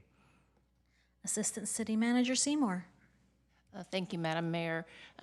Regarding the planting the seed for a charter commission, I think that is a really good idea and is well established in City Attorney Logue's report around that being a potentially wise practice for any substantive items that might be put on the ballot in 2028.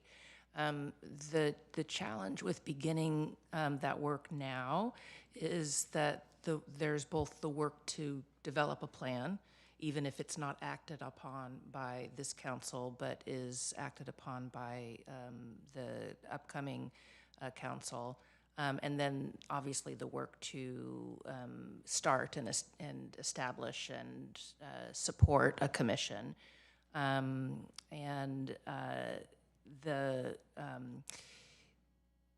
staff would need to really take a look at where the ability to do that work fits in with existing workloads and council priorities, and in particular up through when the revenue measure gets placed on the ballot. I don't see staff having the capacity to do much thinking around what a plan would be for developing a charter commission. So I think we'll need to think about the timing both for working on the plan and for providing any kind of update to council or for council decision on establishing the commission. Councilmember Showalter. In response to that, if the ballot measure for this ballot, the 26th ballot, will go on we'll have to finalize that in June, right? So that would mean you would conceivably have the rest of the year that there might be a little bit of time to do it. So I don't think that seems like an appropriate timeline. You wouldn't need to start it before then. Well, I gave the revenue measure as one example of things that impact work capacity, staff capacity in the context of the entire council work plan. There are very many of those that are led out of the city manager's office, and also all of them require support from the city attorney's office. No, I guess I think what I'm getting at is that this isn't something that we need a memo about in the next 3 weeks. We're just planting the seed kind of. I think that's how I feel like it's more we're planting the seed, not that we feel like it needs to be done pronto. I guess I would want to define what not pronto is, and I might have a different perspective of that than what you're commenting on as being after June when the revenue measure starts. I don't know that I'd be prepared to commit staff's work on that. Mayor, following June. If I may, City Manager McCarthy has joined as a panelist. City Manager McCarthy, do you have something to add? Thank you, Mayor. Can you all hear me? Yes, we can. Okay, thank you. Hello, everyone. Just at a conference, so I've been watching and just wanted to weigh in on the reality of what the workload is and the heavy lifting right now that's involved in the revenue measure alone. So the way that the revenue measure works right now is we have the staff committee working with the ad hoc committee, and yes, it is accurate to say that if council chooses to put it on the ballot, you all would likely vote about that in June. Then what happens after that? Staff basically bows out, but then there's a whole, campaign committee that would work on that is not necessarily aided by staff. But we also have significant council transitions that are coming at that time. A lot of other housing element and work plan programs, and I don't see a path where we would be able to start the phase 2 for a charter amendment in 2026. Now, that doesn't mean that, I point taken about planting the seed. We know that there was interest in doing a phase 2 in 2028, but the way timing works for revenue measures and charter amendments is you're typically starting, even with the commission, it's typically like a year before. So I just want to kind of caution everyone about the significant workload that we have now and the major policy issues that we're bringing to council this calendar year. I don't see us fitting it in this year. That doesn't mean we wouldn't start in 2027, and certainly if council's interested in that, we would, but I don't see a path forward for that in 2026. Thank you, City Manager McCarthy.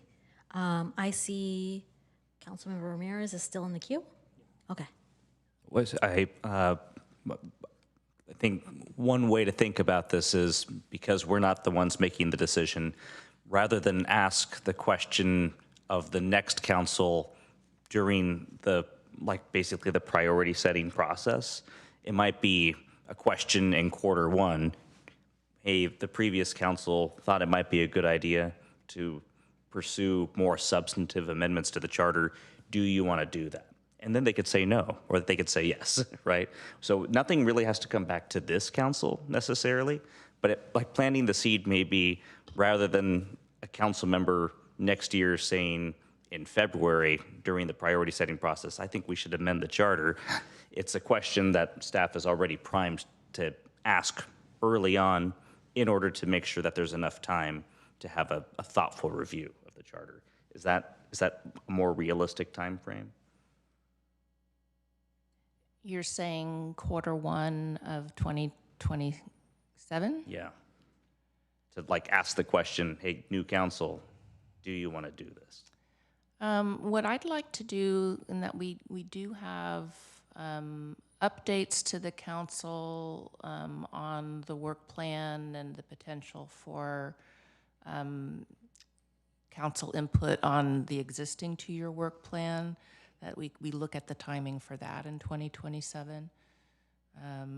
That might fall within the Q1. Fair. I'm not going to be here, so I mean, I don't want to fight too hard for this. I'm kind of getting a soft impression that this is not going to happen, and that's fine. I won't be here, but I mean, like, we're thinking more than 2 years in advance, right? And if there isn't capacity to do it, then there isn't capacity to do it. But if we can't do it more than 2 years in advance, it feels like it will probably never get done. That's fine. Just remember, when you shuffle off the mortal coil of was council, you could always respawn in 2 years. All right, does staff have what they need? Yes, I have what I need, except for I have one clarification with regard to the RHC weighing in on the CSFRA amendments. I heard two things. One, I heard just go to the RHC and ask them about the recommended amendment, which would be correcting the references to the municipal code, and just getting their buy-in to that and keep it in one ballot measure. Then I heard a statement about going to them and asking about other potential amendments to the CSFRA, which I think creates a problem because I've got 75 words for one ballot measure question, and I can't have them list numerous things they want touched in the CSFRA, and then I run out of space. So I'm already tight on the words. So I just wanted to get clarification that I will definitely go to the RHC. I'm just getting their buy-in on the one recommended change to the CSFRA. Okay, yeah, so I am okay with making sure that we have this, the buy-in from the RHC. If there was any, is that okay with everyone on council? All right, I'm seeing nods. All right. It's fine. It's fine. Okay. It's not that, if they would like to opine on that specific question, I'm happy to take their input. Whether I'll change my mind or not about what, I mean, it's empty, it doesn't belong there, it's very confusing, but yeah. If we want to ask their input on that specific thing, I'm perfectly happy to get their input. All right, sounds good. Is that clear for you? Yes, I'm clear. All right, thank you. Now, thank goodness that we can go on to our next item. Yay us. Yep, it is a study session, so we didn't have to take any motions. All right, we will now move on to item 7. 7.1, R3 Zoning District Update, Development Standards and Strategies. Given the need for council member recusals due to conflicts of interest, this item will proceed. Thank you. This item will proceed using a modified deliberation process.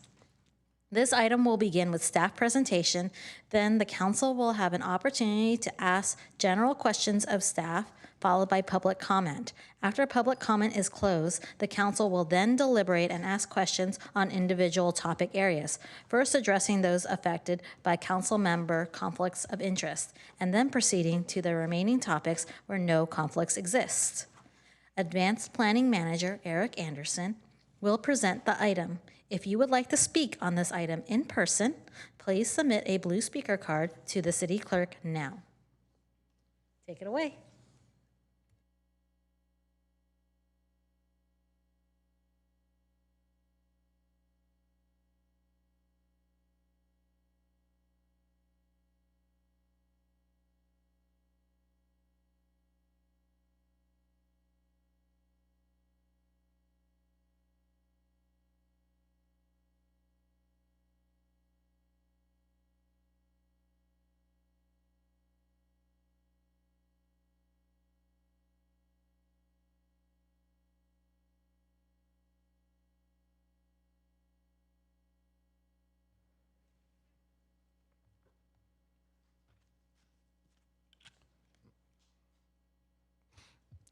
Thank you very much, Mayor Ramos, City Council.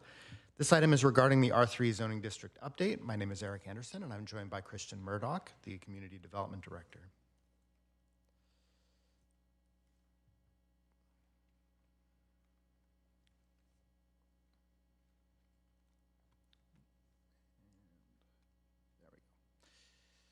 This project started back in 2020, and since then it's gone through several rounds of outreach and study sessions. In addition, the project has been put on hold several times to address other city priorities, such as the displacement response strategy and the housing element. Most recently, the council provided direction on the project's densities in March and June of last year. On January 7th, the EPC provided recommendations to the City Council on the topics presented in this meeting. This slide provides an overview of the topics we're discussing tonight.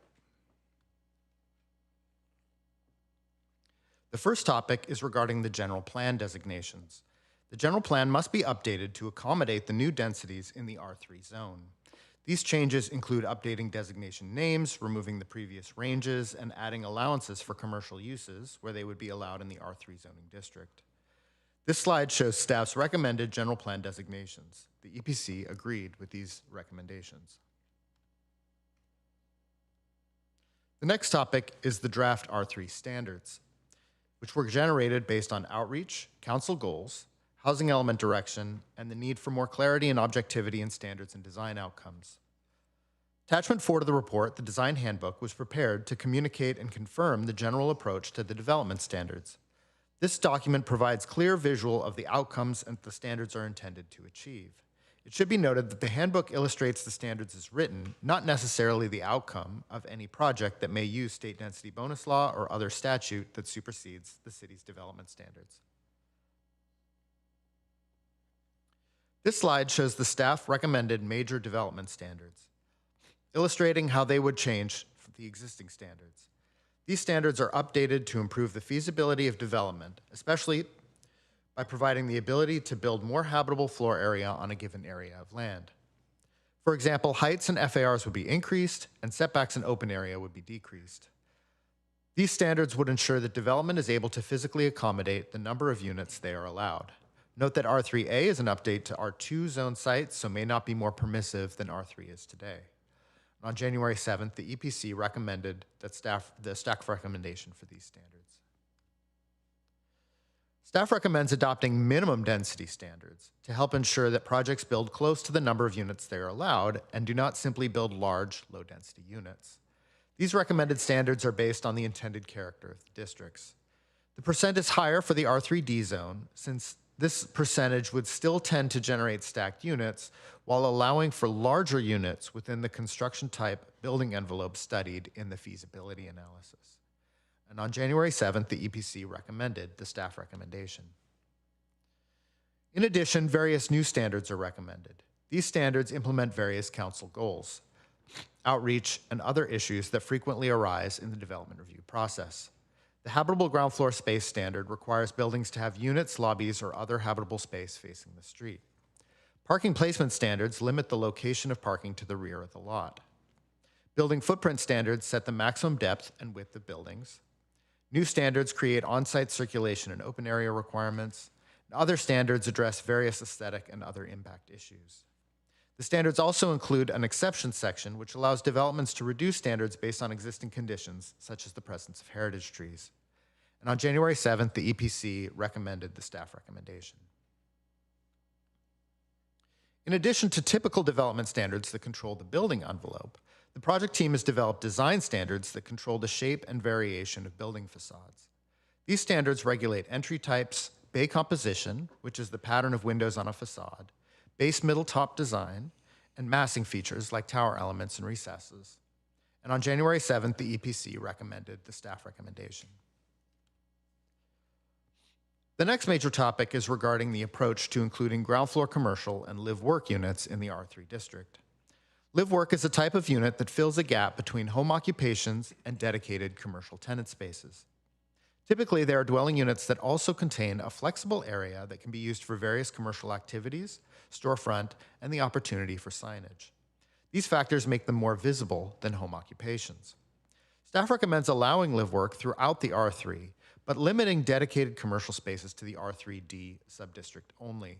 The other R3 subdistricts are envisioned for more limited change than the R3D, which may be inconsistent with the additional activity, noise, traffic, odors, deliveries, and so on, that may be associated with commercial development.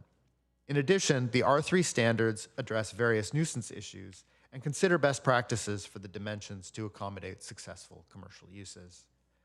On January 7th, the EPC recommended the staff recommendation, except that more areas than just R3D, except for R3A, should allow ground floor commercial spaces. If the council agrees with the APC, they may wish to consider allowing commercial on major arterials or larger lots in the R3B or C subdistricts. One development standard with a major effect on development feasibility is parking. Staff recommends updating the multifamily minimum parking standards to address feasibility, consistency with the state density bonus law, which frequently supersedes the city standards, and typical developer provision of parking. If directed by City Council, these standards would not be limited to the R3 zoning district. They would be updated for multifamily development in all standard zoning districts or precise plans that utilize the city code.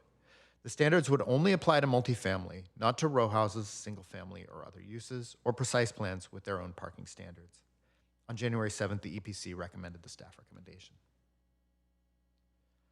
The next topic is regarding a council goal for this project, to create an incentive for the consolidation of small lots.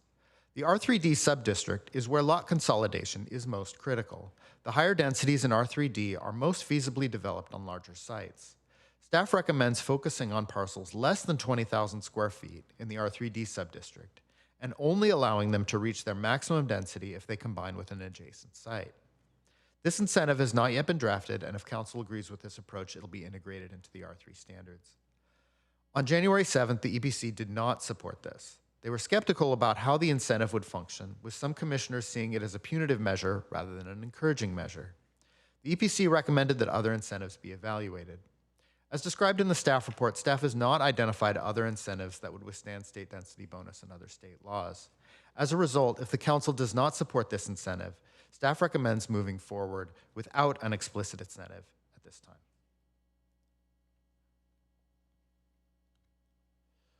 The housing element requires the city to update its nonconforming standards to allow the redevelopment of sites with nonconforming density.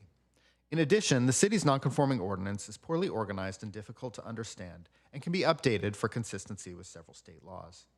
This update will focus on existing residential uses, and staff recommends it to cover the topics shown on this slide.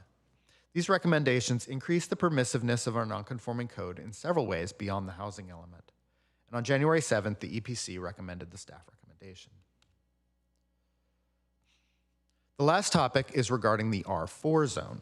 If the R3 zone is adopted with the current draft densities, it will include densities both below and above the allowed density in the R4 zone.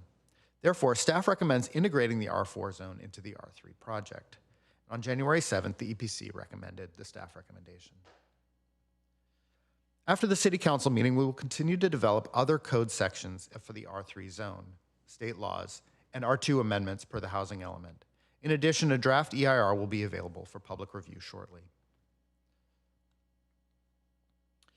Finally, here's a summary of the staff recommendation. This concludes the presentation. We're happy to answer any questions you may have.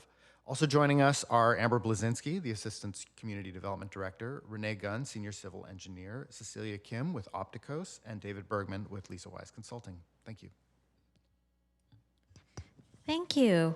Does any member of the council have general questions related to this item? Questions related to individual recommendations and topic areas must be held later until later in the meeting due to conflict of interest. I have a hand from Councilmember Kamei. Thank you. Thanks, colleagues. So I have good news and I have bad news. The bad news is it's 1:06 a.m. and I need to log off. But the good news is you won't have to worry about my recusal.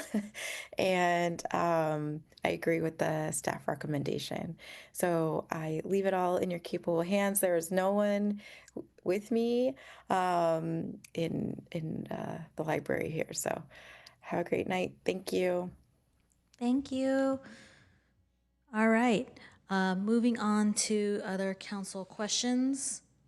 I don't see any. Oh, Councilmember McAllister. Thanks. So I was reading in the council questions about the California street market at 1595, and you're saying that could not happen again? Or the standards would not be allowed, so this walkable project would not be allowed to be built? Good evening, Honorable Mayor, Vice Mayor, Council, Christian Murdoch, Community Development Director.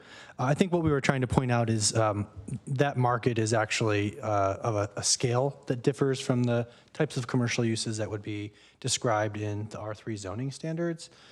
Something comparable conceivably could occur, but it would need to be in the context of a larger project. The site and the scale of the project is too small to be relatable to the R3 standards was the main point. Huh.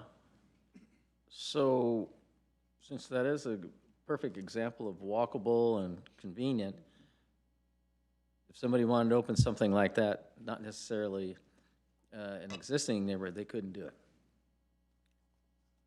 So, we're not going to see any more type developments allowed like that? If, regardless of the R3, if somebody wanted to put something in, would they be allowed to do it?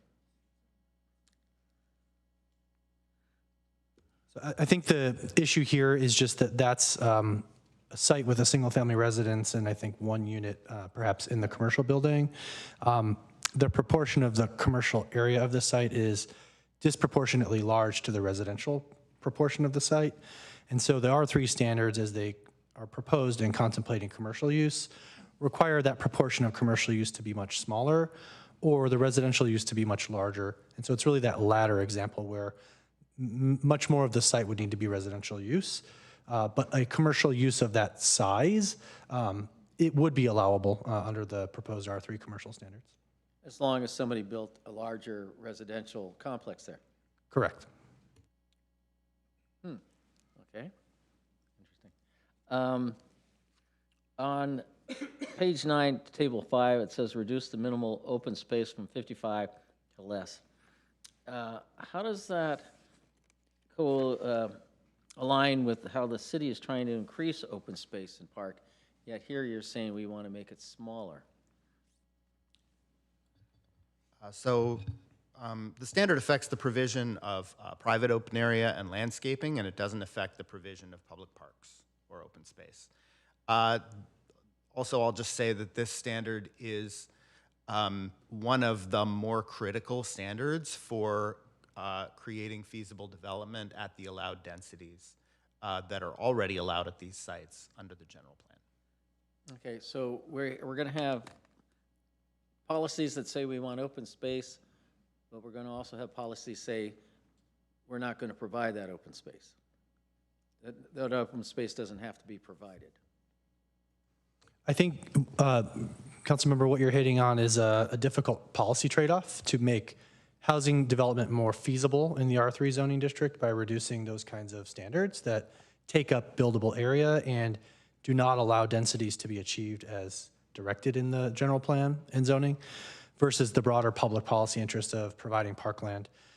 In this case, the housing element requirement to look at feasibility of R3 has required us in this R3 zoning update to put the focus on balancing towards housing feasibility.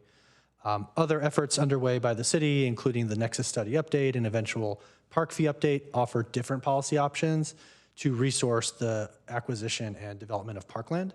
So that's something that would need to be tackled in a different policy conversation by the council. Okay. How does the minimum distance requirement being reduced affect how sunlight is being projected on buildings? Is that a consideration? In the past it has, so how will that affect how light comes onto a property? Well, like how Director Murdoch said, the focus of this project is on standards that improve the feasibility and buildability of projects at their allowed density. The previous setbacks were large, especially for taller buildings, and so those were another major source of constraint on being able to build at densities that you're allowed. And so, yes, reducing these setbacks could increase shadows on adjacent properties, and especially for taller buildings. Of course, this all could depend on orientation, time of year. Okay. You had studies that were concerning evaluating opportunities for commercial integration with the R3 zoning.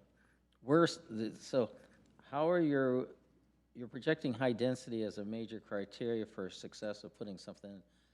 How has that worked along San Antonio, which has some pretty high density? Sure, yeah, our economic consultant estimated the new population from R3 development and determined if that demand was sufficient to support retail activity. They did find that with anticipated growth in R3, it was sufficient to support additional retail. You know, there are population and income assumptions that can be used to estimate these demands. So yes, there are some vacant commercial spaces on San Antonio Road. It may be difficult to apply that scenario to R3 because San Antonio Road is within a large regional commercial center, and these R3 sites are expected to be more within more predominantly residential neighborhoods. Further, there are some businesses within these newer developments, even though there may be some vacancies, there are some successful businesses in these developments as well. And those businesses would have fewer location opportunities if the ground floor commercial space weren't there. Yeah, does that answer your question? Well, okay, so Prometheus has a building, and they have vacancies, and that's been there for years. The Gray Star in California has vacancies, and that's been here for there. So how much more is it able to prepare, how much more density has before those properties have businesses that the density will support them? Well, I think another critical difference in the San Antonio area is that those are required ground floor commercial areas. We are not contemplating R3 having any required ground floor commercial areas. So it really is up to the developer to decide if the location is marketable for ground floor commercial activity. And so it really is really on the developer to understand their market and understand the opportunities there. And with that kind of flexibility, we hope there could be more knowledge and awareness and planning for successful retail uses in these developments. So there is no requirement in any of these R3 to put in commercial. It's permissive only. It's not mandated. Yeah. So you determined that a critical mass is necessary for a success of a small business. If you look at Ava's downtown market, do you consider that success? Is that a true representation of a business surviving in these particular R3 areas? I think without perhaps calling out the success or lack thereof of particular businesses, the downtown environment is very different than the higher density types of R3 environments contemplated with this update. The downtown just doesn't have the same housing densities that would be resultant of the commercial development in this case. So I think it's sort of an apples to oranges comparison. Okay. And then one question on the parking. There was a condominium complex in San Jose, the Fay, that recently went into bankruptcy, and one of the things they said was the lack of parking. Have you seen any other indications that the lack of parking for some residentials could cause some economic stress? So I looked at the particular project that you cited in San Jose. That project had a parking ratio, something along the lines of 1 space for every 3 units. We are a long way from that in the R3 parking ratio proposal. And so developments in the R3 scenario would have, 2 to 3 times more parking spaces potentially than the cited example. So that development was extremely constrained on off-street parking provision as compared to the R3 standards. Could a developer use those same numbers? Are they required, since parking is not really required, but could a developer say, like the lot 12 is going to really cut back on the parking? Could a developer say, hey, for me to make this, I got to cut out parking? Could that? Conceivably, they could, particularly in areas within a half mile of one of the rail stations or in one of the precise plans where the city's eliminated a residential minimum parking requirement. So the potential exists, but ultimately the developers in those cases would have the ability to choose the ratio they think the market would demand. Okay. And so, okay. Those are my questions. Thank you. Thank you, Councilmember McAllister. We will now, okay, so that was council questions. Would any member of the public joining us virtually or in person like to provide public comment on this item? If so, please click the raise hand button in Zoom or submit a blue speaker card to the city clerk. We will take in-person speakers first. Each speaker will have 3 minutes. So the first one is Olga Bright, followed by James Kuzmal, and then Alex Brown, and that's the in-person. So feel free to make your way down so we don't have to wait for you to walk down. Well, hi. I want to just say that I live in Montaloma. If you could speak into the mic so everyone can hear you. I live in Montaloma, and so I'm severely impacted by your proposals along San Antonio. And the whole idea of the quality of life of existing residents and existing voters, I might add, is something that should be considered here. We live in Mountain View, but I think we no longer see the mountains.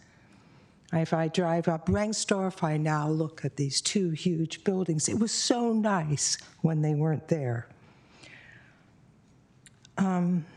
And this relates to SB 79, which I'm very, very concerned about, because we live in I think we have approximately 4 houses to an acre in Montaloma, and now we're proposing all these massive apartments and so forth all along San Antonio. I don't know if anybody's actually given any consideration, because San Antonio is already very, very busy road. And if you're going to put all these other houses with all these other cars, I don't know what, it's just going to be like a road jam. I don't know if SB 79 and all these proposed changes in zoning densities is something that's going to come up to the public. I don't think anybody in Montaloma, except for a handful of people, know about these proposed changes. And I think we should have some city community input into this. I don't think that developers really have existing people in mind, existing community members in mind. They're in it for profit, and they're not they're not concerned about voters. I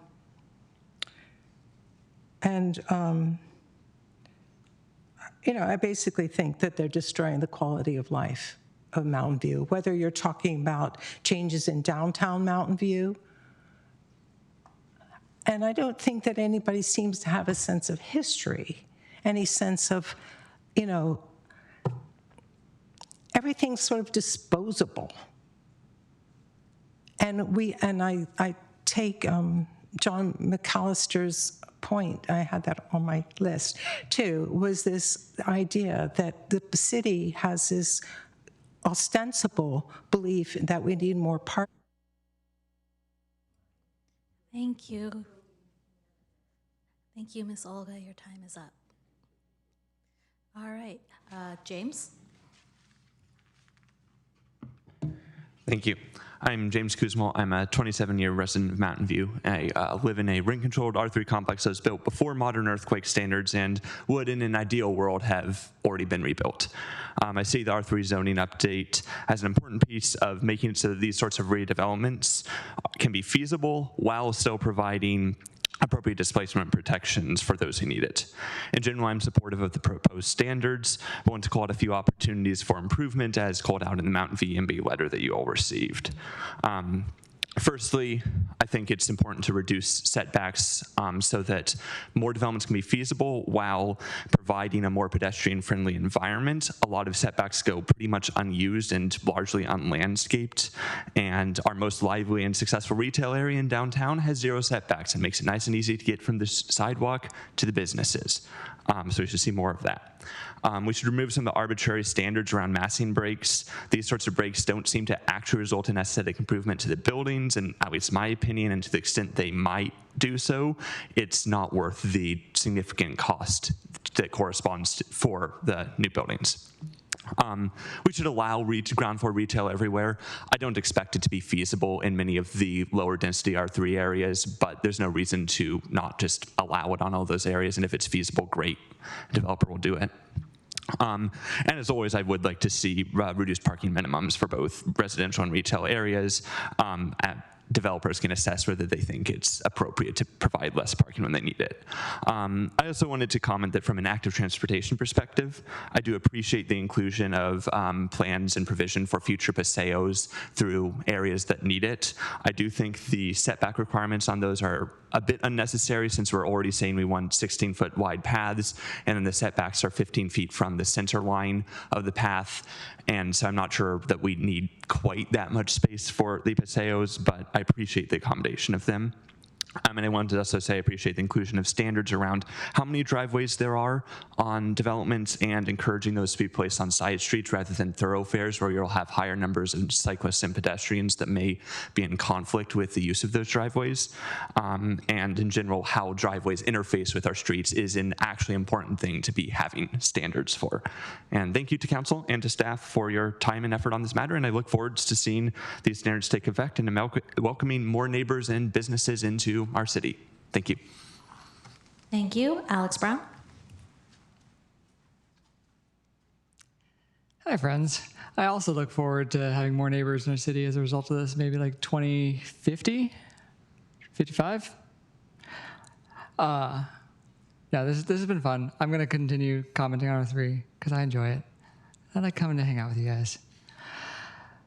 We need to account for the lack of housing. We need more housing. That's the goal of this, is to try to fix the harms that were caused with zoning that prohibited growth in areas that otherwise would account for people, that would make the land usable to not just the residents within the denser apartments, but also to the businesses and things that would sustain those, that need a critical mass of people to be able to have a vibrant area. You end up getting a lot of blight and let's go with blight. When you have not enough people to patron things, you don't have an ecosystem. And I think that this is the opportunity we have as a city to build that ecosystem, to let things develop better. But also, I think, okay, I've said this so many times, we need simpler rules. I think that a lot of the R3 standards that have been proposed introduce complexity that is going to be a cost to the city staff and also to developers and to the council members and committee members that it comes before to figure out what is valid, what it needs exceptions, what rules have to apply in any given situation. You made it. I wasn't just stalling for time so that he had an opportunity to come in person. Totally was not my goal. Okay, yeah, no, as I had everything, R3D, all of it, all D. R4 should be R3D. R3B should be R3D. The rest of it, thank you. Thank you, Alex. David Watson. Hello. I was going to continue to reiterate items from our letter that you all received. The other items not mentioned by James. There's, I believe, at some point during this process, a significant part of this process, part of the goal was form-based zoning. The idea is to determine what's allowed based on the physical shape of the building, and we've included density limits in the proposed standard for R3 here, and there are significant parts of Mountain View that don't actually use density limits, so it's clear that the city is capable of not having density limits in some areas. So it doesn't make sense to have density limits as part of a zoning update that has a form-based zoning or form-based code as part of the goal. I also was going to mention there's some description of areas with a walkway on the front of buildings in the development standards that I really like. The only thing that's a little confusing is, again, with the very large setbacks, it's going to be sort of hard for members of the public to be able to actually take advantage of that, whether you actually move the sidewalk back to be within the sort of covered area in front of the building or not. Either way, it would be nice for people to be able to use that, so that's another reason to reduce front setbacks in situations where the building is providing cover from either rain or sun or either one. And the other item that we mentioned was, again, James mentioned it a little bit, but an option to have an alternative to massing features to instead have decorative features, I think would be really interesting. There are other cities that have done things like that in the Bay Area and throughout the United States, and I think that you can get really beautiful looking buildings from that. And that's it for me. Thank you very much. Thank you. We will now move on to our virtual comments. Manuel Salazar. Hello. Good evening, Mayor Ramos and council members. My name is Manuel Salazar, and I'm going to be speaking tonight on behalf of SB at Home. Also, bear with me. I've been listening in for a little while, so I might be a little sleepy. I want to start by thanking city staff for their continued work on R3 zoning district update and for incorporating thoughtful refinements in the most recent iteration of the ordinance. You know, this has been a very, very, very long and complex effort, and we really appreciate the city's commitment to, getting it right. With that said, I do want to highlight some of the key things that SVA Home really appreciates about this current iteration. First of all, the improved feasibility, adjustments to the floor area ratios, height, setback, etc. I understand that it's doing this to ideally, make the projects more viable and make it more likely for the housing to actually get built, and we do appreciate that. Clear and flexible standards, objective design standards with a clear process for exceptions helps reduce barriers and delays, which we love. And, unlocking sites, simplified rules for non-conforming parcels opens the door for redevelopment of underutilized sites. So all that gets 2 thumbs up. Where we're kind of concerned, but, this is just us flagging things, is the parking minimums, requirements of 1 to 1.25 stalls per unit may still be too high in certain areas near transit, which could impact affordability and feasibility. So just being cautious of that. Lot consolidation incentives. I understand that this is to incentivize that, but could unintentionally also penalize smaller infill parcels. So just being cautious. And then the minimum density rules could be too rigid for smaller or regular lots. So just please be careful when you're doing those calibrations. Honestly, so yeah. So in closing, we're really glad to see the continued momentum of this zoning update and remain optimistic about the path forward. We also want to uplift and echo many of the thoughtful comments shared by folks from Mountain View YIMBY today. While we may approach things differently or from slightly different angles, we're really aligned in our shared commitment to unlocking more housing opportunities. So please continue listening to them when they come forward. They're wonderful folks. And yeah, we encourage council to keep collaborating with the community partners to build consensus around a version of this update that works. And thank you again to staff and council for all your work on this item. And yeah, let's get it to the finish line. Thank you. Thank you. Cliff Chambers.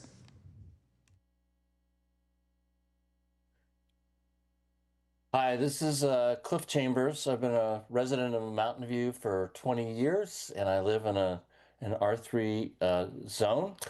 I think it's really important that the council get this right, particularly since there's interest in using these performance and design standards in the SB 79 TOZ zone alternatives. I really, overall, I agree with the great majority of the staff recommendations, but like others, I feel there are a few changes that could be made to make the standards better. I agree with what was said earlier about allowing the commercial zones and other sub-districts. And if a developer pencils out that they can make retail work as part of a residential development on the ground floor, we should allow them to do it. It should be permissive. We shouldn't prohibit it. I think the market really is the guiding force here. And I think others have commented on the setbacks. Part of the goal of this was to really make walkable neighborhoods where we're really engaging at the commercial ground floor and the residential. I think the setbacks at 15 feet are too large. I'd really like to see something more like 5 to 10 feet. I'm a strong believer in the minimum densities that are being proposed. I do think one of the key goals that we had as part of this process, which I've been involved with since the very beginning, was more diverse unit types. And the standards that the staff has been proposing, I think, really work towards that. I just want a little bit more clarification. The 66% the right figure. I know that comes from another state law, but I think it's really important. I do feel that the pedestrian connections, the two examples that are in the staff report, are great. I think it's right on. I think we need to look at the right of way, and somebody else commented on that, so I won't repeat it. But it's really important. And if there's other areas in the city that should have that, it should be allowable. I did look at the response to council questions, and I hope you really bring that through.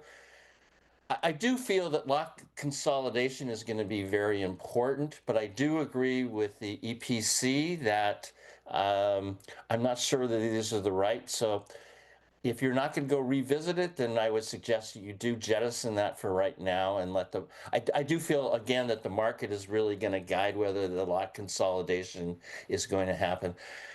I'm running out of time, but the newest EPC member had some really great suggestions about design standards, including the depth of habitable space and massing, and I hope it didn't get carried forward in the EPC, but I hope you consider it. Thank you very much. Thank you. Next, we have Robert Cox. Hey, can you hear me? We can hear you. I'll take that as a yes. Thanks for the opportunity to comment on this item. Livable Mountain View supports the staff recommendation. We appreciate the zoning changes and related items are necessary to meet the city's obligations on the current housing element. However, we urge the council not to go beyond what staff has recommended, as this will add to our city's already stressed traffic and parking situation. I consider myself personally fortunate that I don't have to go out driving much anymore.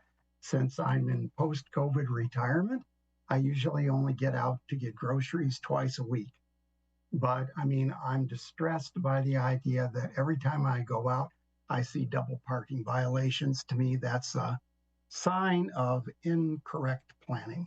And some of that's put on us by the state, and some of that's just our own doing. But I don't think making it worse makes a more livable city. And, you know, as far as, you know, reducing setbacks and all this kind of thing, you know, I do believe that there's some desirability of being a good neighbor when you're a good builder and not unduly impinging upon your neighboring buildings and the residents there. So in any case, that's why we're only going to support the staff recommendation and not anything else. So thank you very much. Thank you. Daniel Hulse. Yeah, hi. Can you hear me? We can hear you. All right, great. So my name's Daniel Hulse. I live in an R3 area at the end of California, rent control building. And I'm here supporting this effort. I think that it's going to be great for us to build a lot of new housing in our city. I love the view of the buildings that I see on San Antonio.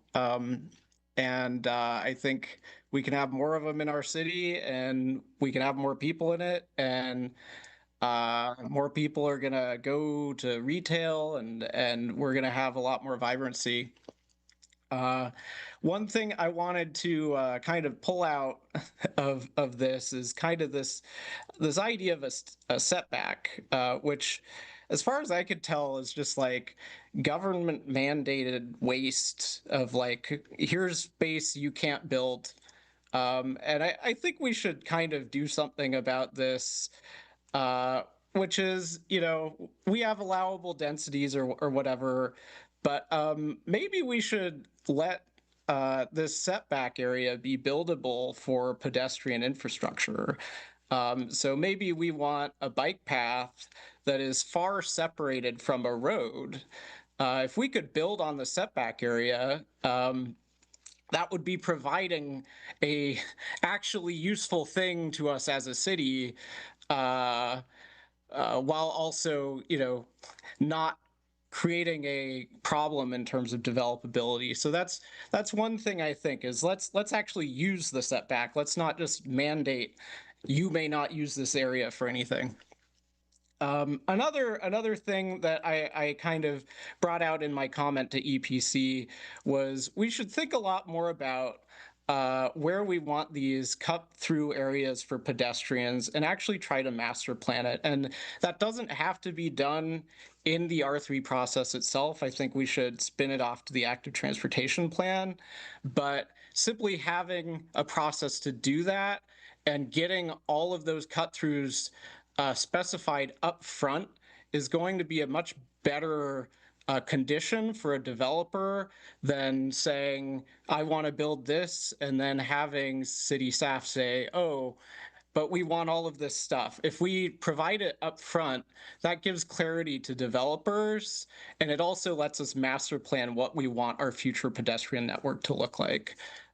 So thank you, and have a good evening. I hope we all get some sleep tonight. Thank you. Last speaker, Kevin Ma.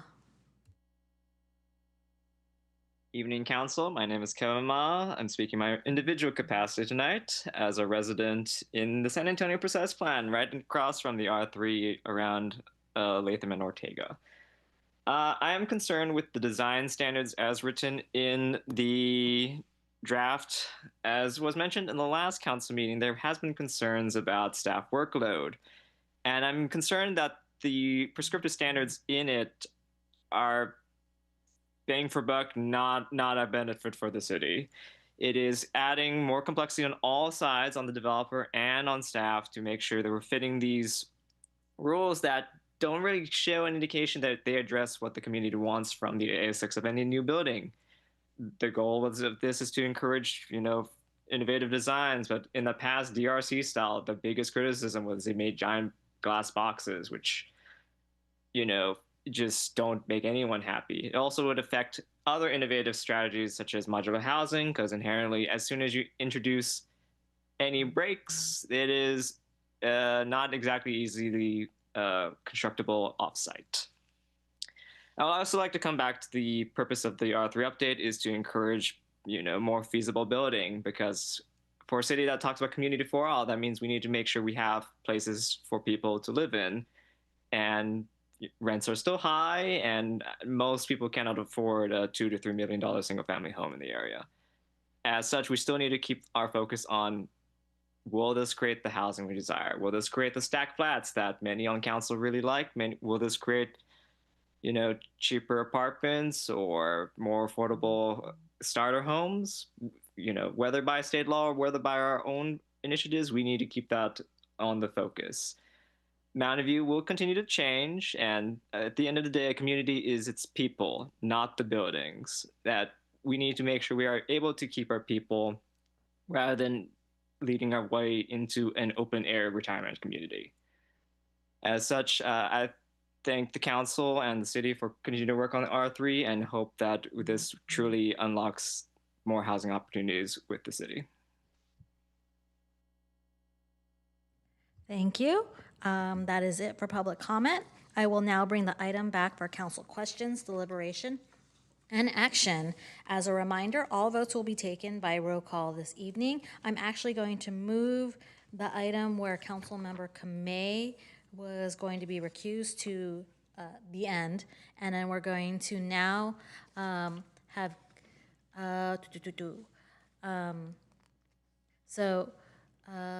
council will now ask questions, deliberate, and take action relating to general plan use, designation, residential 110.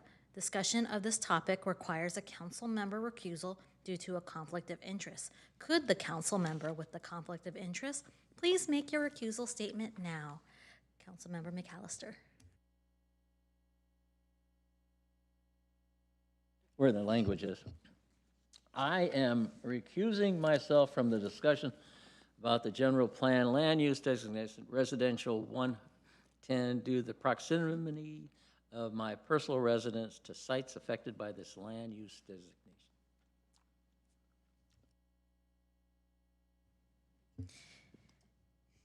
Thank you, Councilmember McAllister. We'll call you back soon.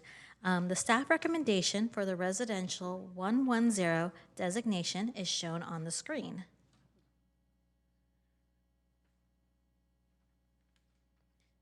Do we have any council members? Oh, okay. All right, I see Councilmember Ramirez. Thank you, Mayor. I move to approve the staff recommendation for the residential 110 land use designation.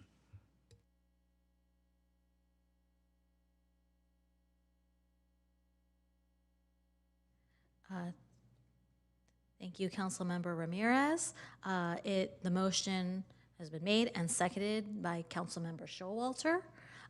Do we still need to do a roll call vote? Yes, we do. Okay. Sorry. All right. Let's do the roll call vote. Oh, wait. Oh, I'm sorry. Councilmember Showalter. Yeah, I was just going to say real briefly, I think this is a good idea because it's much clearer. So I'm glad you came up with that idea. Thank you. All right, let's go. Okay. Councilmember Ramirez? Yes. Councilmember Showalter? Councilmember Hicks? Yes. Vice Mayor Clark? Yes. Mayor Ramos? Yes. Motion carries. Can someone grab Councilmember McAllister so he could come back for the next item? It looks like, okay, it's both of you. The council will now ask questions, deliberate, and take action related to the general plan, land use designations, residential 12 and residential 20, and draft development standards applicable only to the R3-A and R3-C subdistricts. Discussion of these topics require council member recusals due to conflicts of interest. Could the council members with a conflict of interest please make your recusal statements now? I am recusing myself from the discussion about general plan land use designation residential -20 and draft development standards applicable to the R3A and R3C subdistricts due to the proximity of my personal residence to sites affected by these designations and standards. Go ahead, Councilmember Hicks. And I'm also recusing myself from discussion about GP land use designations residential 12 and residential 20 and draft development standards applicable to the R3A subdistrict due to the proximity of my personal residence to sites affected by these designations and standards. Thank you. Hopefully we will get you back soon. Staff recommendations for general plan land use designations residential 12 and residential 20 and development standards applicable to the R3-A subdistrict are shown on the screen. Councilmember Ramirez. Thank you, Mayor. Similarly, thank you, Councilmember Showalter. I also want to share my support for the staff recommendations related to clarifying the general plan land use designation naming. It's confusing when you have things like, high-low residential, or whatever. I appreciate the intent, but I think this does clarify what we really mean with these designations. So I'll move to approve the staff recommendations for general plan land use designations are residential 12 and residential 20, and the staff recommendations for the development standards applicable to the R3A subdistrict with one exception, and that's this. We'll talk more about this, but this is to allow, not require, but allow commercial uses in R3A with appropriate standards as recommended by staff, including objective live work design standards to activate streets. And I think the staff report had included the kinds of standards that we might want to consider, including frontage on an arterial road or a large lot size. I don't think we have to stipulate what those have to be tonight, but I think staff is on the right track in identifying where it might be appropriate. But I want to share, Councilmember McAllister, I appreciated your questions at the start of the meeting. I grew up near that market, and we would walk there all the time. And it's kind of baffling to me that that's not something that that's not legal anymore, right? We're not saying you have to do it, but if you want to, if you're an aspiring small business owner and you've got the space and you've got the ability, you should be able to provide, a small grocery store or walking distance from your neighborhood. And I'm looking at the R3 zoning district map that staff had prepared, and where we see R3A, a lot of it is in areas that's where there's like a commercial desert, right? So there's not a lot of, you have to go somewhere else to go, to like a small grocery or something like that. Or they're on, arterials. So I think this is a potentially valuable addition.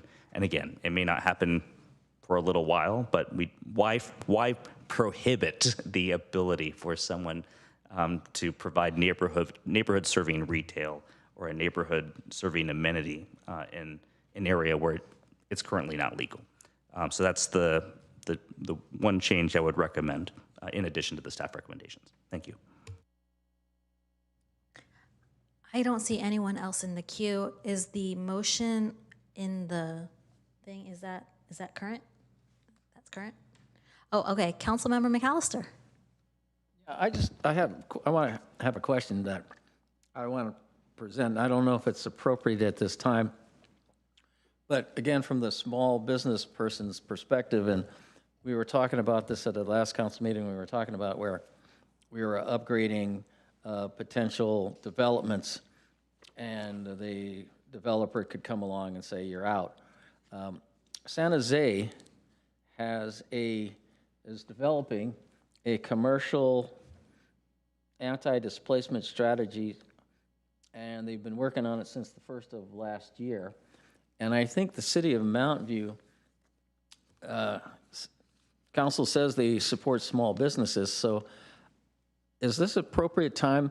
Can this be something that be incorporated into what you're doing with the R3, or is this totally separate where we want to protect the existing small businesses in the area?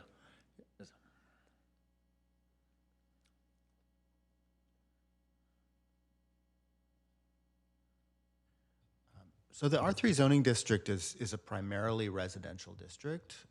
There are some non-conforming non-residential uses like that market on Mariposa and California, but it is a primarily residential district. This has come up in the past with council discussion around commercial rezonings, rezoning from a commercial district to a mixed-use district, for example. And I think that would maybe be a more appropriate venue for that kind of conversation because relatively few existing businesses are in the R3 district. So with the businesses on Calderon, they're not in that R3 district? Which businesses on Calderon? Well, the chicken place, the laundry place, the small restaurant there, on Calderon and Church. Calderon and Church. Those are in the CN zoning district, so the neighborhood commercial zoning district, not Okay. R3. So this might be better applied at a separate time for the whole city to when we were talking about. Okay, I just wanted to get clarity on that. Thank you. Thank you, Councilmember McAllister. We have a motion on the floor by Councilmember Ramirez, seconded by Councilmember Showalter, and we are ready for a vote. Wait, what? Do we have comments? Oh, I'm sorry. Yes, feel free to do your comments. Okay, so it's just for this portion, though. What portion are we looking, again?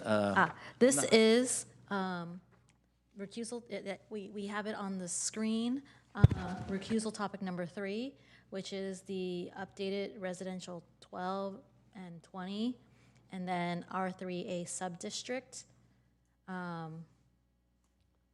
Okay, so is there an overall, so everything that we're voting on is segmented? Is there any one vote for a big picture item? The last one? Oh, okay. Then I'll say, well, I have comments for the overall, but I'll just wait until the last chance to make a general comment. Thanks. Oh, I have a question for Councilmember Ramirez.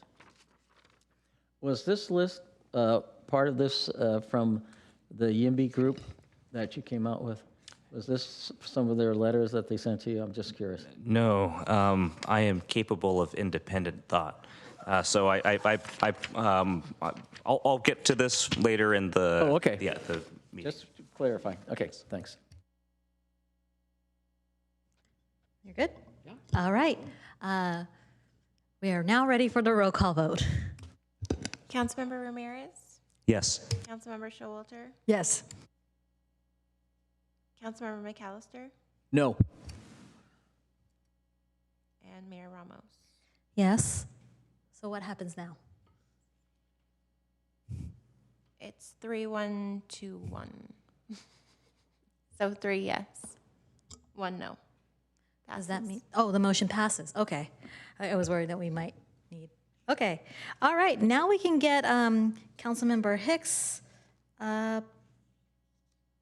Yes, we can have Councilmember Hicks return to the dais.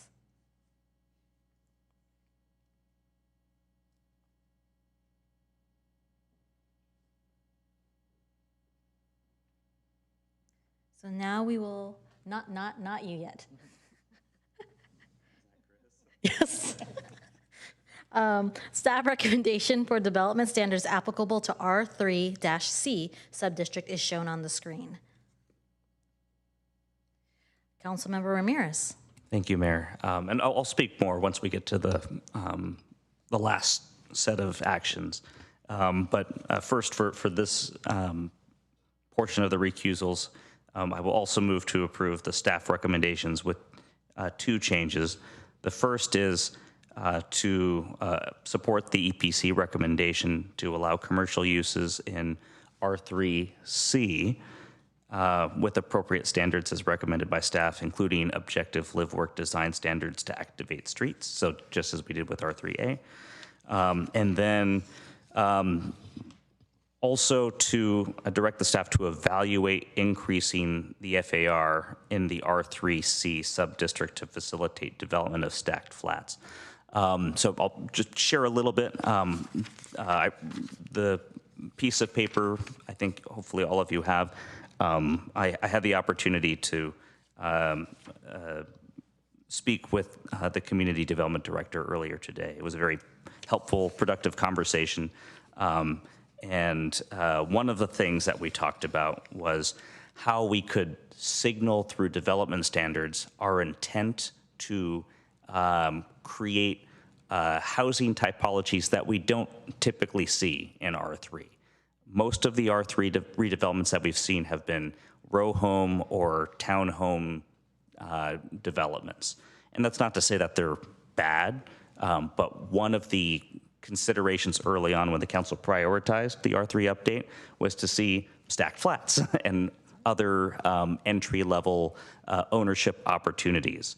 As staff had shared in their responses to the council questions, the FARs that we've seen for condo developments, stacked flat developments in Mountain View tend to be a little bit higher than the staff recommendation.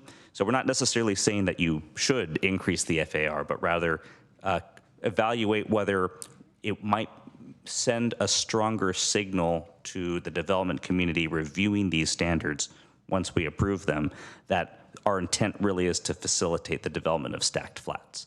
And one way to do that might be through a slightly increased FAR. I think you had shared in our conversation. It might be like 0.25, beyond what the staff recommendation is. But I don't want to, suggest that we direct a particular number.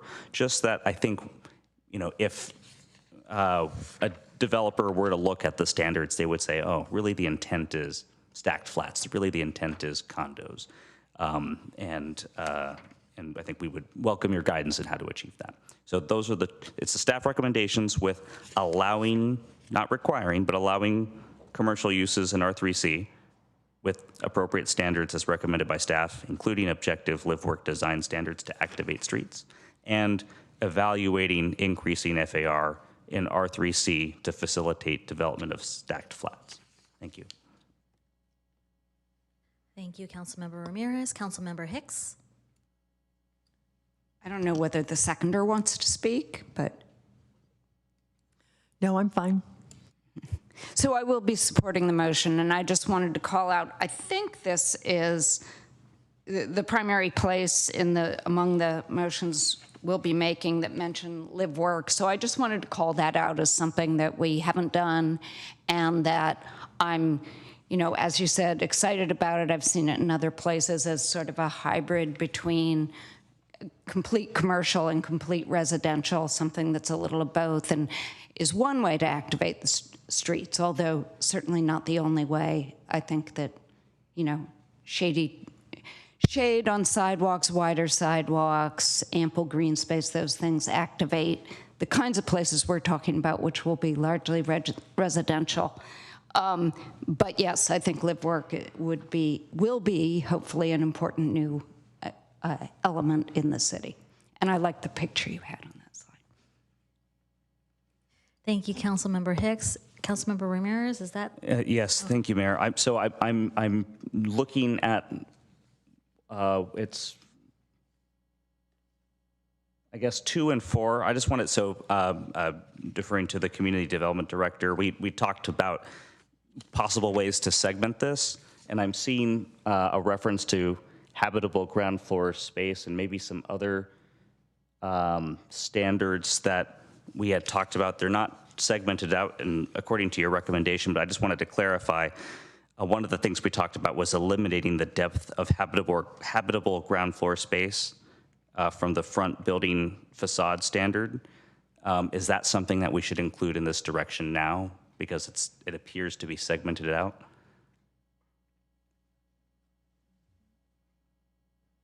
Right. So I think this reveals a little bit of evolution in thinking, and it depends on the council's direction. So if the intent is for all of the R3 subdistricts to have that modified, then it's permissible for the council to talk about it in the main item at the end. If it's intended to be singular to the R3C sub-district, then it needs to occur now during the segmented discussion. I see. I think the intent is to apply to all sub-districts. That was our understanding after Okay. further reflection, yes. That is very helpful. Okay, thank you very much. All right, with no other speakers in the queue, can we do a roll call vote? Councilmember Ramirez? Yes. Councilmember Showalter? Yes. Councilmember Hicks? Yes. Councilmember McAllister? No. Mayor Ramos? Yes. Motion carries 4-1. Thank you. Councilmember Clark, you can return now.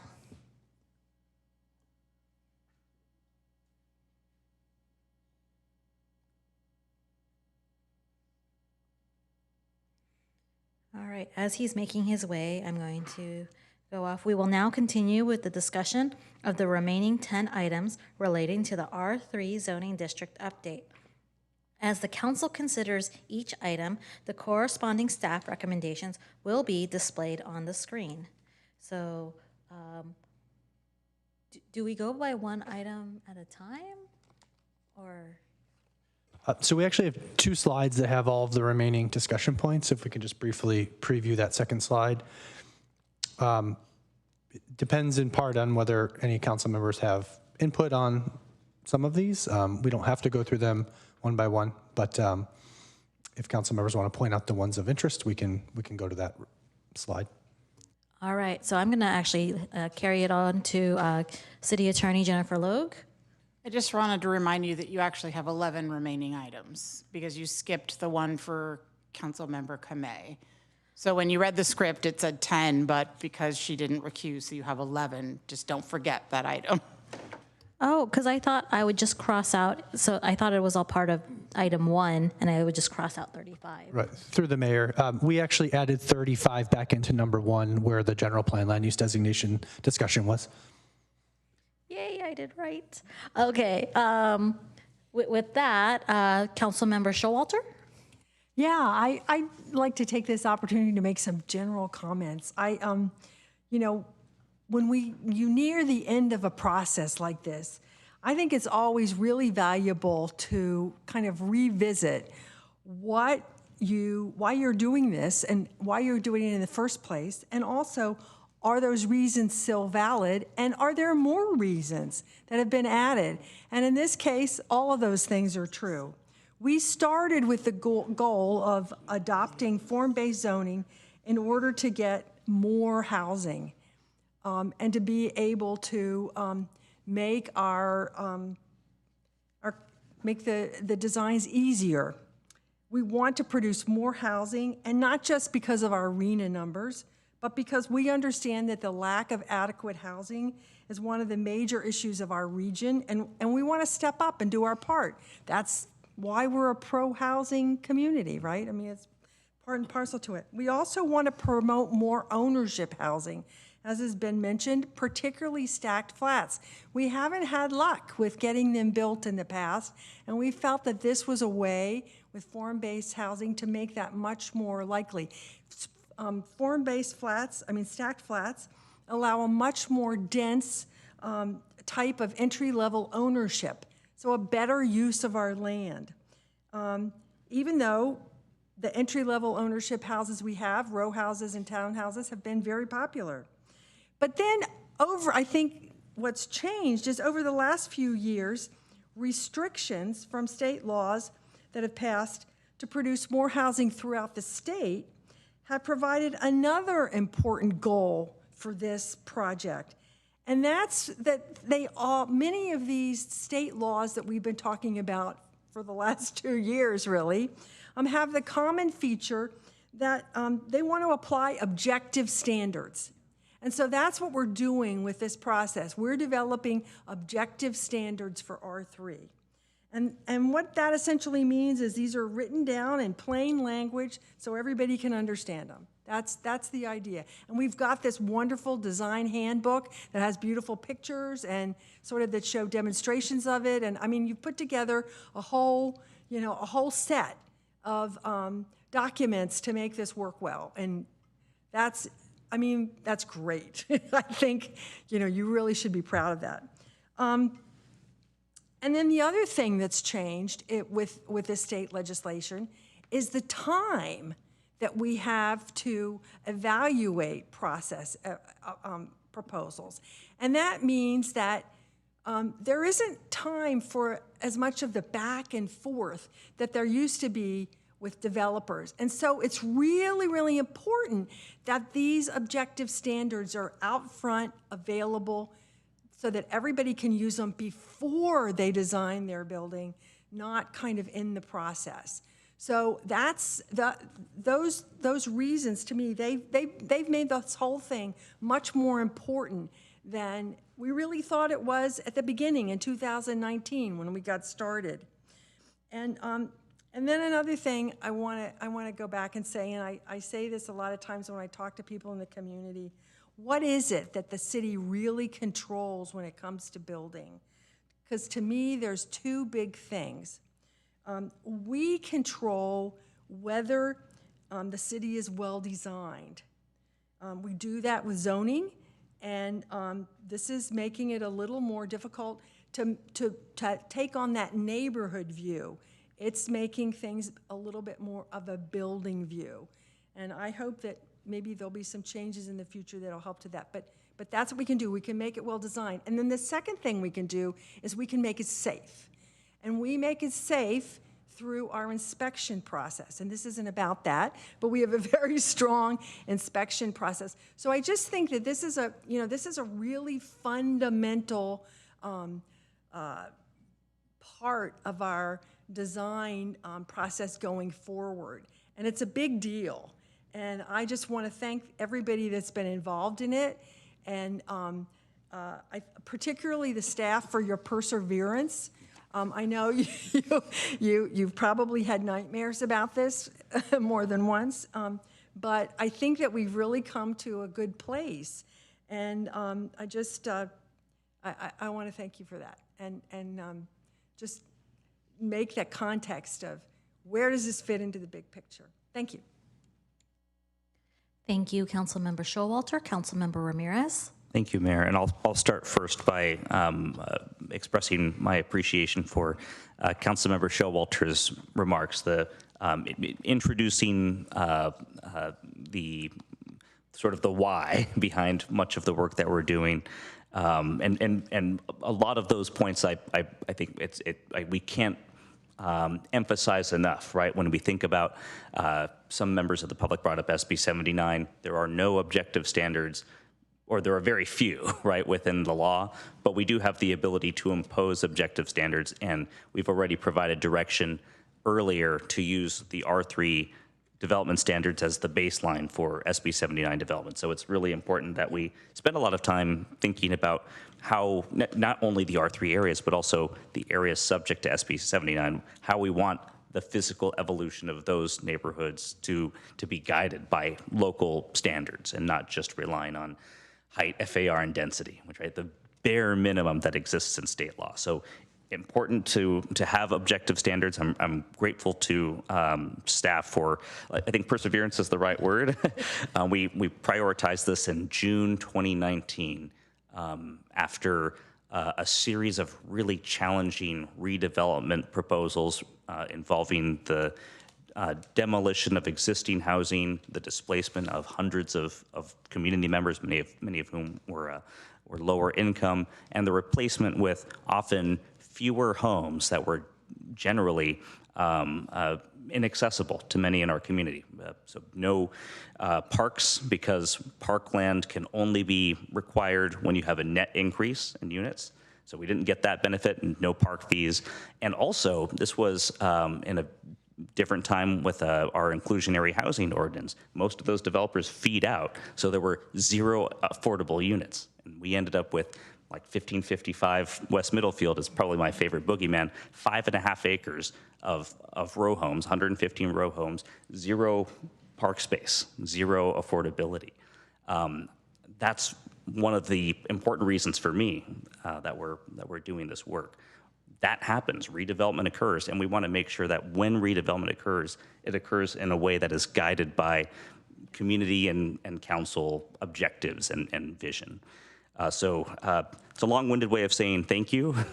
I know I have been somewhat challenging over the past several years, Christian and I more recently, but your predecessors can attest to how much of a thorn in everyone's side I can be. But like we've come a long way after extensive outreach, literally neighborhood by neighborhood outreach. Eric, you probably remember those days well. But we're landing in a really good place. The staff recommendations, I think, are very strong. It's a great foundation. And I think we also should be grateful to Opticos, the consultant who has worked with the city for many years on this. So lots of praise to go around. We're not done yet, but this is a really important milestone in the work that we're doing. So I'm going to go through the piece of paper and actually just make the motion. You know, there may be other modifications as we come around, but we'll start with approving the staff recommendations. Again, they're very good. There are some modifications, and I'm going to speak to several of these. But before I do, I did want to acknowledge the incredible thought partnership of two of my colleagues, council members, Hicks and Showalter. We have our little, you can talk to, no more than two others. And over the years, well, we've talked a lot about R3, and I've learned a lot from each of you. And I think my opinion is better for your thought partnership and work over the years in helping, get us to the point where we are. So I will move to approve the staff recommendations with the following additional direction. The first is completing the remaining sub-districts, include the EPC recommendation to allow commercial uses in R3D and R3B with appropriate standards as recommended by staff, including objective live-work design standards to activate streets. The second is to include the EPC recommendation to omit the lot consolidation incentive. Instead, and this is where the intent is to provide staff flexibility and to be creative if you decide this is not possible, or if there are other ways of achieving this goal, I think we would welcome your guidance. But instead of having a lot consolidation incentive, we would encourage lot consolidation using guidelines as a way to better meet city goals. And that might be as simple as when a developer looks at the development standards, they might see some guidance saying, we acknowledge that there might be parcels that are adjacent to your property where they're oddly shaped, but we really want you to try and incorporate them to help us achieve city goals like adding new parks or adding new essential infrastructure. The third recommendation is, and this one I benefited a lot from guidance from the Community Development Director. As part of the SB 79 Objective Standards Implementation Ordinance, develop objective design standards and guidelines for treatment of and within front setbacks to support neighborhood serving commercial uses and promote walkable environments. This should include streetscape standards for wider sidewalks and protected bike lanes, as well as design standards and guidelines for shade, stormwater, landscaping, and/or public plazas, and not simply strict front setbacks without pedestrian-oriented design. And in the interim, because it will take some time, I think, to think through that, and we want to make sure that staff has the opportunity to develop thoughtful SB 79 objective standards.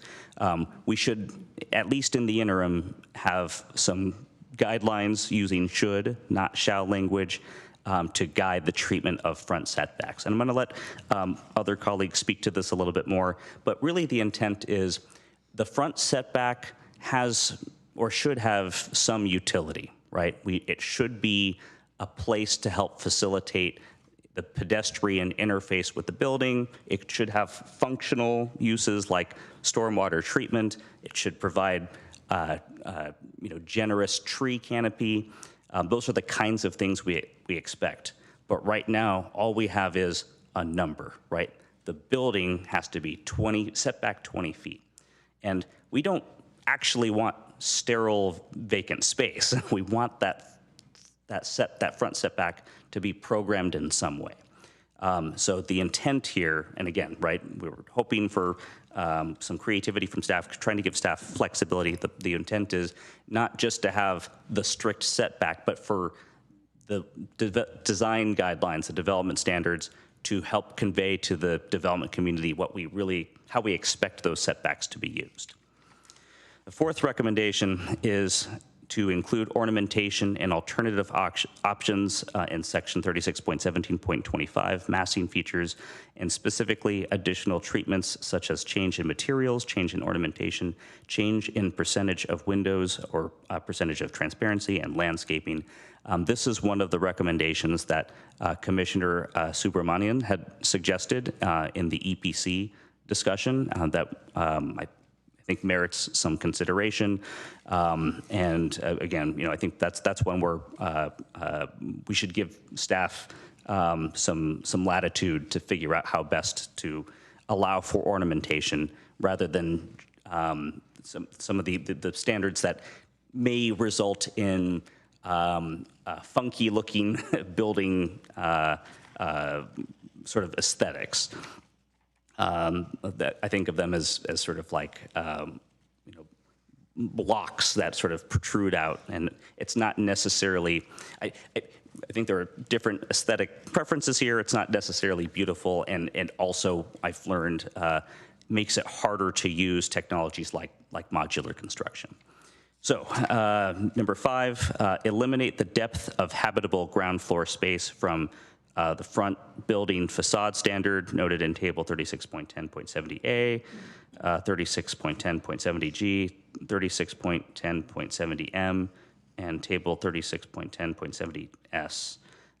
And instead evaluate alternative standards such as requiring at least 75% of a front facade to have habitable space behind it. Again, this is another recommendation from Commissioner Subramanian that I think it provides some flexibility and it allows for alternative ways of thinking about this standard.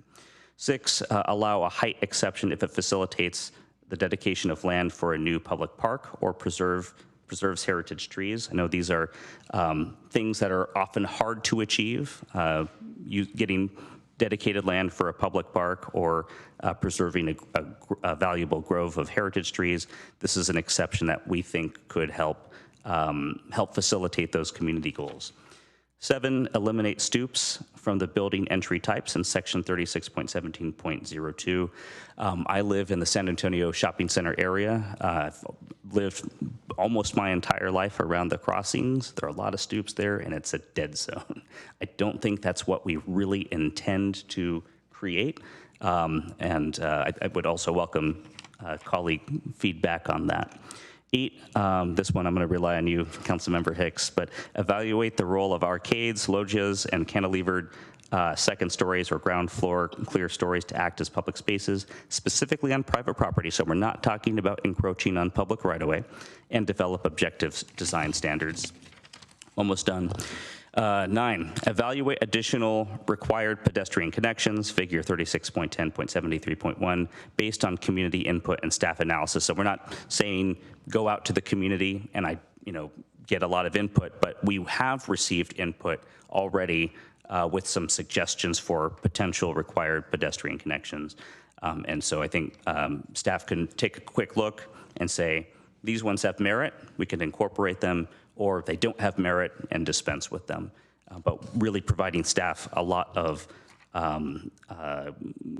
latitude in determining whether the additional required pedestrian connections are valuable. There are only 2 right now in the development standards, and I think they're wonderful. I'm grateful to you for thinking about this, but facilitating pedestrian connections in areas like, as one public speaker had emailed Cliff Chambers, in the Rock Street area, also could be very valuable. Those are very long blocks, and for people who typically get around on foot, that would be a very valuable connection to facilitate. We talked a little bit about this one earlier. Evaluate increasing FAR in R3B to facilitate development of stacked flats. 11, explore incorporation of development standards related to repairing corridors, referencing valley water guidelines. That one I'll turn to Councilmember Showalter on. And the final one is evaluate a process for periodically adding and modifying objective standards, including review by EPC and City Council with opportunities for public input. Initially, focus on section 36.17.25, massing features, and street wall or base treatment. We don't want to get into the habit of waiting 30 years between zoning code updates. Part of the reason we're here is the R3 standards may have worked for a long time, but then they stopped working. And what we've learned is because there was an extended period of time between council review, community review of the standards, this project became a beast.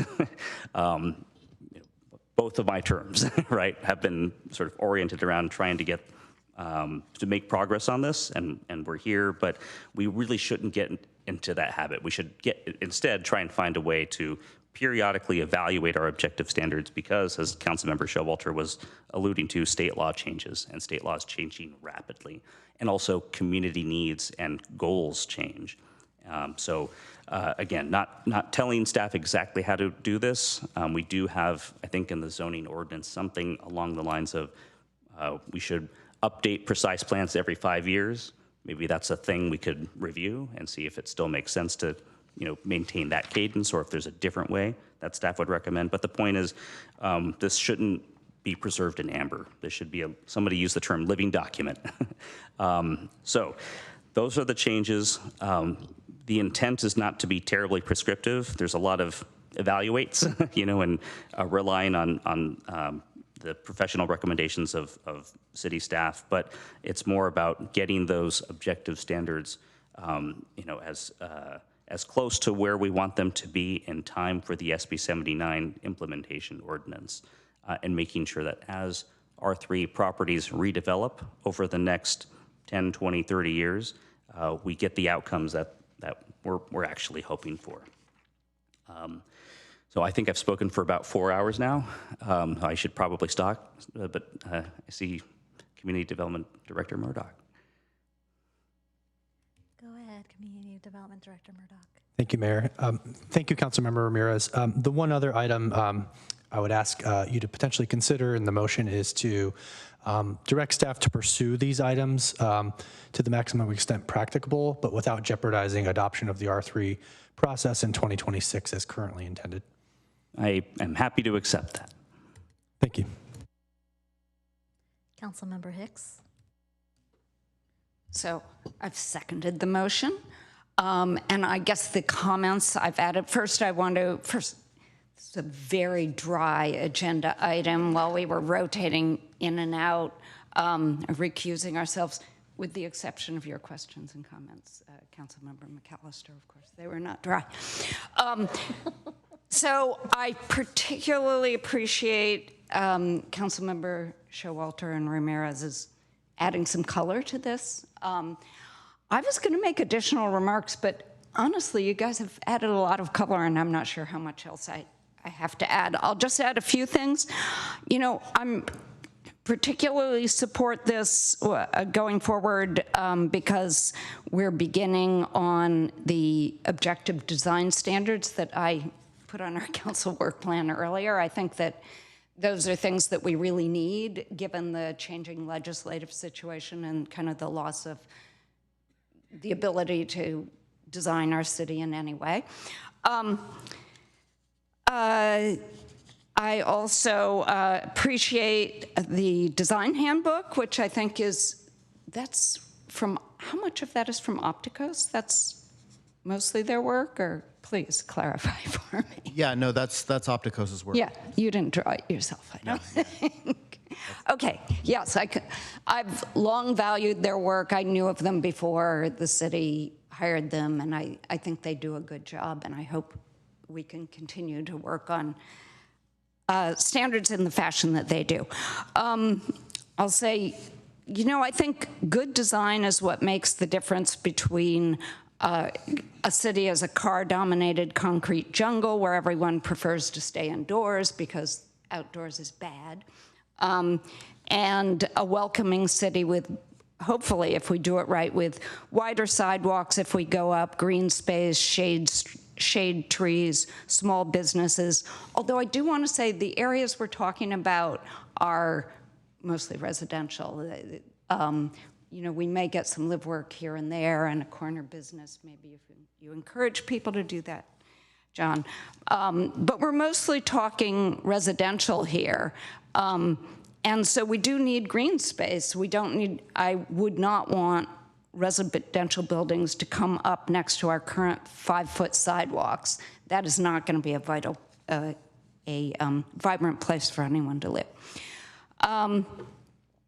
So I support more what, for example, Mr. Hulse said, multiple uses of the setbacks rather than eliminating. The other things here that maybe I will comment on are eliminating stoops from building entry types. I'm actually very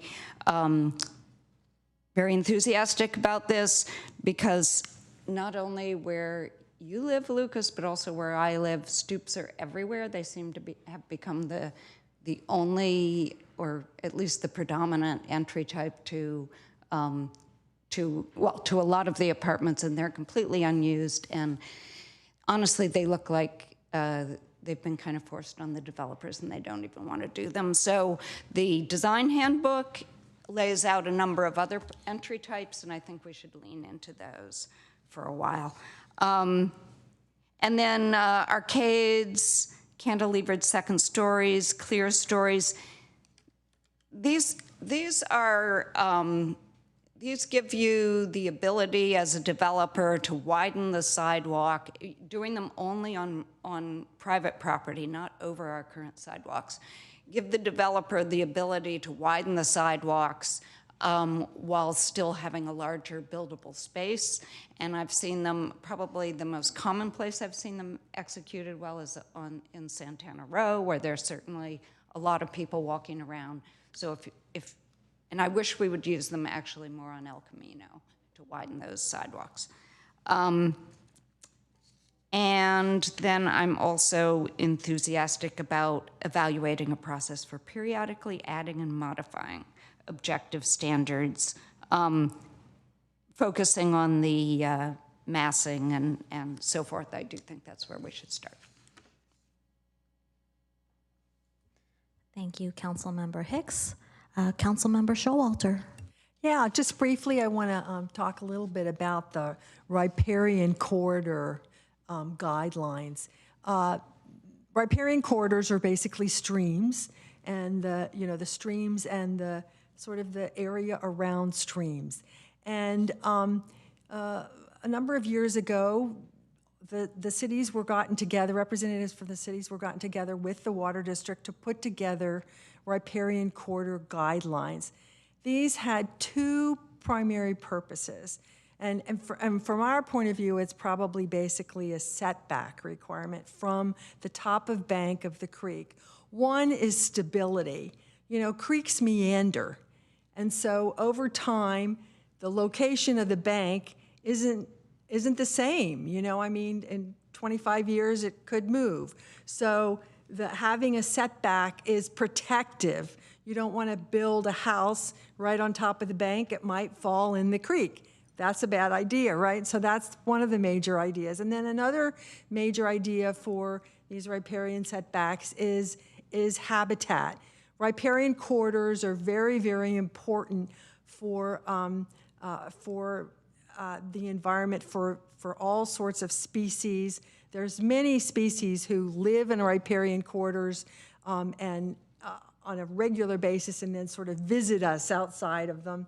And riparian corridors are used as a transport area for, species run up and down them. You know, it's kind of their road.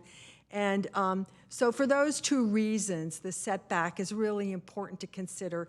And it's one of those things, once you build into it, it's kind of gone. So bringing it up, that's why I wanted to bring it up now for us to consider. And again, I think the other thing I wanted to say is I was glad you brought up the concept of you're going to go as far with these changes as is practicable in the time. That's just excellent advice. Councilmember Clark. Thanks. So I wasn't in the Cool Brown Act group, apparently. I don't really know what's going on at this point. I came into this meeting expecting to support the staff recommendation, and my line in the sand was I'm not going to support anything that extends this beyond the end of this year.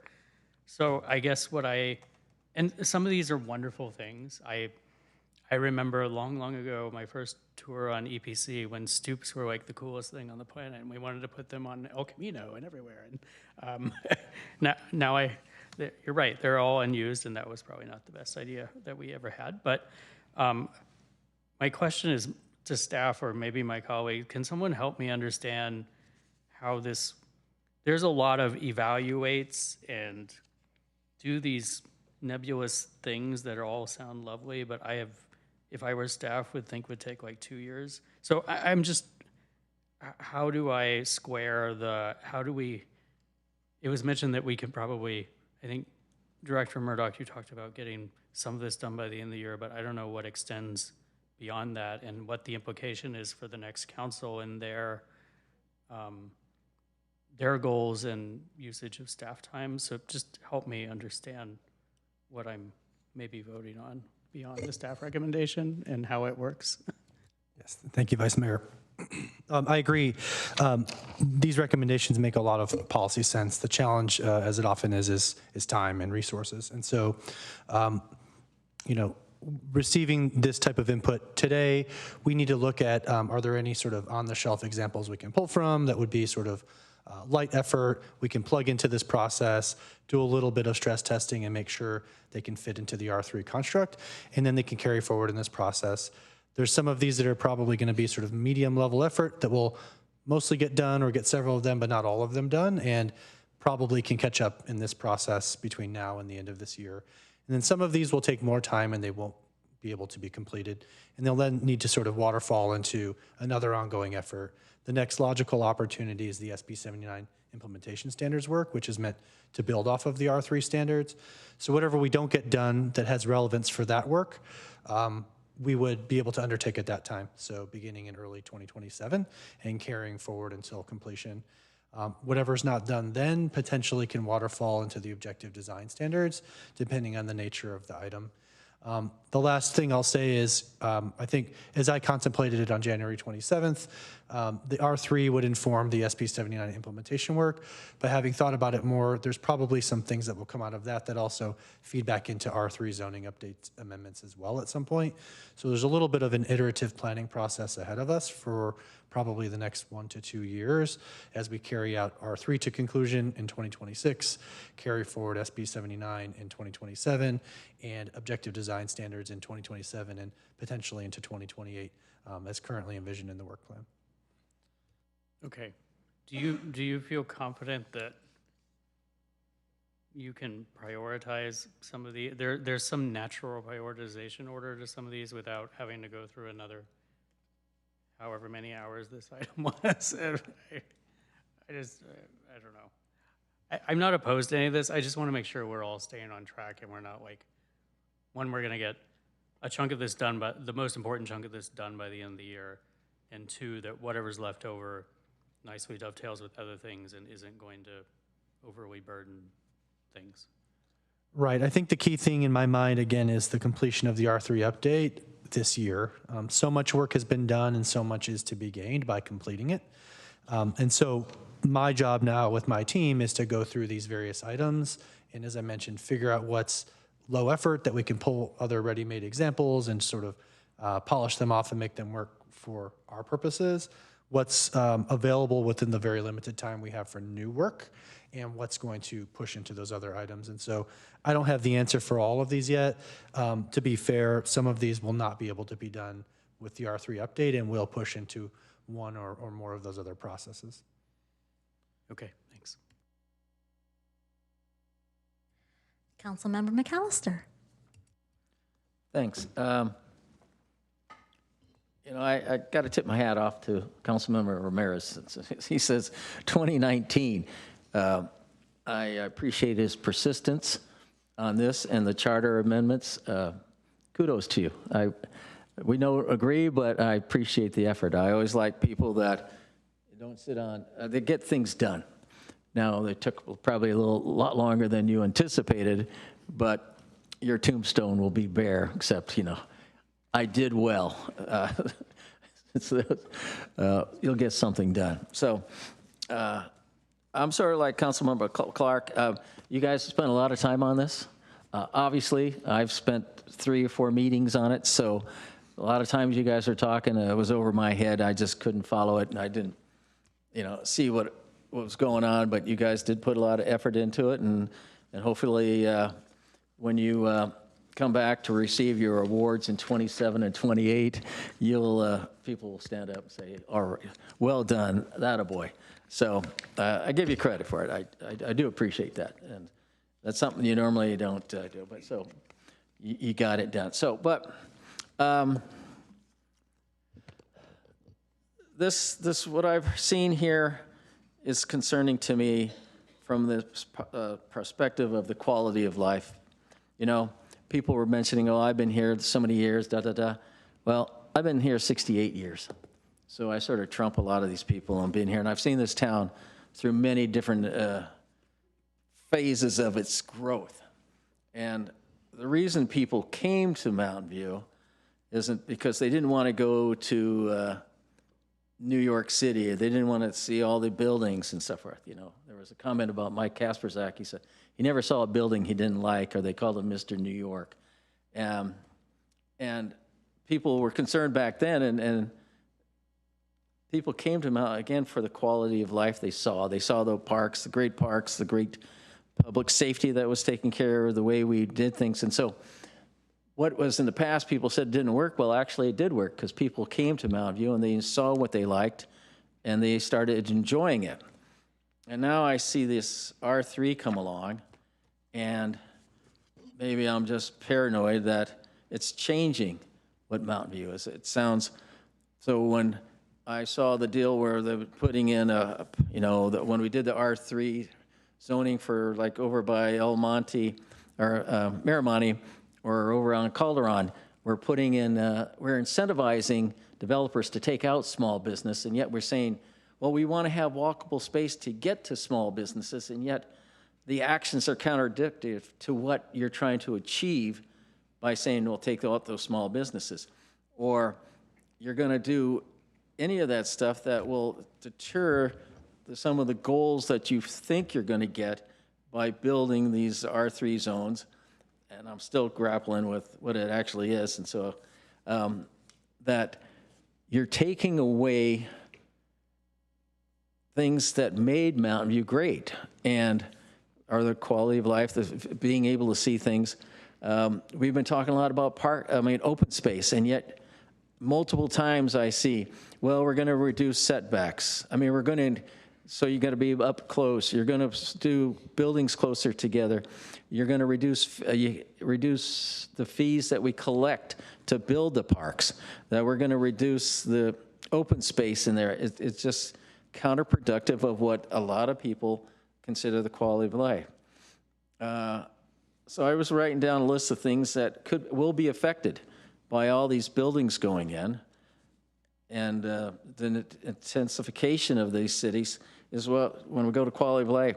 The parking, so if we're reducing parking restrictions, people are going to park on cars, park their cars on the streets, but yet we're going to be putting in bike lanes and doing various other things. So where are these people going to go with? Are we going to say, hey, these cars are going to go away at night or something? So with the cars parking in the streets, we're going to have more, potential changing of what you see when you walk. You want clean air. You want to see nice vistas. And yet you're going to see parking. You're going to see traffic. And all this is because we don't have the infrastructure of what you're trying to build in public transit. And we haven't done a lot of infrastructure stuff. And public transit is one of the things that we need to start looking at to get there. we're going to get noise, we're going to get odors. And I'm just reading these negatives coming out of this report here. Increased costs to additional service demanding, including police, utilities, library, and other municipal services. So where are we going to get the money to put in another library? Where are we going to put in another police station? Where are we going to be able to accommodate this thing so that people have open space? And to me, being able to get out and walk and just relax, we're not going to get those. We're going to get all these mini parks where a lot of people aren't really thrilled about. So there's too many inconsistencies or contradiction of, we're going to do this for housing. You say, well, we need housing, and go, okay, well, right now there's 10% of vacancy in the market rate for housing right now. The job market is changing. Their people aren't going into the North Bay Shore like they were. So arena numbers are like years behind possibly that need to be readjusted.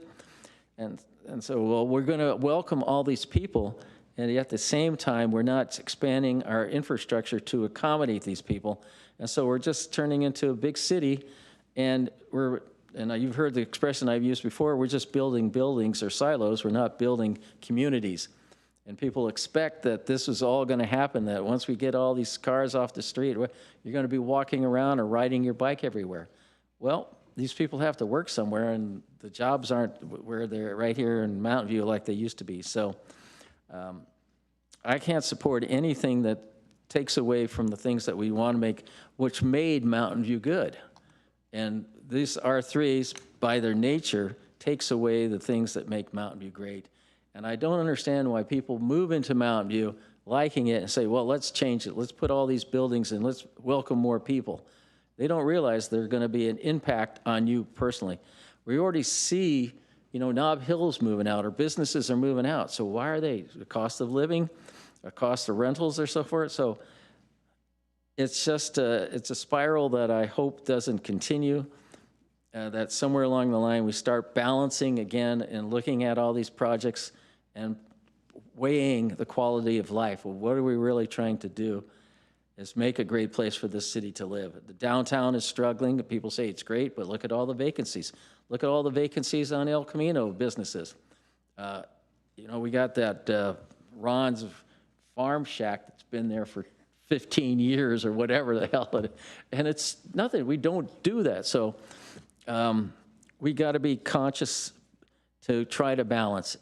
And that's what I'm trying to present to you guys. I mean, yeah, you got it done, and it's going to be for some of you that are renters. You may be renters for the rest of your life, because what we're building in this town is more apartments. We're not really getting to the root of our situation where we need to get the condos that were low income.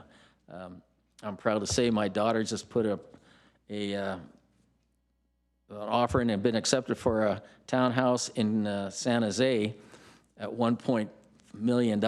She's 32, and we're going, whoa.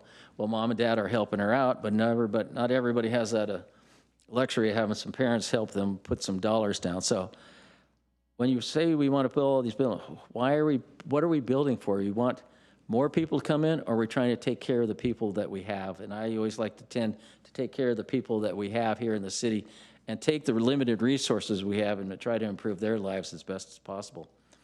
So if you haven't figured it out, I'm going to vote no on this, because somebody's got to stand up and say, hey, quality of life is important. The all-in, get-all housing is not. Thank you. Thank you, Councilmember McAllister. I will, I guess it's my turn to make my comments.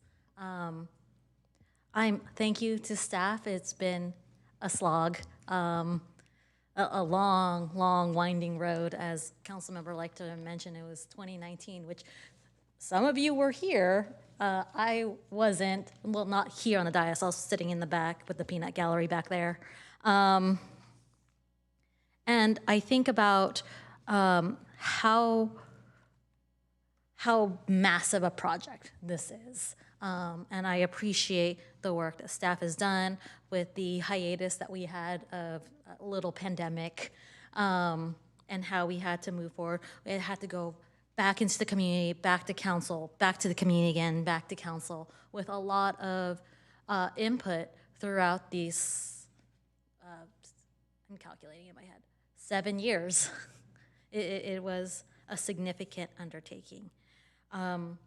As we move forward on things like this, I will say, I don't believe that it is a trade-off between quality of life and meeting our housing goals.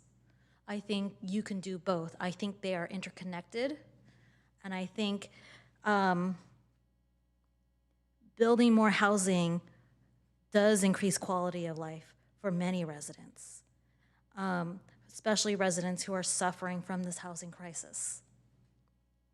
I have not even lived 64 years at all, and I think among all of my colleagues here on council, I'm the newest to Mountain View, comparatively.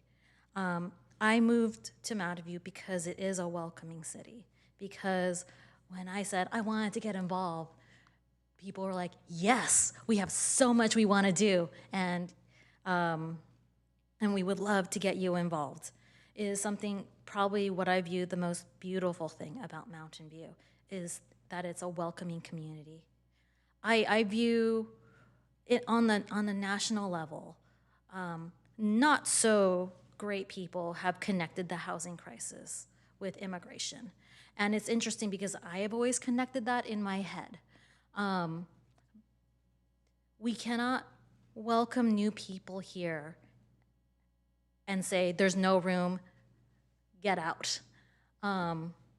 It is the people here in Mountain View that make it great. And so as we try to find different policies to address our housing crisis, removing the barriers that have hindered the development that we need, I am glad that we are taking this approach. And it's so crazy because it's such a huge undertaking. And we won't see the changes immediately. We will see these changes over time. And hopefully, as we made the framework, and this is why we spent so much time in this framework and understanding objective standards, that we are building a city and we're creating the right incentives to have the development that we as a city want. I wasn't on the dais when we had what Councilmember Ramirez mentioned, the several demolition projects that came in 2017, 2018, 2019. But I was in the audience, sitting and holding hands with the people who were going to get displaced. And once they got displaced, they didn't even know where they were going to go. We had a resident from one of the Rock Street projects. She ended up in our Life Moves project because there was no place for her. So when I think about building more housing, I'm thinking about the improvement of quality of life for people like her.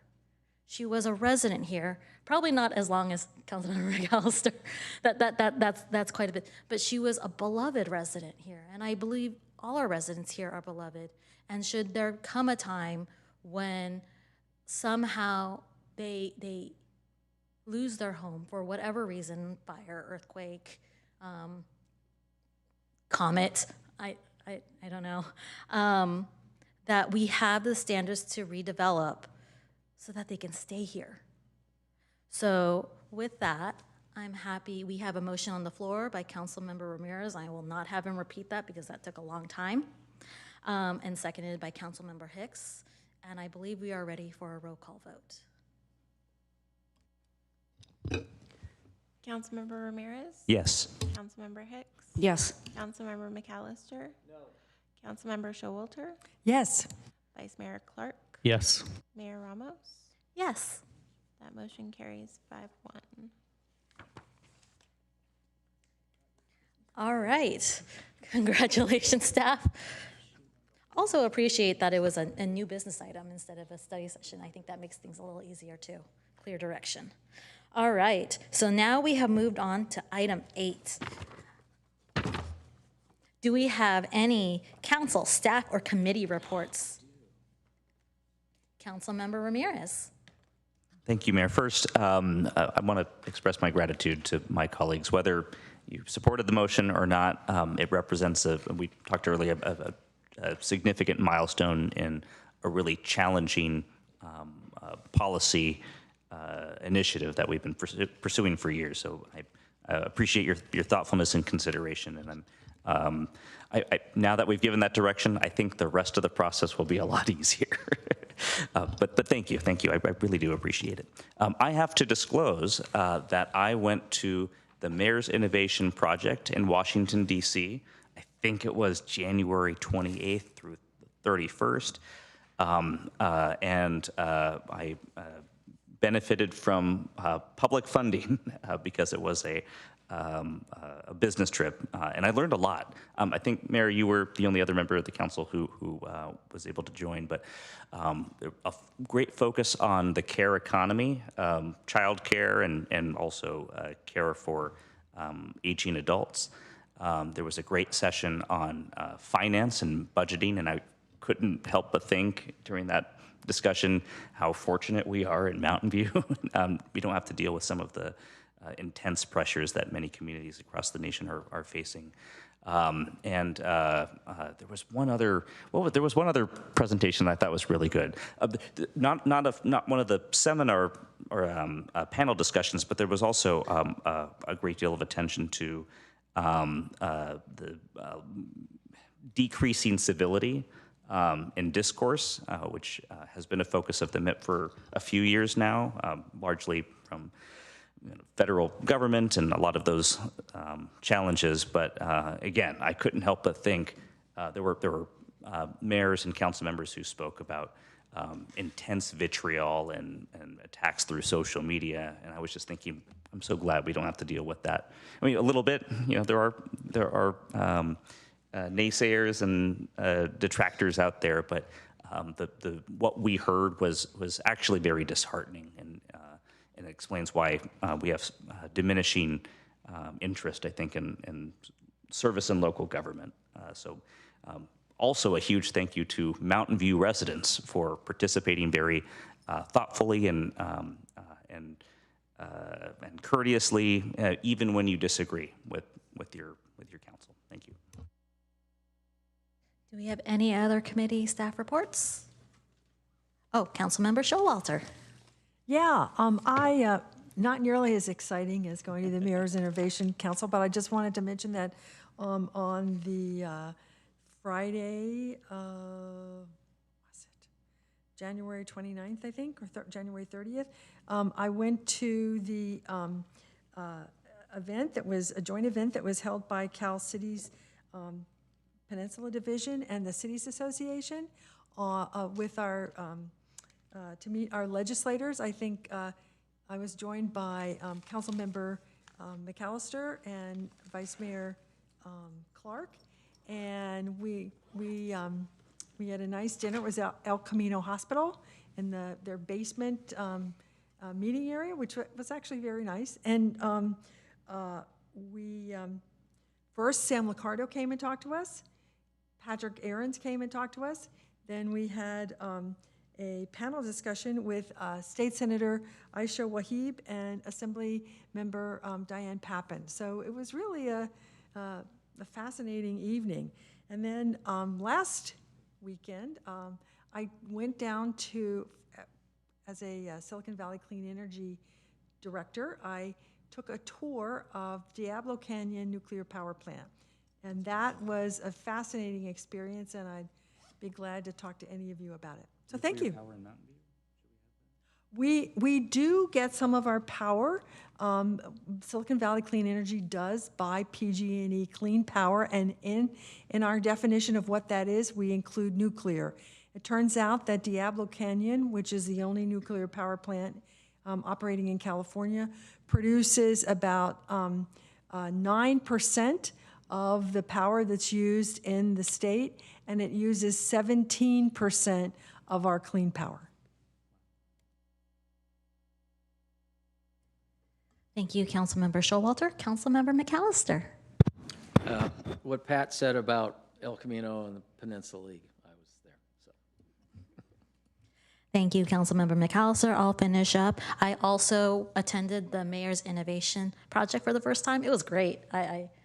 and like Council Member Ramirez said, I'm so grateful for my colleagues and our residents for being so much more civil than what we have seen in other cities across the country, because it was wow. It was yeah.